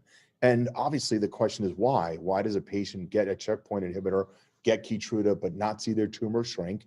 And it's essentially considered because, or reasoned that their tumors are immunologically cold, and therefore Keytruda doesn't work very well in cold tumors. So patients that have cold tumors are unlikely to get a benefit from Keytruda. Well, importantly, our IL-12 TAVO turns cold tumors into hot because it is the cytokine that signals the immune system to inflame. And so we're capitalizing on that that capability, that reason that IL-12 exists in our immune repertoire to promote to signal inflammation. And we're relocating that into a tumor and using that tumor as a nexus or a place to communicate throughout the entire body to see those tumors become immunologically inflamed. We've done this both as a single agent and as a monotherapy and in combination. And just briefly on this slide 6, it just gives you an overall description of what I just said. IL-12, interleukin 12, administered directly into a tumor, has the ability to turn cold tumors into hot tumors. Why is that important? Because Keytruda, an incredibly successful drug, only works in the minority of the patients that get them. And with the addition of TAVO intratumorally, we think that we can change that drastically, so that patients who got Keytruda and didn't see a benefit because their tumors were cold get our drug TAVO and get Keytruda again and actually get a benefit by seeing their tumors shrink. So one of the I think hidden attributes of our company is electroporation or electronic gene transfer. Basically, it's the tool that we use to get genes, that gene coded for IL-12 into a cancer cell.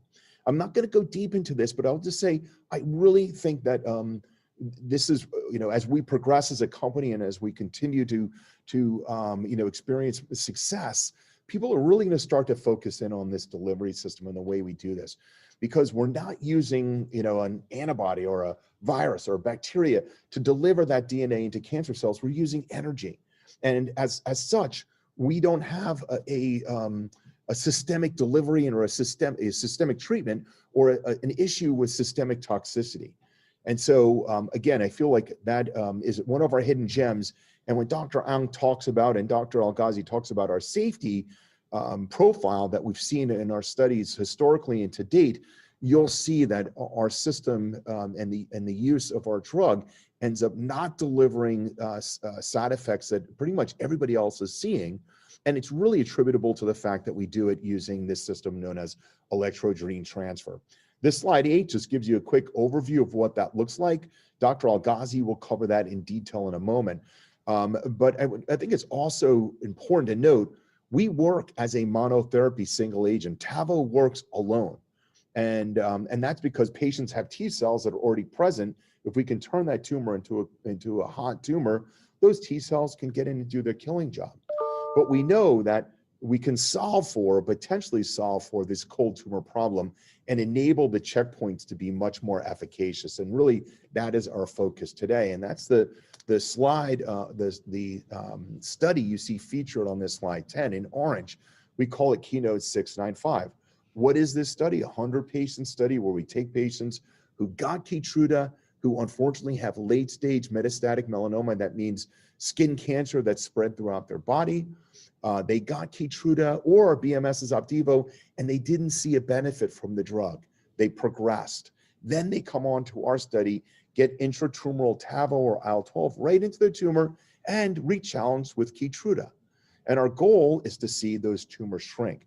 And so you can imagine that's a pretty important goal or population, because if Keytruda is delivering $1 billion in monthly revenue, treating only a minority of the patients successfully, you can imagine if we're able to change that and increase that response rate by 20 or 30%, we can really make a huge difference for cancer patients and obviously have a very nice commercial opportunity.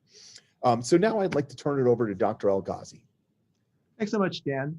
I'm currently an associate professor at UC San Francisco, and I've been working in melanoma for over 10 years. And when I was first treating melanoma patients, the majority of our patients with metastatic melanoma would die within 1 year. And I was advised by a prominent oncologist that if I must study immunotherapy, must study melanoma, don't study immunotherapy, there's no future in it. Well, thank goodness she was wrong. Years later, I have people living for decades, many years and up to a decade now with immunotherapy, particularly with PD-1 antibodies. They're extremely effective and extraordinarily powerful drugs. The problem is that not everybody gets better. And what we've discovered is it's the number of immune cells and inflammation in the tumor. We found out that, for example, IL-12 is essential for response to immunotherapy, checkpoint inhibitors like pembrolizumab and Opdivo. And so the issue is not what you do, but how you do it. We've been using cytokines for a long time. We used to give high-dose IL-2 by vein. It would cause lots of side effects and very little activity against the tumor, a 3 to 5% long-term remission rate. With Tavo, what we're doing is we're delivering the medicine where it's needed. It goes into the tumor, it stays in the tumor, it does not circulate. It's the most localized way of giving cytokines that's available today. And what that does is it exposes the immune system to tumor, it stimulates the immune system where the tumor is, and you get a whole body systemic response, just like a vaccination. You get a COVID vaccination in your arm, your whole body is protected from COVID. So here we're trying to deliver plasmid into the tumor, you get IL-12 in the tumor, and you get a whole body response against cancer.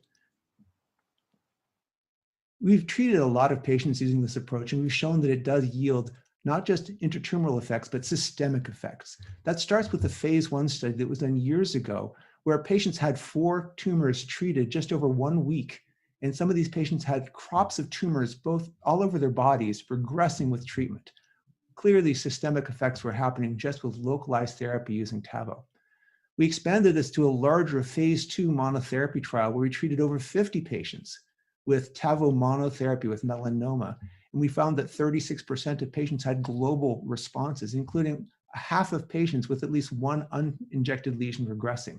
Again, showing systemic results from targeted intratumoral therapy. And I'm going to show you later, there are very few systemic side effects.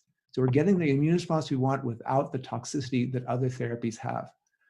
Later, we use this technology. Remember, I said that IL-12 is essential for response to PD-1 antibodies. So we took these patients with low immune tumors, very cold tumors with very few immune cells in them, and we treated them with combination therapy. Half of them had already had a PD-1 antibody.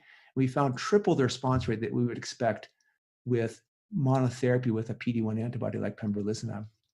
Most recently, we've expanded to a 100-patient study. This is a registration-enabled study in 100 patients who are proven clinically refractory to a PD-1 antibody. The drug clearly isn't working in them, and we're adding Tavo to see how much it will add. Of note, this includes patients who've had combinations with PD-1 antibodies, including nivo-ipi, which is the strongest immunotherapy that's currently available for these patients. So just to reiterate, this is a fast-tracked drug, fast-track program, which means that if the data look good, and I believe they do, the FDA can give us accelerated approval based on our results.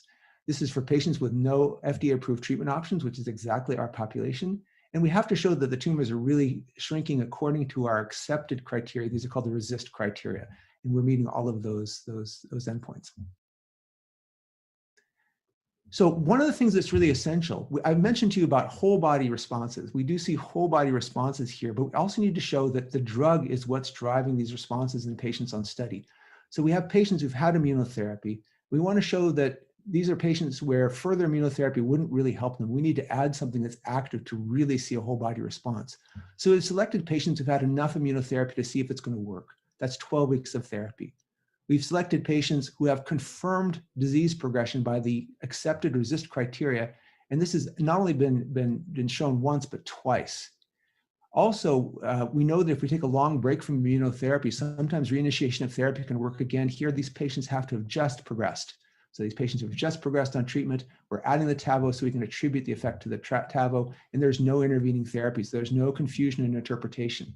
So the result is we have a patient population who is proven refractory to treatment where we can attribute any benefits to the Tavo. And so in this population, we had 56 patients that reported so far. We have 100 enrolled in total. A number of these patients had late-stage disease, stage 4C and D. These are patients with treated brain metastases, people with liver metastases, people with other visceral metastases. These are typically the hardest patients to get better. Also, we had about a third of patients that already had ipilimumab, which is the other approved checkpoint inhibitor. So these patients have had all FDA-approved checkpoint inhibitors in many cases. And this is, again, a good readout of a patient population that has real clinical needs. Next slide. And what we found is that in the first 54 evaluable patients, there was a 30% overall response rate by investigator assessment. This included a number of complete responses, deep partial responses, and even some of the patients who are called progressors. That was, to some extent, an artifact of the criteria. These patients stayed in remission for months and longer with no evidence of tumor causing problems in their lives. So we had a very high response rate. And the one thing I'd like to direct your attention to is the plus signs. Those patients had nivolumab and ipilimumab or pembrolizumab and ipilimumab. Those patients had all available immunotherapy, and they're well represented among the responders. We see complete responses and deep partial responses in these patients. We also see responses in the patients with visceral disease, with prior brain metastases, showing that really across the spectrum, patients can benefit from this therapy. And then the second part I was telling you about is this is being expressed in the tumor. The medicine goes in the tumor where it's needed. It does not circulate in the body. And as a result, we see very low levels of side effects. We only had a few grade 3 toxicities. These are ones that are potentially serious rather than just bothersome.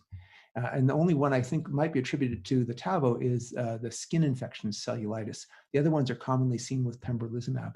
So we have a very low rate of whole body toxicity and an excellent rate of whole body response. Next slide. Sorry, 1 second, Alan. Sure. And with that, I'd like to turn it over to Sandra Ong, who's the Senior Vice President at OncoSec. She's done a lot of really amazing data analysis trying to show again that this is a whole body anti-tumor immune effect, just as we would suspect. Thank you, Dr. Al-Ghazi. I'd like to orient you to this figure. This is also on our poster presented at SITC. And what I'd like to highlight is, first, we believe, given the totality of the data that Dr. Al-Ghazi had presented and Dan had mentioned, this is a best-in-class intratumoral therapy for multiple reasons, and this being one of them. The figure that we're looking at right now is a spider plot of treated and untreated lesions, or injected or not injected lesions. And it's important to demonstrate in intratumoral therapy that the uninjected lesions are also experiencing tumor reduction. And what you're seeing in the gold and blue lines, there is a similar reduction in tumor over a period of time, independent of whether they were injected or not. Importantly, these untreated or uninjected lesions also are not just surface lesions, but they're also visceral lesions. On the table to the right, you can see the characteristics of these lesions. Some are lymph nodes that are local, regional, some are distant lymph nodes, but importantly, some are kidney, liver, and lung. And that is an important feature. Knowing that TVAC is indicated for melanoma and their label does not include patients with visceral lesions, we do believe that this is a very effective intratumoral therapy when you benchmark against TVAC and other intratumoral therapies. I won't go through all of the poster, but I would like to show one other figure that really represents, it's figure 8. This is one patient representing our data, our patient population in this study. And I like this patient because, this is a patient that had prior ipi-nivo, had essentially blown through all the other, standard of care therapies. Patient had pembro for 2.5 months, progressed. A month later, went on ipi-nivo, progressed.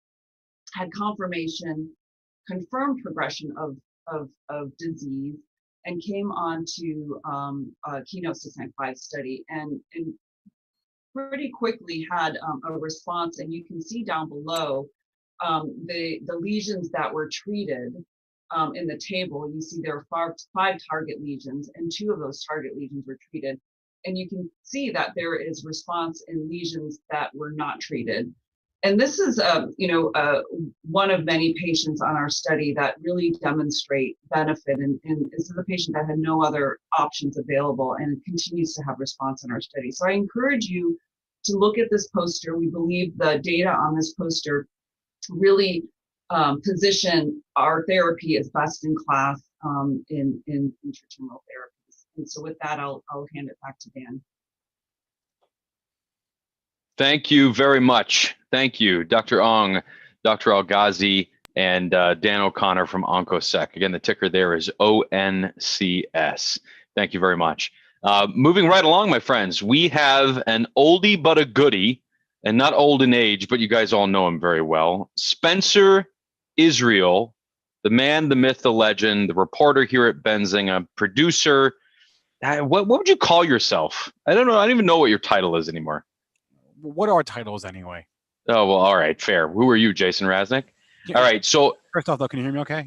I can hear you just fine. Maybe a little louder, actually. You're just a touch soft. All right, I bumped myself up. There we go.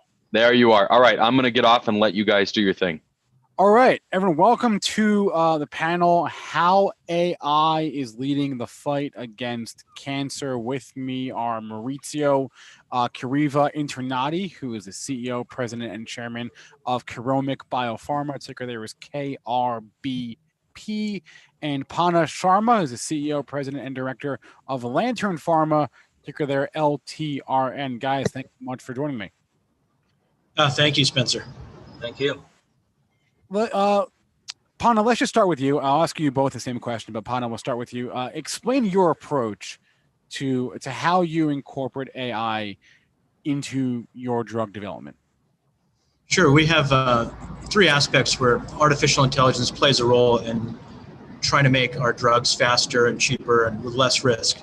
Area 1 is we've used AI to automate and collect data from around the world, from studies, from publications, from posters, from data sources. So we've done a lot of automation to do that. And then the automation actually scores the data. So it tells us what the data quality is and what the meta tags should be. And so that saves a lot of manual process and adds some intelligence to the process as we're sucking in data. Second, we gather tons of genomic and transcriptome data to understand where a compound will work or where it will not work. And that helps us guide preclinical and clinical indication development. So we can figure out, is this drug work in non-small cell lung cancer, adenocarcinoma, or just small cell lung cancer? Does it work in all pancreatic cancers or just a subset of pancreatic cancers? Those are very important. And the third place where we use our AI, similar process, but then it's really generating a patient stratification or a companion diagnostic, so we can select patients that have the tumors that are most likely to respond based on the biomarker profile. So those are the three areas, and it's all very integrated, but that's how we're using AI to really de-risk and collapse the process of developing cancer drugs. And Maurizio, what about you? How are you using AI in your development? Yeah, our AI Diamond technology, it's a proprietary technology that allow us to collect public data from GCT for public libraries, but then they are being, with a particular proprietary software, they're being standardized and with a unique filters, let's put it this way. We are capable to identify the potential targets that are unique for developing a very specific, cost-effective therapy in immuno-oncology. So Diamond AI is capable to have a personalized and public libraries, which in Curomic we are developing this proprietary data, and also the analysis of the information is being filtered through a unique data sets and softwares. So Diamond AI is a very interesting system because allow us to predict and identify the specific therapy, because in immunotherapy, the key aspect is the finding the targets that can develop the life drug technology. So with that in mind, we have now raised over billion data points setting from private and public domains, which we have in our proprietary technology, in our proprietary libraries, which are able to identify unique signature that are giving the specifics of predictions of cohort of patients that can express the particular target that is actually highly expressed in the particular tumor. An example, we are in a preclinical now, we are in a preparation for our clinical setting for first IND in mesothelioma and ovarian cancer and also pancreatic cancer. So this prediction software allow us to identify indications, patients with a particular unique expression of this target. So it's a very specific and therefore can be used very targeted, and that will save money, time, and it's like a huge leap of shrinking and shorting from the R&D to the clinic and to take it to the potential testing and commercialization. So Maurizio, you just kind of listed off a couple benefits there at the end, but I want to go into that a little bit. Can you explain for people why a technology like AI why is it even necessary in immuno-oncology? Okay, my background is I'm a tumor immunologist, and I spent over 30 years in discovering alternative treatments for patients with cancer. And one of the major problems is finding therapies that can be used. And before the potential of having an AI, I spent just 10 years to identify a target. So think about today with this technology, we were able to summarize in this artificial intelligence wonder the capability of selecting a specific therapy. So the beneficial of a patient, of a treatment that can be targeted, and therefore you can develop a therapy in months, a year, and take into the FDA approval. So this is the beneficial for the patient, but also for the investors that looks at the changing of the state of the art of immunotherapy, of an immuno-oncology.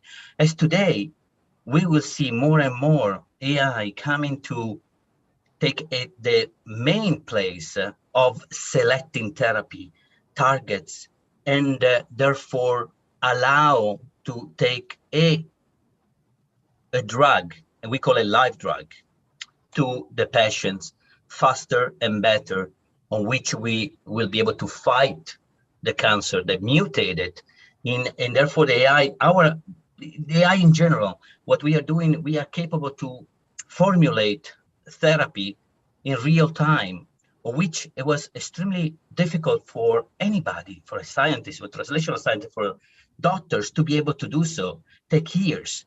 So with this new technology that we have, we can actually make a difference.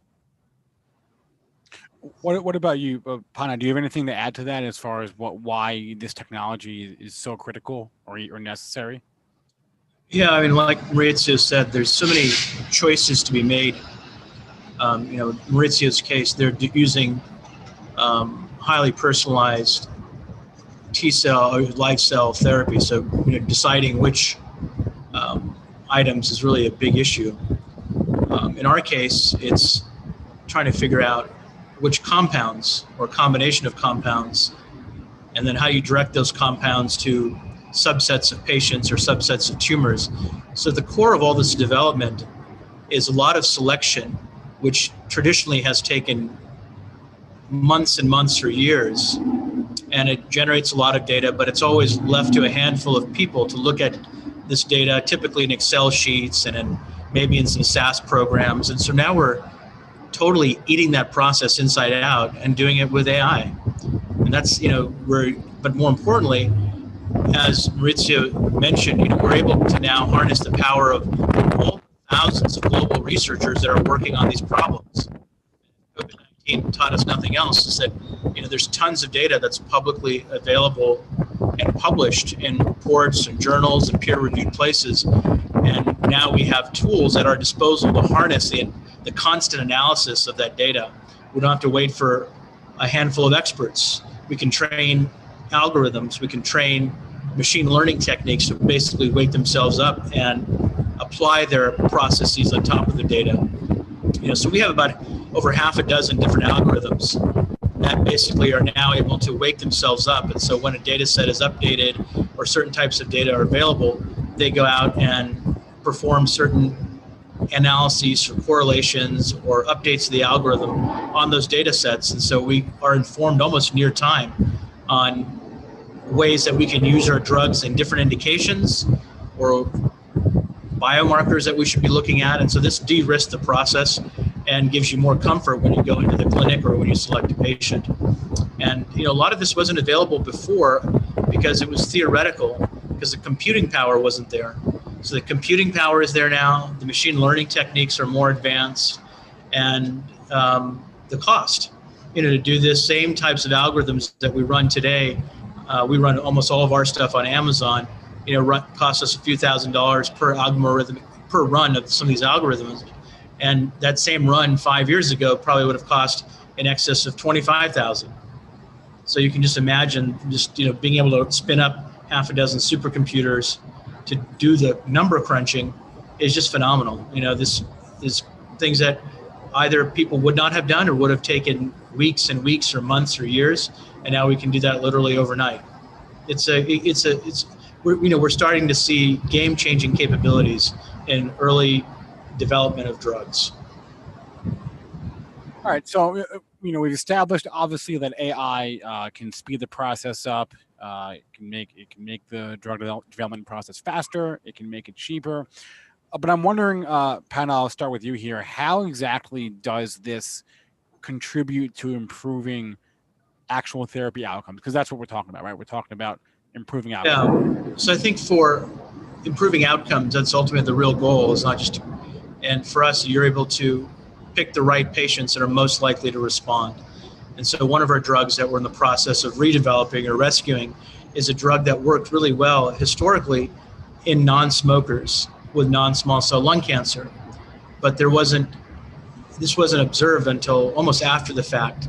And there wasn't a sufficient amount of understanding about the biology of non-smokers versus smokers. And so we can improve the outcomes because now we can go back and generate a trial that selects those non-smokers that are most likely to respond based on a genomic signature. And that's game changing because the patients in those historical trials had a 2-year survival increase of over 125% and overall survival increase of 91%. But that drug is not available on the market today, largely because the wrong patient group was selected and there was a lack of genomic-based stratification. So if we can get this drug to market, it's a complete game changer for non-smokers that have non-small cell lung cancer. And so those are the opportunities. I mean, those are maybe some of the lower hanging fruit, but there's dozens of opportunities that we're looking at where better patient selection can mean better outcomes. Maurizio, what about you? Do you have examples of sort of how the use of AI has sped the process up and also improved outcomes? Yeah, as Pharma mentioned, that AI can select what the drug will be, which drug would be better used for a particular patient. What our AI does in our example, we are first in class of identifying targets that can be defined in new therapy. So let me explain. As of today, you are taking roughly 10 years to 15 years to discover target identification, do preclinical data, starting a phase 1 and completely in the phase 2 and phase 3 and regulatory pathway. With our CAR-type therapy diamond technology, we have fused the artificial intelligence prediction software to defining therapy for specific patients population that can be selected. And normally these populations are refractory, what it means they do not respond to the standard treatment or even the current therapy.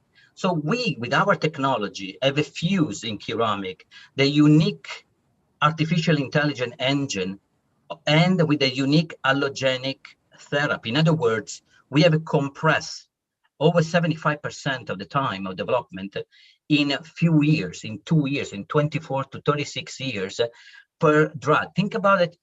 What is the improvement in the space of having an AI with a CAR therapy technology? Curomic has founded and uniquely structured a live cell therapy in allogenic, basically a universal therapy, targeting targets that define from our AI system with a platform that can be used in any patients. So we have fused and find a solution of common huge problem in cell therapy.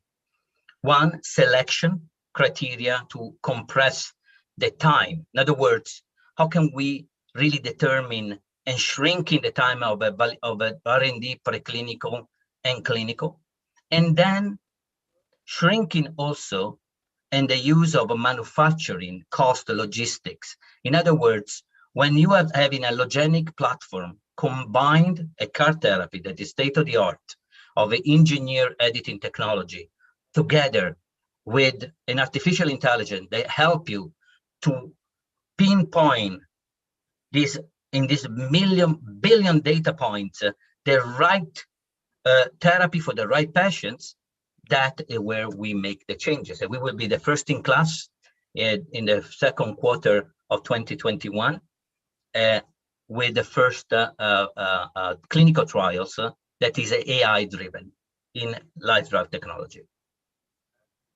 So Maurizio, what are the biggest challenges you're up against, and Lantern is I'm sorry, not Lantern, that would be Pana.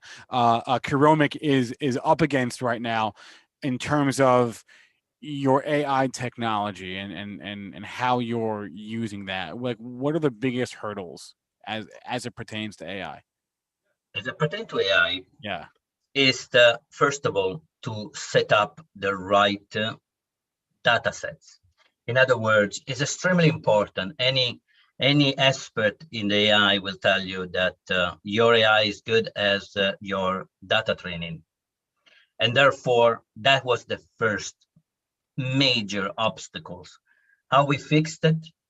We had to spend time defining many different algorithms. Ours is actually a neural network system that work together as a sort of a net, of which they develop it for different requests, has been activated a particular algorithms, of which allow us to give the best answer. In other words, when you are defining a data set to have the proper response, you have many false positive. So you have to be able to define the data training and data sets. And how you're doing that, you can do it through qualified library in the clinical data sets, which you have to able to speed and give it to the artificial intelligence software, because it's actually like a baby. And this baby has to be able to learn how properly walking, and then running, and then probably flying. So we are now running, and more data we give it back. And our system has the outlook of which every information we receive by the screening of the prediction of the targets, they give it to the real data from the patients. We have a collaboration with major institutions of which we get the real data from patients, and we select them through the prediction of the targets that the information that our given. So that was the second order, creating the network for creating the proper library. And then the third aspect is creating a sort of a net, of which is a sort of an intranet, is a Skynet basically, of which our software, we have many software, they interact to give the right answer. And then we have basically this neural network work system that gave us a prediction, so which you can change it, and is a modular. So right now, AI system is very, let's say the original concept is really a hardware, very difficult. When you structure in the library, one of the oldest CTL library and so forth, when you are creating a library that cannot feed. So creating a modular system that can be fed and then readjust the input is one of the part of what the uniqueness of our software, and they allow us to expand a modular library informations, and then creates basically this network of softwares, from machine learning to AI to data management, big data, that works all together, from cancer splice, diamond, and the isoform defining. What it means is all these big words means they're working together, creating basically a network. And that was the fourth hurdle. And now we have a candidate that is being tested already truly in human setting, and give back to the artificial intelligence, which is refining better and better algorithms and outcome to selection of a patient. So it's an interactions. It's like the first time having an AI that really interacts with the real organ and the real outcome of the mutation of the tumors, of the different reductions of targets, and the problem identification. So in other words, data sets, training, developing a proper algorithms, creating a network, readout, defining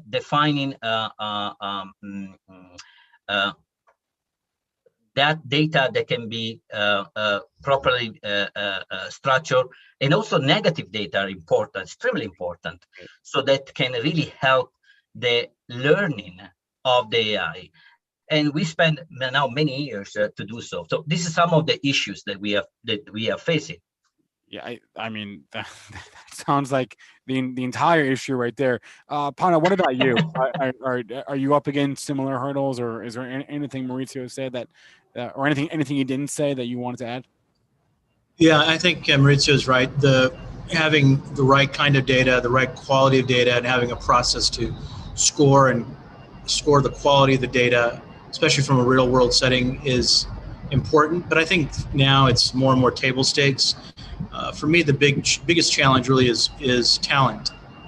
I think systems and processes have improved a lot, data methods have improved, but finding the right kind of talent, and for us it's interdisciplinary talent, people who have both a love of biology, a desire to make a difference in cancer, strong genomic understanding, really good machine learning capabilities or appreciation.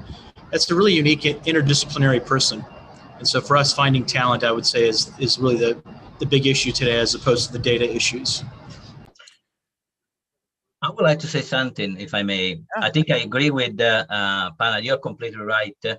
I didn't want to mention the frustration of finding and communicating with computer scientists, software engineering, coders, and I actually had to take. So if there's any of your watchers out there, Spencer, we're looking. So please send. If you're interested in being at the forefront of this transformation and have some skills, I think we are always looking for great people. Maurizio, finish that thought. I actually agree completely with Pana. That was something I didn't mention because I think it's a major common issue in interdisciplinary structure from different, when I call it multimodality and expertise, we were lucky, but lucky depends on the level of frustration and tolerance, because it's very difficult finding talents that are actually understanding what you're looking for to be able to develop. And we spend years to develop our software, spending many hours just to explain what we were looking at, to define the coding. I understand exactly what Pana says, and I completely agree with him. This is it's an issue that we have. It's always been, I believe, and especially also the communication, how to interact with each other, and be able to create a common flow, a common communication. It's a language problem too, of which it's a major problem. So talent is always an issue. People to be hired, always welcome in the field. We were lucky to have a team to develop the part of our software. We have used it many different aspects to develop this unique technology, similar to what Pana was mentioning, and that is a common hurdle of every single company that fuse different disciplinary actions. So it's just, I think it's just what is part of our. So I guess the takeaway of this is, if you are a computer scientist with a love of biology, or vice versa, a biologist with a love of AI and computers, hit up each of these two companies. Pana, I want to ask you if you think there will ever be a drug approved in the US that was totally generated by AI, and if so, about what, like, in how many years do you think that'll happen? Yeah, that's really the ultimate hope, and I think it'll happen by 2030. Okay. I think by the end of this decade, we'll see drugs that have been purely AI driven. Maurizio, what about you?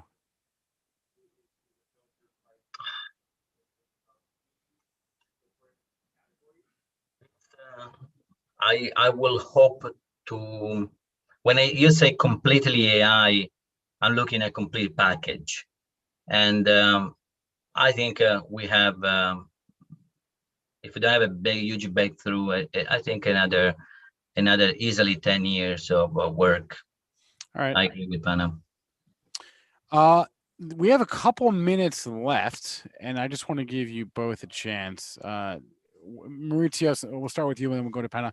What is the biggest thing, Maurizio, you want investors to understand about Keromic and what you're working on? That we are changing the way to do and prepare therapies that can be extremely cost effective and be able to provide to the market products, several products, because we have platform from AI, platform from our off-the-shelf system. So what the investor needs to see, that the Keromic is a dynamic company which has several platforms which allow to define drugs faster and test it fast in clinic and take it to the commercialization as fast as possible, as an AI could do. And Pana, what about you? What should be the bottom line for investors when they're looking at a company like Lantern Pharma? Oh, I think we're at the early days of this process, and I think you got to look at the portfolio. And so I think there's magnitudes of upside in a company like Lantern for investors. So I think as we advance our portfolio, any one of our assets could be worth hundreds of millions of dollars. And so we've got now 7 different programs. And so given our 200+ million market cap, I think there's a lot of upside for investors as we grow the company. All right, I may have jumped the gun there because we got a couple more minutes. So let me ask you one more question. I'm curious if either of you, and you kind of already discussed this, but maybe you can keep going down that road. If there are specific ideas that, because you each have your own AI platform, if there's a specific idea that you want to talk about that came from that platform that you're pursuing right now, Panna? Yeah, thank you, Spencer. That's a great question. So from our platform, our entire, mostly our entire franchise now in CNS and brain cancers came as a result of the platform. So we have a drug, LP-184, that as a result of the work we were doing on that drug and the molecular characterization of the tumors that were responding, the platform predicted certain glioblastomas would be sensitive to the drug, and it predicted that certain atypical teratoid rhabdoid tumors, ATRT cancers, which are also primarily found in the brain, would be sensitive. And both those predictions were true. So that's a great example. And that was all in the last, less than 12 months. So that shows you the power of the platform. And both those now are active programs that we're working on. And Mauricio, is there a program that came out of your AI platform? Yeah, our first product in the first clinical trials was a product is AI-derived engine, and it's the predictions is being validated. This is the first time that in a real human setting, there is a software, an AI engine like Diamond that has predicted the expressions and therefore the type of targets and type of patients. In other words, is a fully derived by our AI engines technology, which has defined the first-in-class solid tumor off-the-shelf CAR therapy technology that is, again, first-in-class, first-in-human, but worth billions of dollars for just in indications, and it is actually a platform which can be proved that after one indication at a time, similar to what Kite and Juno has done, which they took a CD19 CAR therapy in autologous system therapy. We have an AI that does the same in the solid tumor, which is the market is probably 100 times bigger, even 1,000 times bigger than a hematological disease. So it's extremely valuable. All right, Maurizio Curiva-Internati is the CEO, President, and Chairman of Keynote Biopharma, KRBP. Panna Sharma is the CEO, President of Lantern Pharma, ticker LTRN. Guys, thanks a lot for joining us on this panel. Thank you, Spencer. Thanks for all the work. Good talking with you. Thank you both. Bye-bye. Thank you. It was a pleasure. Bye-bye. Thanks a lot. Thanks, everyone. Spencer, great job, man. That was a fun one. I'll see you later, man. All right, later on. All right. Yeah, so I did my own research coming into this conference, and it sure seems like AI is a hot button issue these days. So it seems crazy to think that we wouldn't want something that was pushing the industry forward in a more sustainable, cost-effective, and obviously creating better therapeutics along the way, right? So thanks, guys, for that discussion. Very briefly, a couple of words from our internal team here at Benzinga Pro. Many of you probably don't know what this is, except those of you in the chat. So I'd love to share that with you.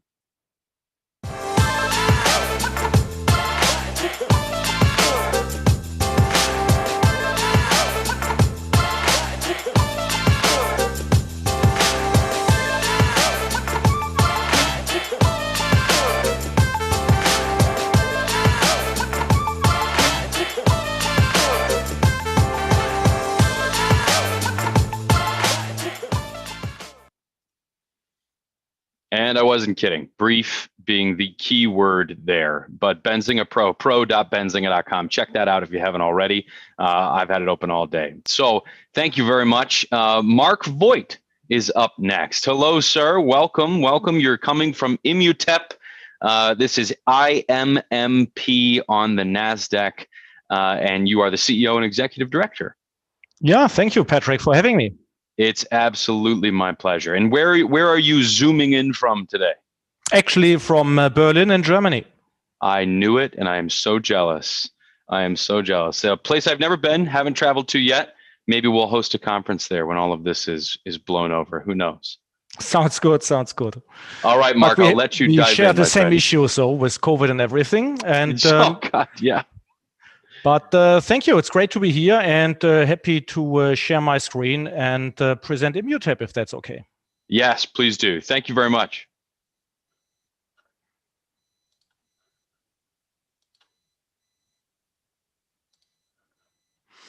Yeah, so we are actually the global leader in terms of Lixte Therapeutics, a specific immune checkpoint, and that matters. I will hopefully bring across in the next few minutes. My forward-looking statement, first of all. Now, Immutep, we are an innovative biotech company active in immuno-oncology as well as in autoimmune diseases, operationally active in the United States and Europe, as well as in Australia.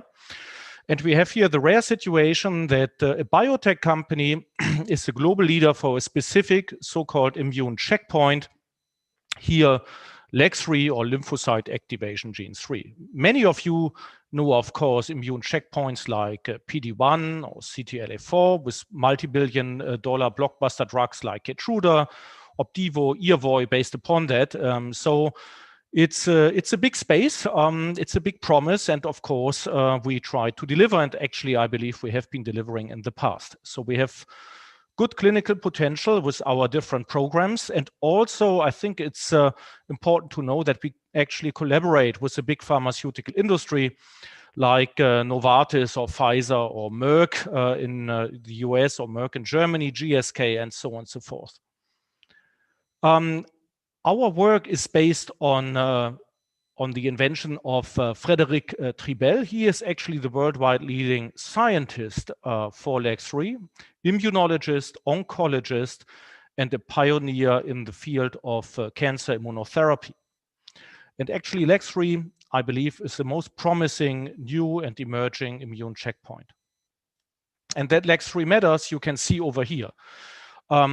Symbolized by the 4 green arrows, you see our programs, and the blue bars are symbolizing programs from other companies. So at the bottom, to start with our autoimmune approaches, you see 2 different programs, IMP761 and GSK 781. So 2 unique approaches in autoimmune diseases. On top of this page, you see a program called eftilagimod alpha, and we will discuss this in a little bit more depth in the coming minutes. Also unique. And then our partner Novartis, LAG-525, it's a so-called blocking antibody. Many of you know it as an immune checkpoint inhibitor. And almost all competition is going on in that field, in the blocking antibody field. And clearly leading there is Bristol Myers Squibb with relatlimab. And this could actually bring a big change to the whole field. The reality is in immuno-oncology, and you have many, many different approaches there, the reality is that since the approval of PD-1, yeah, everyone is waiting for the next big checkpoint. And Bristol Myers Squibb will have a phase 3 readout mid of this year, I believe. They say publicly first half of this year. And this could mean that LAG-3 would actually, besides everything what we are doing, the first fully validated immune checkpoint beyond CTLA-4 and PD-1, something the market is maybe waiting for since 6-7 years. And as we are the only LAG-3 pure play and the leading player in the field, I believe that could positively reflect on us. But back to what we do, it's exciting enough. At the bottom, you see our preclinical asset in autoimmune diseases. We had a very nice publication in Journal of Immunology last year. And then you see more clinical trials for eftilagimod, including one clinical trial for COVID as a treatment. Eftilagimod is an immune booster, and I think there is a good chance that in COVID, where we support an investigator-initiated trial, so we are not actively investing in that field ourselves, but we are scientifically, clinically supporting it, that we see some results from a double-blind randomized phase 2 clinical trial. But we focus on oncology, on cancer, where we have been putting together, I believe, a good program, good clinical program, different phase 2 clinical trials, phase 1 clinical trials, partly in conjunction with the industry. So for instance, with Merck, collaboration around Keytruda, so a clinical trial collaboration, and with Pfizer and German Merck, avelumab. And we have out-licensed years ago this program in the territory of China to EOC. The second part of our pipeline, so obviously we have 4 programs, and here you see 2 of them. The second part of our pipeline is fully funded by the pharmaceutical industry. So on the one hand side, we exclusively worldwide out-licensed LAG-525 to Novartis, 5 clinical trials and well above 1,000 patients. And then with GSK, we have been out-licensing years ago GSK 781 on a worldwide exclusive basis, successfully completed 2 phase 1 clinical trials, needed to stop a trial in ulcerative colitis. But we will hear more from both of the programs from Novartis and GSK during the course of this year. Now a bit more regarding eftilagimod. So eftilagimod is a unique antigen-presenting cell activator. So there we use LAG-3 as a tool to activate the antigen-presenting cells. It's a potential pipeline in a product, meaning we are not treating a specific cancer type, but we treat the patient's immune system. We boost the immune system, leading by the physiological way to more CD8 T cells, CD4 NK cells, and so on and so forth. We have potentially low cost of goods. It's an agonist concept with 30 milligram every 2 weeks, meaning that we don't need to give a high amount of drug to see the activation effect. And I think this is very important, especially not only for the treatment landscape of today, but the treatment landscape of tomorrow and the drug pricing debate. The reality is you have different combinations, but the healthcare system needs to afford that. So I believe with eftilagimod, we do not have a margin killer, but a highly attractive program with low cost of goods. Of course, we have a lot of data. We have been presenting exciting results at the San Antonio Breast Cancer Conference in December, and the market reacted quite nice to that. So it's a phase 2b, so a double-blind, randomized clinical trial in different European countries. Of course, we have also an IND in the States. And we presented in December last year overall survival data. And we will present, that's the plan, mid of this year, final overall survival data. The data is available via a poster on our website.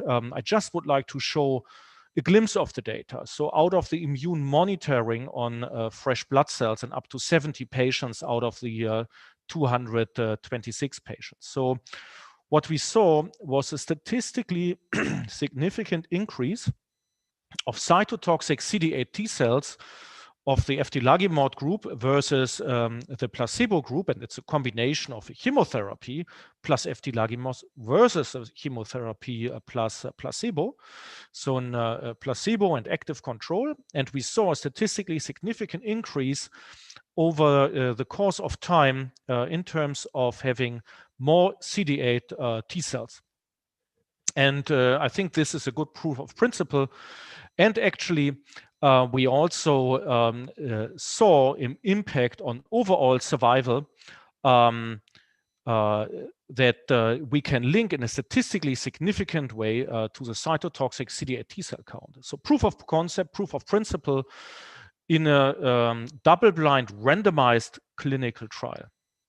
So it was the first time actually that a new class of programs, the antigen-presenting cell activators that we have been showing there in this disease, and metastatic breast cancer is a tough setting, a meaningful overall survival increase in a randomized setting. And we prioritize, of course, also the discussions with the EMA and FDA. Actually, the clinical trial of APEC is based on 2 scientific advisors with the EMA. Now, we have also the trial with anti-PD-1, trial we do in conjunction and collaboration with Merck, a phase 2, up to 183 patients in 3 different indications, in non-small cell lung cancer, head and neck cancer, and also second-line non-small cell lung cancer. Also here, just a glimpse of data. You see long-term durable responses, including complete responses of this combination. We have patients who respond irrespective of the so-called PD-L1 expression. So Keytruda just works well if the PD-L1 level is quite high. And here in head and neck cancer, you see even with a 2% expression, we see a complete response and long-term durable. I think that's quite good to see. And we presented this data at the SITC in the States in November. And if you compare that historic comparison to monotherapy data, you see that we make quite a big difference here. So it's very, very promising. And this is also why we press released last week, actually, that we will do a clinical trial, a randomized clinical trial, a phase 2b, together with Merck in first-line head and neck cancer. Also, the trial with Pfizer, very encouraging. So we have, it's a 12-patient trial, of course, for most safety-oriented, but also anecdotal efficacy. And we plan to present final data during the course of this year. Now, our out-licensed part on the one hand side to Novartis. Novartis holds a worldwide exclusive license to develop and commercialize LEG-525. So we have been receiving milestone payments. Hopefully we will receive more, and later on, if the product is on the market and registered, then we are eligible to royalties. And currently 4 different phase 2 clinical trials, and again, fully funded by our partner Novartis. Same applies to GlaxoSmithKline. It's a very exciting deal as well. We are eligible to milestone payments once these milestones are met, and a few of them have been met in the past, and of course later on royalties. And even though the trial in ulcerative colitis needed to be stopped, they have been successfully completing 2 phase 1 trials, one in psoriasis, and they will provide updates around this exciting program during the course of the year. IMP761, our preclinical asset, could be a potential game changer, the way you treat autoimmune diseases. It is addressing the root cause of the disease. So it's not a symptomatic approach. It's a potentially curative approach because we address here the autoimmune effector T cells. So the troublemakers in different autoimmune settings, actually more than 90% of autoimmune settings. And we use LAG-3 as a marker to identify the troublemakers and temporarily silencing them. So this could be a big potential. We are in steps in terms of GMP manufacturing, and of course, we would like to bring it to clinical development as soon as we can. We have other partnerships. In October last year, we have been announcing that LabCorp is teaming up with us, so they desire to have access to our LAG-3 expertise. We, of course, honored to enter into a partnership with them, which we did. Via this partnership, we are also part of the immuno-oncology diagnostics market in terms of LAG-3. And I think it tells you a little bit of how the maturity of LAG-3 is seen by us and by others. So the corporate snapshot, we are a dually listed company on the one hand side on the Australian Stock Exchange, and then of course on the NASDAQ, IMMP is our ticker symbol. Market cap, I think, is publicly available, of course. We have a good cash balance. So at end of last year, more than $40 million US. So a very strong cash position for us. We are not big cash consumers. I believe we spend our funds wisely, and I believe it is, or at least should be, a firm principle in biotech to allocate shareholders' money. This is what it is at the end of the day, wisely to your clinical programs, and negotiate and try to control your expenses as much as you can. So this actually gives us a cash runway into 2023. So we are in a good cash position, and we are feeling very comfortable here. Now, the news flow in 2020, and I would like to encourage everyone also to have a look back.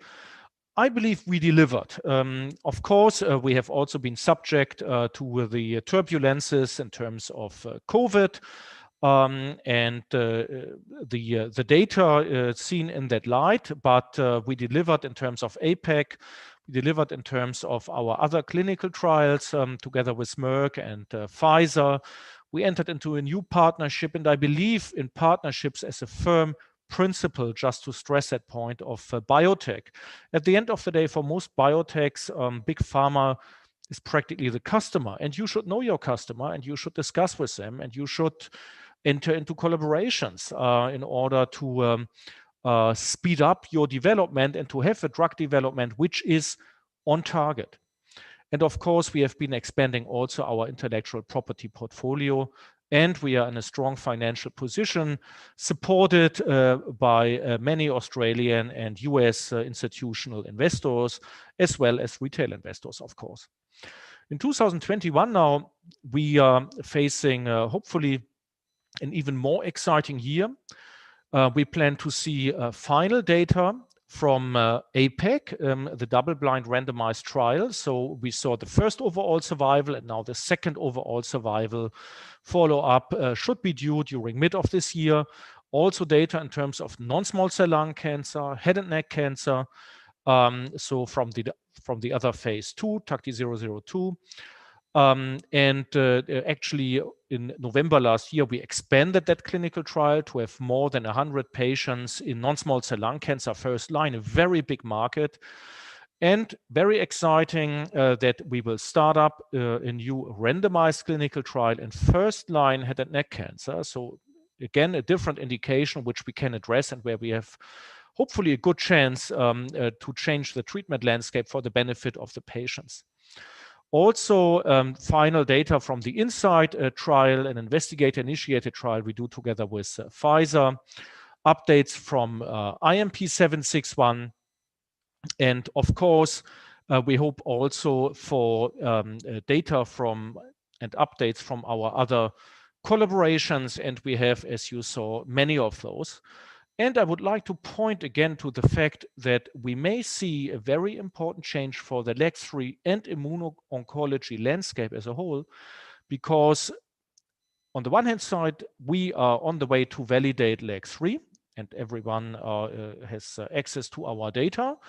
And we have more and final data during the course of this year, but also Bristol Myers Squibb. We don't have a partnership with them, but I would like to point to them as they expect a phase 3 readout in, they said, first half of this year. So we are the only LAG-3 pure play, could be very exciting. So to sum up, we are the global leader in terms of LAG-3.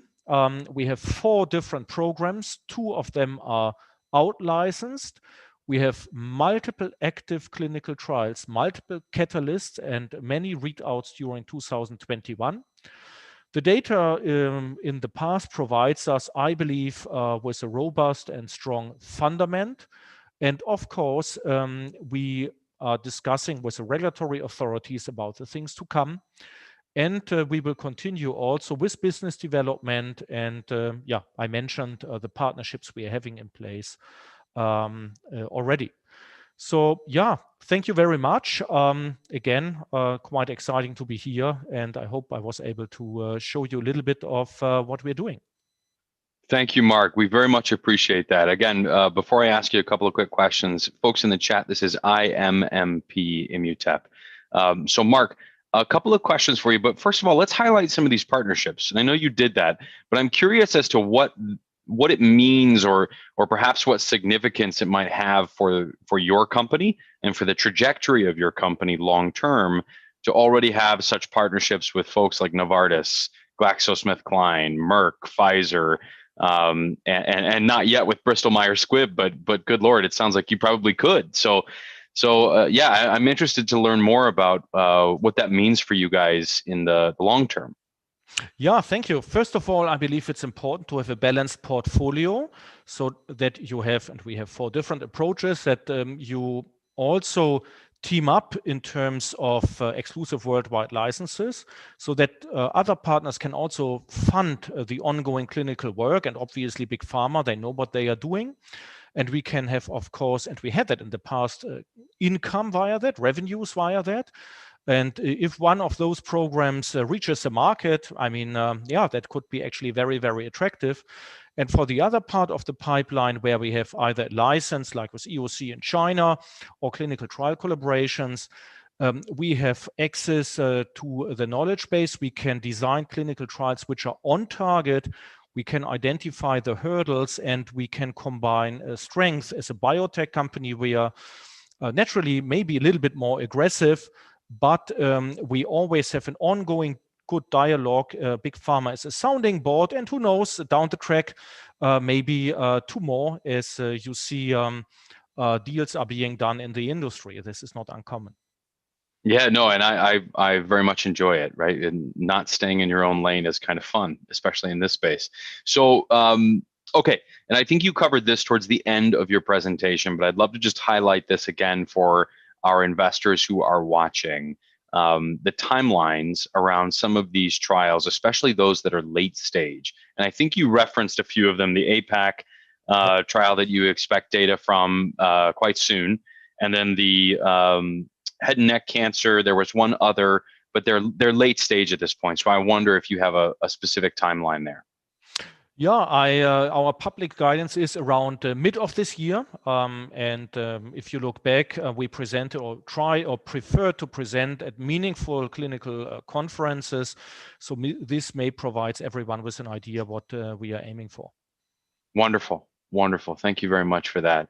And it's been a good year thus far, right? And I wonder how much, obviously, you attribute that to to all of the flurry of activity around the pandemic and everyone jumping in to try and solve that. But also just what it means for you guys. I mean, the stock looks good. It looks like revenue's up. It certainly seems like you guys are moving quickly. Yeah, we are moving quickly. However, we try to be also relatively conservative. I believe in biotech as a long-term sustainable journey. So you have to deliver. You have to earn also the trust from investors and shareholders. But actually, I believe we are on a very good way, and we have a number of catalysts ahead, and we have also. As the whole space maybe benefited a little bit in terms of the pandemic, that you have more focus on the healthcare industry. And we are also happy to support in a double-blind randomized trial with eftilagimod, a clinical trial in Czech Republic, an investigator-initiated trial. So an immune booster at an early stage of the disease is a good idea, because there is no more powerful drug against COVID or other infectious diseases than human CD8 T cell. It's our immune system which makes it mild for more than 85% of the whole population. And we give it a little bit of a push early on. Let's see if it makes a difference or not, but at least we wanted to support that. Well, wonderful, and note taken. Quick is a relative term in the biotech industry, but moving well nonetheless. Mark, thank you so much. I really appreciate you being here. Patrick, thank you so much. It was a pleasure. And mine. So, folks, Immutep, IMMP, Mark Voigt, the CEO. Thank you, sir. We will keep this moving now. Next up, as we move him over, is Dr. Joe Abdo, the CEO of Stella Diagnostics. And I believe this is an OTC ticker, JMDP. JMDP. I will double check that as Joe comes over. Joe, did I get that right? Yep, that's it. Awesome. That is the one. Well, wonderful, man. Welcome. I love the mountains behind you. Where are you presenting from today? Salt Lake City, Utah. Awesome. The Great Salt Lake. All right, my friend, I'll let you get to it. All right, thanks so much for having me. And this has been a great morning watching the companies. I was able to catch a couple companies present this morning. And I'm so excited about all the great work being done in the molecular oncology fields. Hats off to all the great small cap companies that are doing landmark research and commercialization of clinical products. So I'm just really thrilled to be here, and thanks for having me. Good afternoon. Again, my name is Joe Abdo. I'm scientist, co-founder, and CEO of Stella Diagnostics. Obviously, as I said before, we're really honored to be here at the Benzinga Small Cap Biotech Conference. And we're also excited to show you about how our leading edge technology is designed to improve the standard of care for over 60 million Americans living with acute or chronic esophageal disease. This presentation today will demonstrate how our tests can notify physicians if their patient's tissue is stable, progressing, or turning cancerous.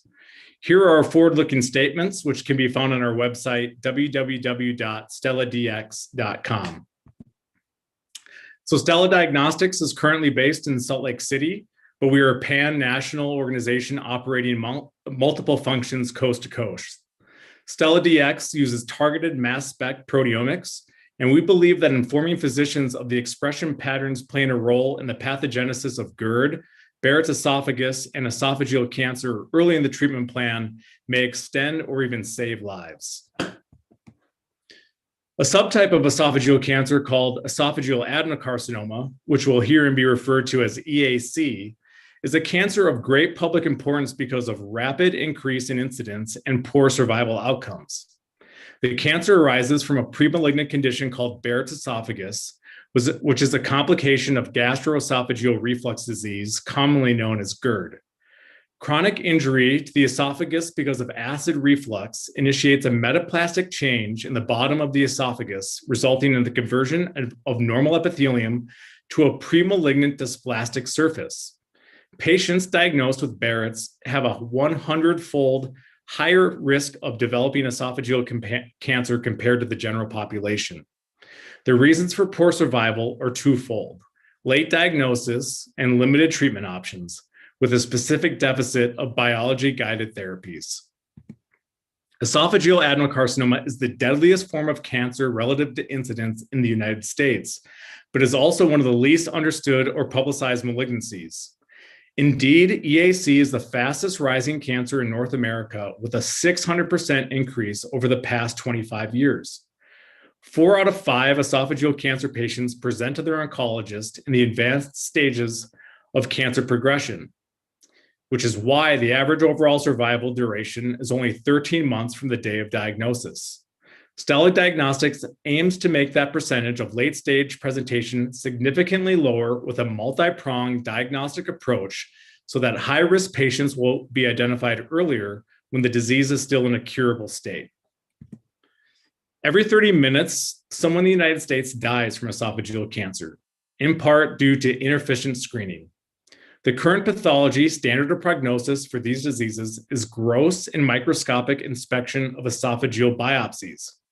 Patients diagnosed with Barrett's esophagus receive endoscopic evaluation, routinely ranging from every 3 months to every 3 years, depending on severity. During these visits, the esophagus is observed with a camera by the treating GI, and biopsies retrieved during this procedure are stained by in-house pathologists, and aspects like cell structure and organization, histology, and inflammation are noted and reported back to the GI. Very little, if any, molecular information is assessed with current standard screening protocols for this premalignant condition. Stella can provide robust molecular information using just a tiny bit of leftover biopsy tissue taken during these procedures, which means that we can seamlessly provide more information on the presence of disease drivers in Barrett's tissue without disrupting the standard screening workflow. Stella has discovered the expression trends of novel biomarkers that illuminate the carcinogenic proteomic environment that leads to an increase in cellular proliferation, invasion, migration, and cell survival, as well as chemotherapeutic resistance to the most commonly prescribed drugs for esophageal cancer. The presence and activity of the biomarkers in our panel may provide a colorful picture to physicians showing if their patient's tissue is behaving normally or beginning to show hallmarks of pathogenesis that sometimes go undetected with traditional diagnostic approaches.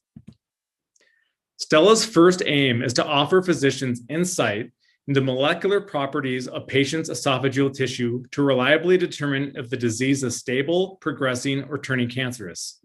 Secondly, if a patient has already developed cancer, we will have a panel that assesses proteomic expression patterns associated with increased benefit or resistance to all the FDA-approved therapies for esophageal adenocarcinoma. Aim 3 requires additional R&D to assess if our method of discovery of novel markers will be applicable to tens of millions of GERD patients and evaluate if inhibition of our novel markers can arrest the development of Barrett's. Stella Diagnostics aims to be a one-stop shop for in-depth molecular analysis for the entire progression cascade of esophageal disease. Here is a representation of 4 markers in our panel, where clear overexpression was observed as esophageal tissue progressed from normal to Barrett's, which is precancerous, and then on to cancer.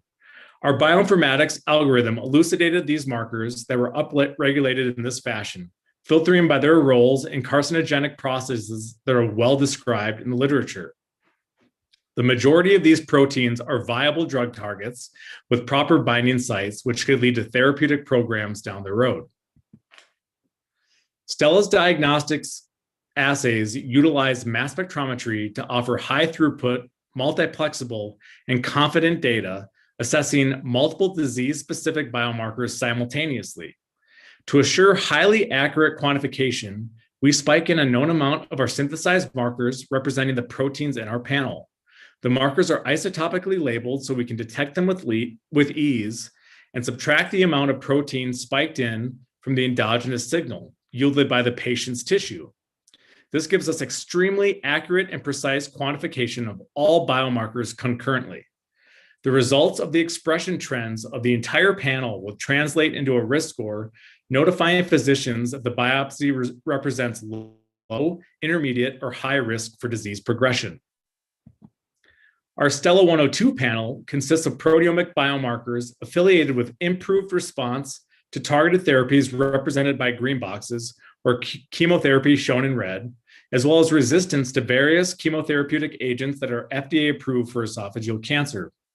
Knowing the expression status of this panel could assist oncologists in optimizing first-line patient management strategies for EAC patients by notifying which targets are present to increase efficacy or which resistance markers are expressed that would inhibit the anti-cancer effects of the associated drug.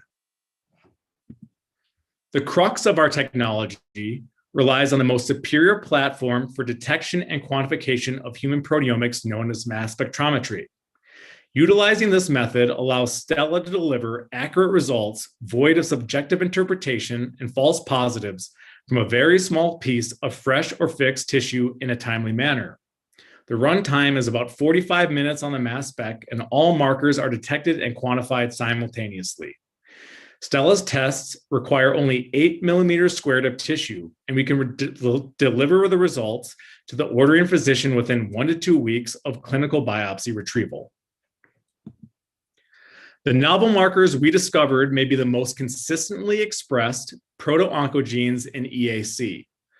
The proteins in our proprietary panel have extraordinary and consistent overexpression in esophageal adenocarcinoma tissues. Compared to the 8 most scrutinized markers for gastroesophageal cancers, which are currently offered by various molecular diagnostic companies, Stella markers with an overexpression range of 85 to 100% in EAC tissue possesses unprecedented diagnostic utility, which should call for routine inclusion in pathological analyses and clinical patient management strategies. For example, HER2 targeted therapy, such as trastuzumab, is the only FDA-approved targeted therapy for EAC, yet is only overexpressed in 18% of EAC tumors. Therefore, trastuzumab would be ineffective in 82% of EAC cases. The high prevalence of overexpression of our newly discovered markers and their potential druggability may yield exciting anti-cancer therapy projects in the future. Switching gears to the commercial side of Stella, we have a bird's eye view of the potential market size for oncological prediction or therapeutic optimization of esophageal disease. 1 in 4 adults, or 65 million Americans, have GERD, of which about 6 million patients develop the chronic esophageal disease known as Barrett's esophagus. Around 20,000 new cases of EAC are diagnosed each year that are developed from Barrett's. About 1 million patients with the lowest grade of Barrett's, known as metaplasia, are seen by a GI for upper endoscopy once a year. About 650,000 upper endoscopies are performed on patients with high or low grade dysplasia every year. This equates to a total testing volume of 1.6 million upper endoscopies for Barrett's patients per year. And to our knowledge, the average molecular diagnostic test in the oncology space costs roughly $1,900, making our total addressable market around $3 billion per year, and will continue to rise sharply along with the increased incident trends of lower esophageal disease in the United States. There are 2 other companies in the molecular diagnostic space for prediction of Barrett's esophagus progression. Company A looks at genomics to quantify the mutational load of DNA residing in diseased tissue. Mutational load is only one component that may be predictive of disease progression.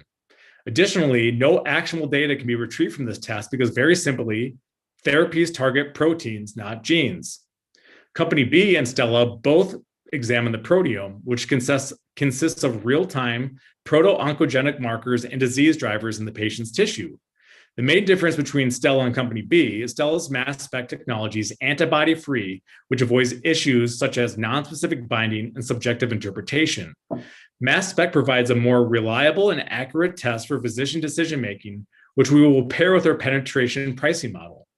Stella's fast turnaround time helps clinicians make their treatment decisions more quickly, which can have a direct effect on patient outcomes. And lastly, Stella Diagnostic panels require the least amount of tissue, allowing for the majority of the precious biopsies to remain available in-house for internal standard of care pathological inspection.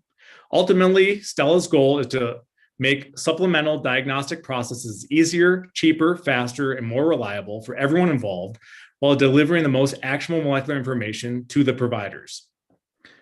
The last 6 months have been very busy for our young company. We have received tremendous support from the investment and clinical communities and are well on our way to being able to offer multiple product candidates for GI specialists. Company-wise, we have incorporated and became a public via a reverse merger with JMD Properties. We have secured funding for company infrastructure, assay development, validation and optimization, and talent acquisition. Our provisional patent was accepted by the U.S. Patent Office, with a non-provisional patent prosecution commencing in Q3 of this year. Clinically, we have aligned with world-class medical institutions such as the Mayo Clinic and the University of Kansas Medical Center for prospective and retrospective studies of our assays' predictability and sensitivity.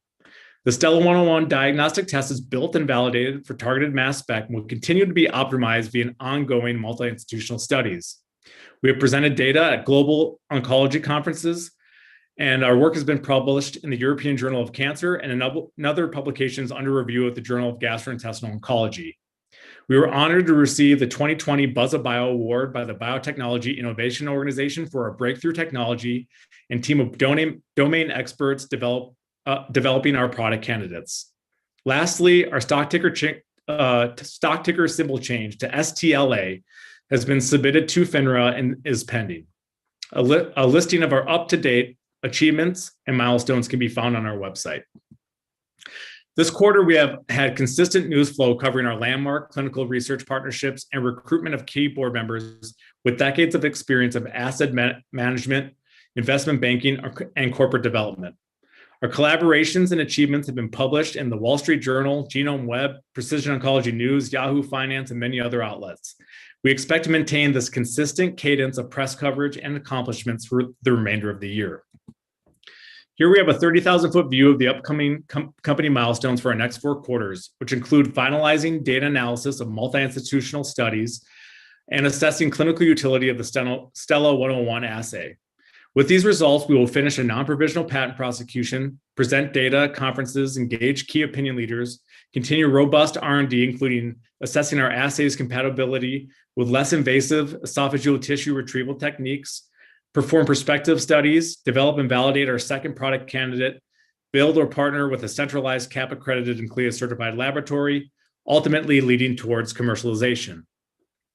The method of discovery and subsequent clinical utility were designed and elucidated by domain experts and practicing physicians in the fields of clinical science, surgical oncology, basic science, molecular oncology, and proteomics, with a combined 70 years of experience and 450 peer-reviewed publications, respectively. We assembled a complete team able to identify clinical limitations in the screening and treatment of Barrett's and EAC, and design studies to discover novel markers for high throughput molecular scrutiny for precancerous esophageal disease. Thank you so much for attending this presentation. We're thrilled to be here with all of you at Benzinga Biotech 2021. We hope you're as excited about our clinical offerings as we are. If you have any more questions, please contact me, Joe Abdo, the CEO of Stella Diagnostics, or check our website, stelladx.com. And thanks again for having us. We'll now open up the session for questions. Thank you, Joe. Thank you very much. I have a couple I'm just going to rattle through if that's okay with you. Sure. So we have, first of all, the ticker change, STLA. You've got it in with FINRA. Any timeline on that in terms of when that's going through? And is that still on OTC or is there an uplisting there? Not an uplisting yet, but it is in our plans within the next, I would say, 4 to 6 quarters. Okay. But the STLA ticker change, I wish I had that answer for you. We check pretty much every other day, and it's still pending. But I'm expecting it probably by the end of Q2, beginning of Q3. Which would be great. Yeah, well, listen, man, the only thing slower than the biotech clinical process are the regulatory agencies. So I didn't want to say it, but I appreciate it. I will. I'm here for you. Okay, so a couple more from the chat here.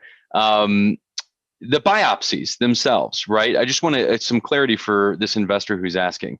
Where are these biopsies sent? Are you guys doing the work in-house? Are you sending them off to other labs like a LabCorp or a Quest or something like that? Or are you doing this work yourself? Yeah, we're doing the work ourselves. So and I get this question a lot when speaking with investors. A lot of them will see this presentation and ask if this is a test that's available at the bedside.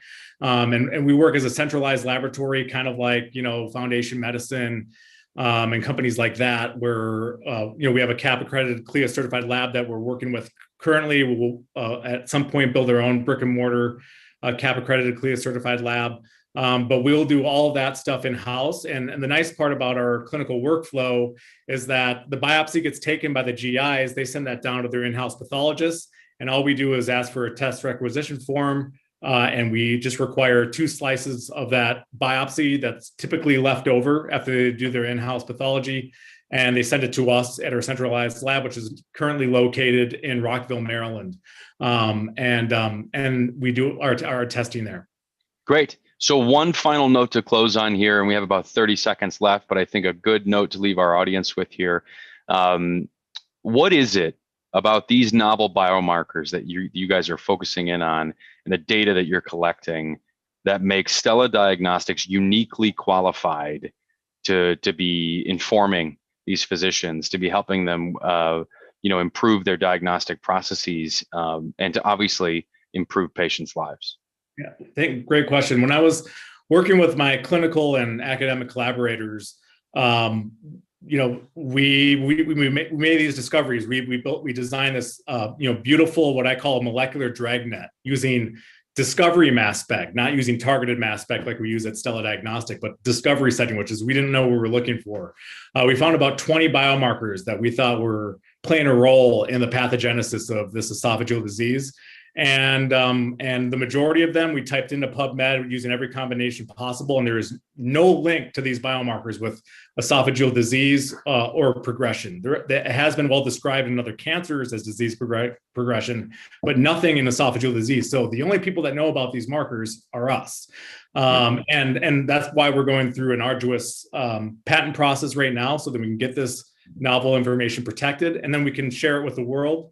And we want to be able to list all of the information about these unique biomarkers so that we can, better the entire field of GI screening and therapy. And so, we're just waiting on that. And then we'll be able to share these unique novel biomarkers that are currently undiscovered by, the clinical science community in general. Awesome. Well, thank you. Thank you very much again, man. I really appreciate it. Dr. Joe Abdo, Stella Diagnostics, JMDP. I'll get it one of these days. That's all good. Thanks so much for having me. This was awesome. Thanks, Joe. Take care, man. All right. All right. Up next, my friends, Kenneth Berlin, President and CEO of Advaxis. Many of you in the chat have been asking about this company. ADXS is the ticker on the NASDAQ. We'll get Ken over here and get rolling. Hello, Ken. Hi, Patrick. How you doing? Alive and kicking, man. Alive and kicking. What a day of knowledge, of companies, of panels. I can't wait to hear what you're saying. There's a lot of interest in the chat, so I'm sure there'll be questions for you. Terrific. Like questions a lot. Hopefully there's time remaining. Yeah, good. Go for it, my friend. All right. So biopharmaceutical companies come in many different shapes and sizes. One helpful way to categorize them is by their risk-reward profile. On one end of the spectrum, you've got low risk, low reward profile companies like big pharma companies, Johnson & Johnson, Pfizer, AstraZeneca, to name a few that have been in the news recently. On the other end of the spectrum, you've got companies like us at Advaxis, working on novel approaches to harnessing the immune system to improve the lives of people living with cancer. And by definition, high risk, high reward potential opportunity company. Within the high risk, high reward opportunity realm, there are many different degrees of risk and reward. And the thing that we've been doing at Advaxis over the last several years is been changing the risk reward equation or formula at the company. And what's allowed us to do that is advancements we've made with our platform that now allow us to put multiple targets in a single drug construct, giving us a better chance of controlling tumor growth. This is what we call our HOT program, and we've developed 10 different drug candidates in that program, and only recently over the past couple of years have been in the clinic. So for the next 15 minutes, I'm going to take you through how we've been de-risking the company through the HOT program and increasing the opportunity potential at the company. This is our forward-looking statement disclaimer. So a quick snapshot of the company. We were founded nearly 2 decades ago. Our headquarters are in Princeton.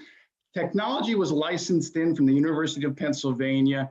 And the discovery there was, let's take this nasty bacterial Listeria and redirect the strong immune response you get to the bacteria to kill cancer cells.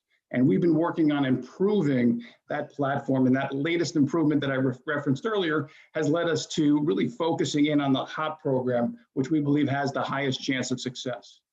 We currently have about 20 employees working for us.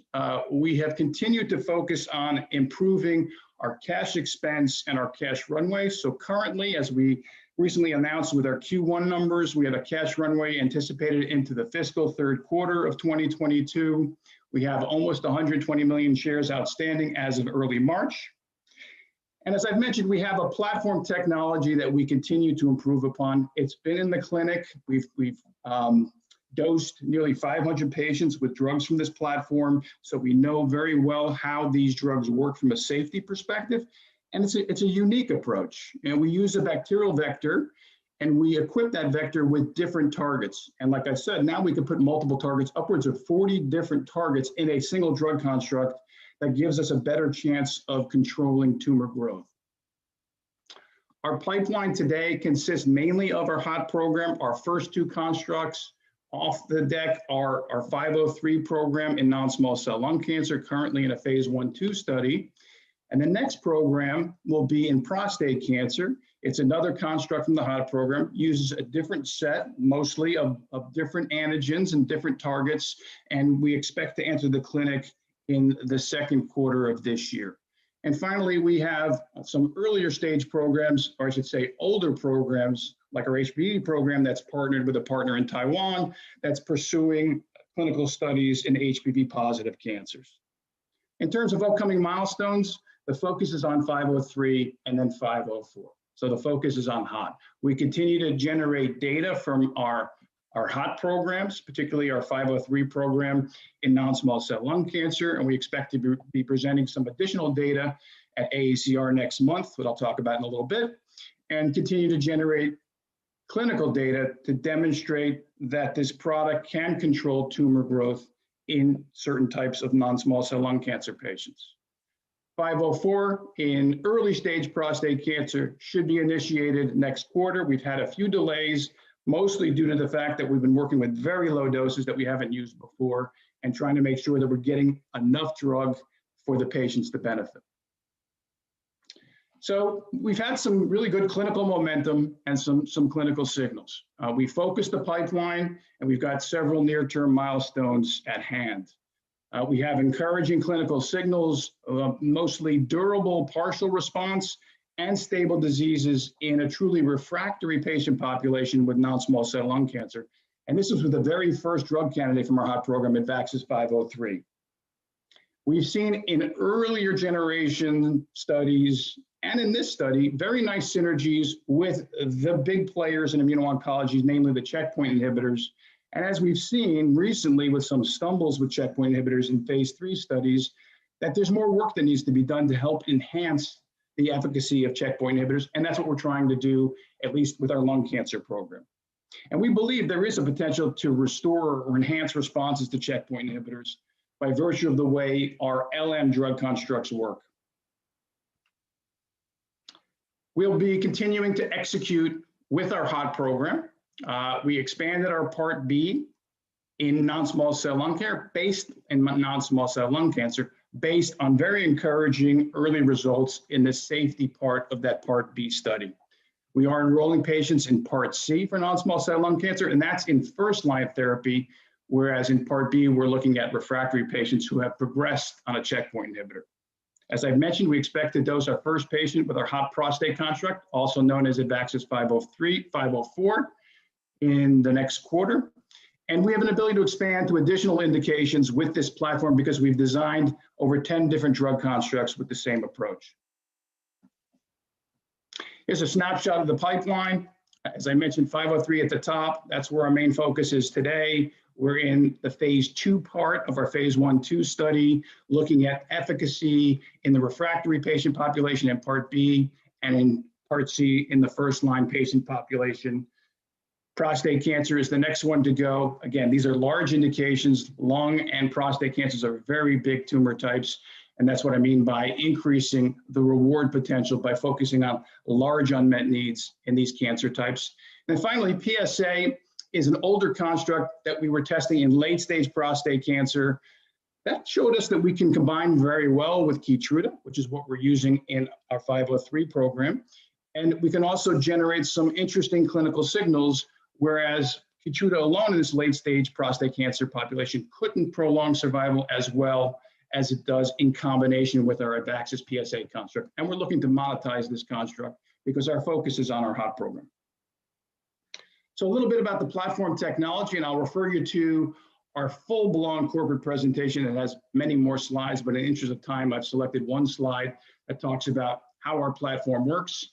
We have 3 core components. You have the Listeria monocytogenes. This is the bacteria. We've heard of Listeria. It's a very dangerous bacteria, but we've attenuated it to use the most important parts, but also to protect patients. So we've attenuated it.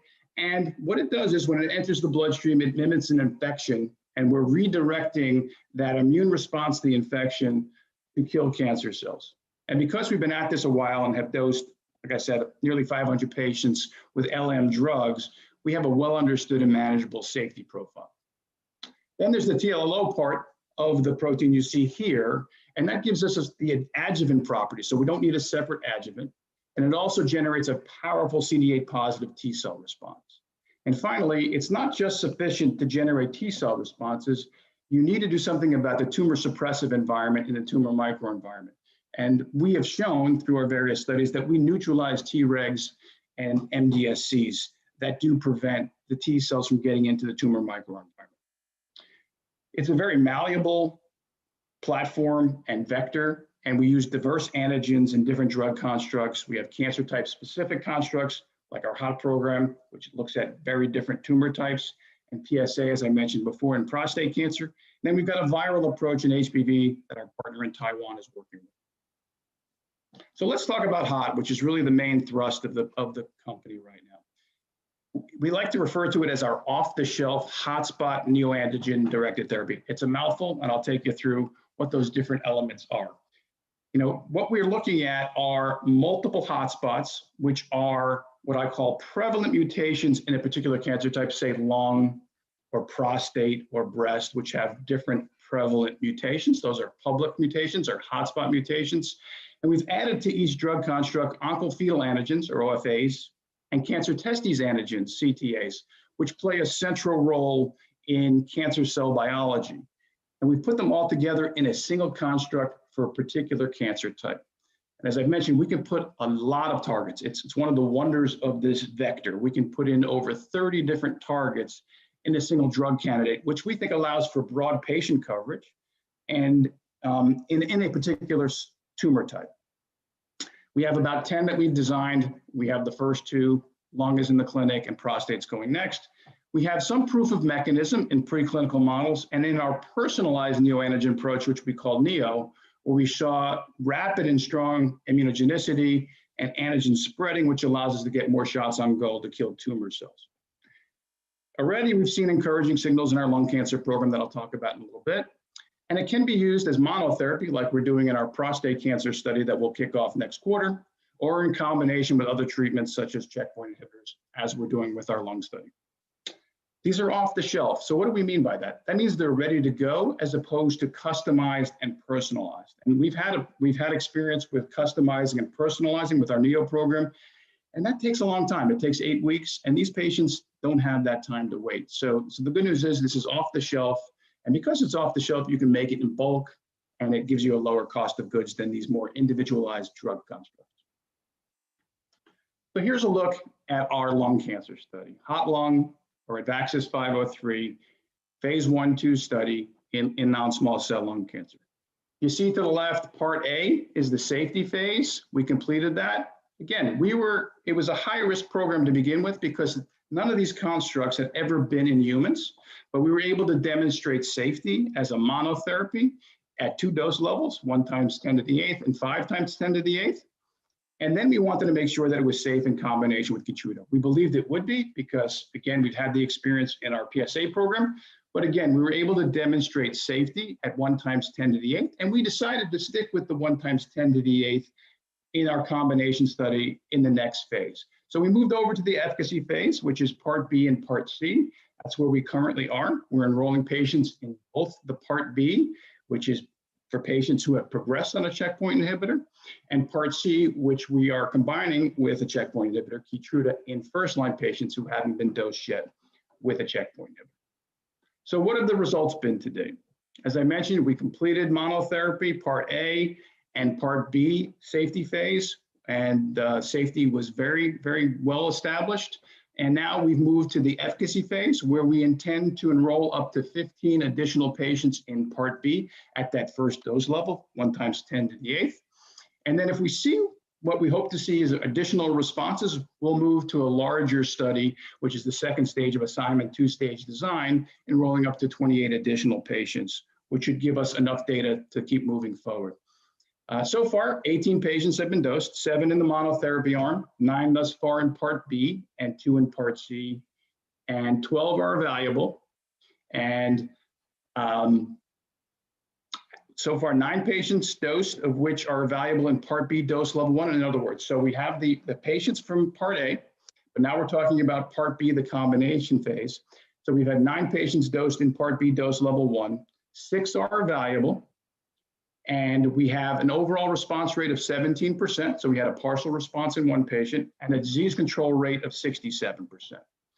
So the patient who achieved a partial response had a 60% tumor reduction, seen first on an 8-week scan, much to our excitement, and confirmed on a 42-week scan. So it's a very durable response. And this patient had received pembrolizumab for 30 months and had a best overall response rate of a partial response. So we were able to restore a partial response to this particular patient. 3 patients achieved a stable disease, 1 with a 25% reduction in target lesion. Now this is out greater than a year. Patient had received pembro for 32 months with the best overall response rate of stable disease. Again, we are resensitizing patients to pembro. 2 more achieved stable disease, 1 of whom had a squamous histology, and each one had received pembro for greater than 14 months. In part A, we had some stable disease, but again, the point of Part A, monotherapy, was to demonstrate it was safe. But nevertheless, we were able to stabilize the disease in a heavily pretreated patient population. Again, not surprising to us, therapy in combination is safe and tolerable with only transient grade 1 and 2 adverse events and no dose-limiting toxicities. So why are we pursuing this? There's a tremendous unmet need in this particular tumor type. Many patients will become resistant to PD-1s, checkpoint inhibitors, and the ability to restore sensitivity has been difficult. So there's a need for greater treatment options.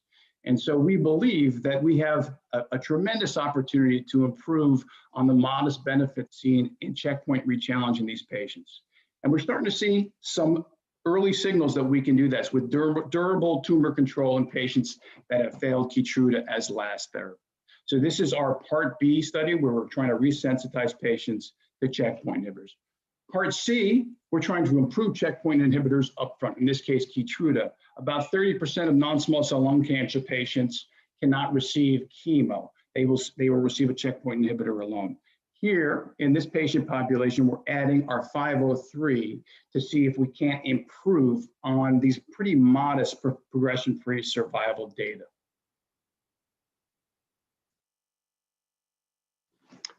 Last but not least is our hot prostate program. This is very different. We're moving to earlier stage disease, and we're looking at trying to keep these patients from having to go on more invasive therapy. We're using very low doses, as I mentioned, 1 × 10 to the 6th, times 10 to the 7th, and times 10 to the 8th.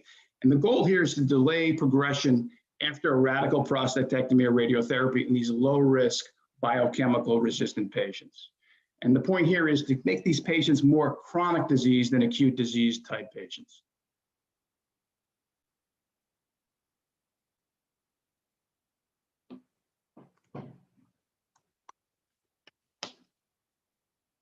Oh, we're stuck. Okay, let me turn to the key financial information. Cash equivalents as of January 31st, 2021 is $33 million. And we have total shares outstanding as of March 8th of 119.4 million, fully diluted 125.5 million. Again, positive cash balance anticipated into fiscal Q3 2022. Operating expenses last year, you can see here, were pretty high. We've been able to bring them down as we announced in our Q1 numbers that we released recently. We've had a reduction in our expenses, and we expect to have a range of burn of about $20 million in our current fiscal year of November 20 to October 2021. Finally, upcoming milestones, we're going to continue to generate data from our Part B cohort, generate some data from our Part C cohort and share that publicly, and then initiate our 504 program in early stage prostate cancer, and then generate some data to share with the public. And in addition, we look to monetize our PSA program. We're in discussion with some parties to do that. Last but not least, the team, right? It takes a team to be successful, and our whole team is very experienced, but here's the management team. All have sort of the low risk, low opportunity type company experience in large pharma, me at Johnson & Johnson, our CMO, and our former CSO at Bristol Myers, and also small company experience. So we know how to get things done with less resources. So thank you. I believe what we have done here at Advaxis has truly positioned the company in terms of a better risk reward profile. We continue to de-risk the opportunity or increase the probability of success, while also increasing the opportunity potential by going after very large tumor types in lung and prostate cancer. So thank you very much. Patrick. A pleasure, Ken. Thank you, man. We really appreciate it. And again, guys, this is Advaxis, ADXS. You announced your financials. I know you just covered them. Any last comments you want to leave our audience with today about the trajectory and where you guys are moving forward? No, I think it's pretty clear. The focus of the company is in our HOT program. We have 3 different really shots on goal, 2 within our lung cancer program. One is in later stage non-small cell lung cancer patients. The other is in first line treatment of these non-small cell lung cancer patients. And then very differently, we're moving into very early stage prostate cancer. And based on our history and our experience with our constructs, we know we can do some pretty good things there. So we're very excited to get that drug construct in the clinic, as is our principal investigator, who has a number of patients lined up, because we do believe one of the keys in cancer is to make it a more chronic disease than an acute disease. And we're hoping to be able to do that with our 504 program in early stage prostate cancer. Great. Well, Ken, thank you so much. It's been wonderful. I know we'll look to have you again and see if we can get some more questions and send them your way. So Terrific. thank you. Look forward to questions. Thanks, Patrick. Thanks for your time. All right. Thank you. Okay, my friends, what a day. What a day it has been. The Benzinga Biotech Small Cap Conference, day one. We're coming back tomorrow. 9 a.m. is the start time, right after pre-market prep. So we'll say hello to Joel, Dennis, and Spencer and go right in again.